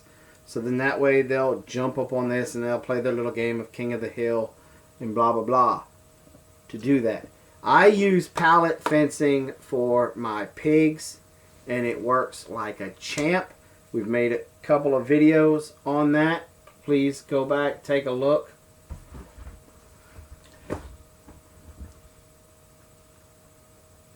Equals. Sit back, please. Oh, my hair's a mess. Yeah. Heat stickers, hate them. Mm-hmm. Pallet wood is an awesome resource that as homesteaders we don't tap into enough.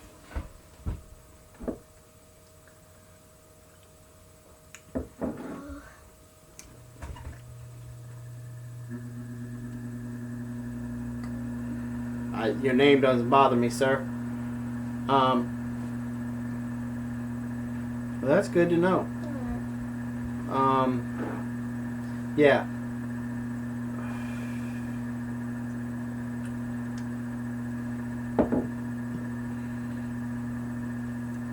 Yeah, see, as you're just starting your journey, sir, and here's the best piece of advice that I can give you. Don't be afraid to try anything. Just because when I had goats, pallet fencing didn't really work for me doesn't mean it won't work for you. It goes back to the breeds and the personalities of that goat. My goats just were ornery. They just wanted to go wherever they wanted to go. And there wasn't really much that could stop them from doing so. I've heard That's because they were just... Other people, we had friends that they'd let their goats walk around their front yard and they wouldn't leave the front yard. But I think if we would raise it from a baby, we could teach it that this is the farm and there's 21 acres. And the grass is not greener on the other side of the road because if you do cross the road, get hit by a truck and die. So, but pallet wood to me is worth its weight in gold. You can do so many things about it. You just leave that comment alone, you understand? I know she's one of your favorite channels, just leave it alone. A wood shipping crate. Anytime that you can get Oh, my birthday is not till February 24th. Next year. 2017. Yeah. There's a guy on YouTube named Steve Ramsey that loves to use pallet wood. Yeah, we learned some of our woodworking from him.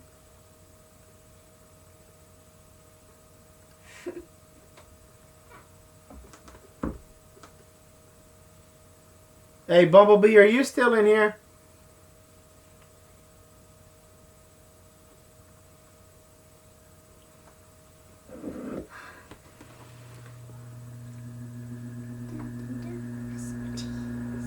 Was that the last sip of tea? Fixing to end it? Yes. Last sip of tea. Can you look into that for me, please, sir? Make sure it's real.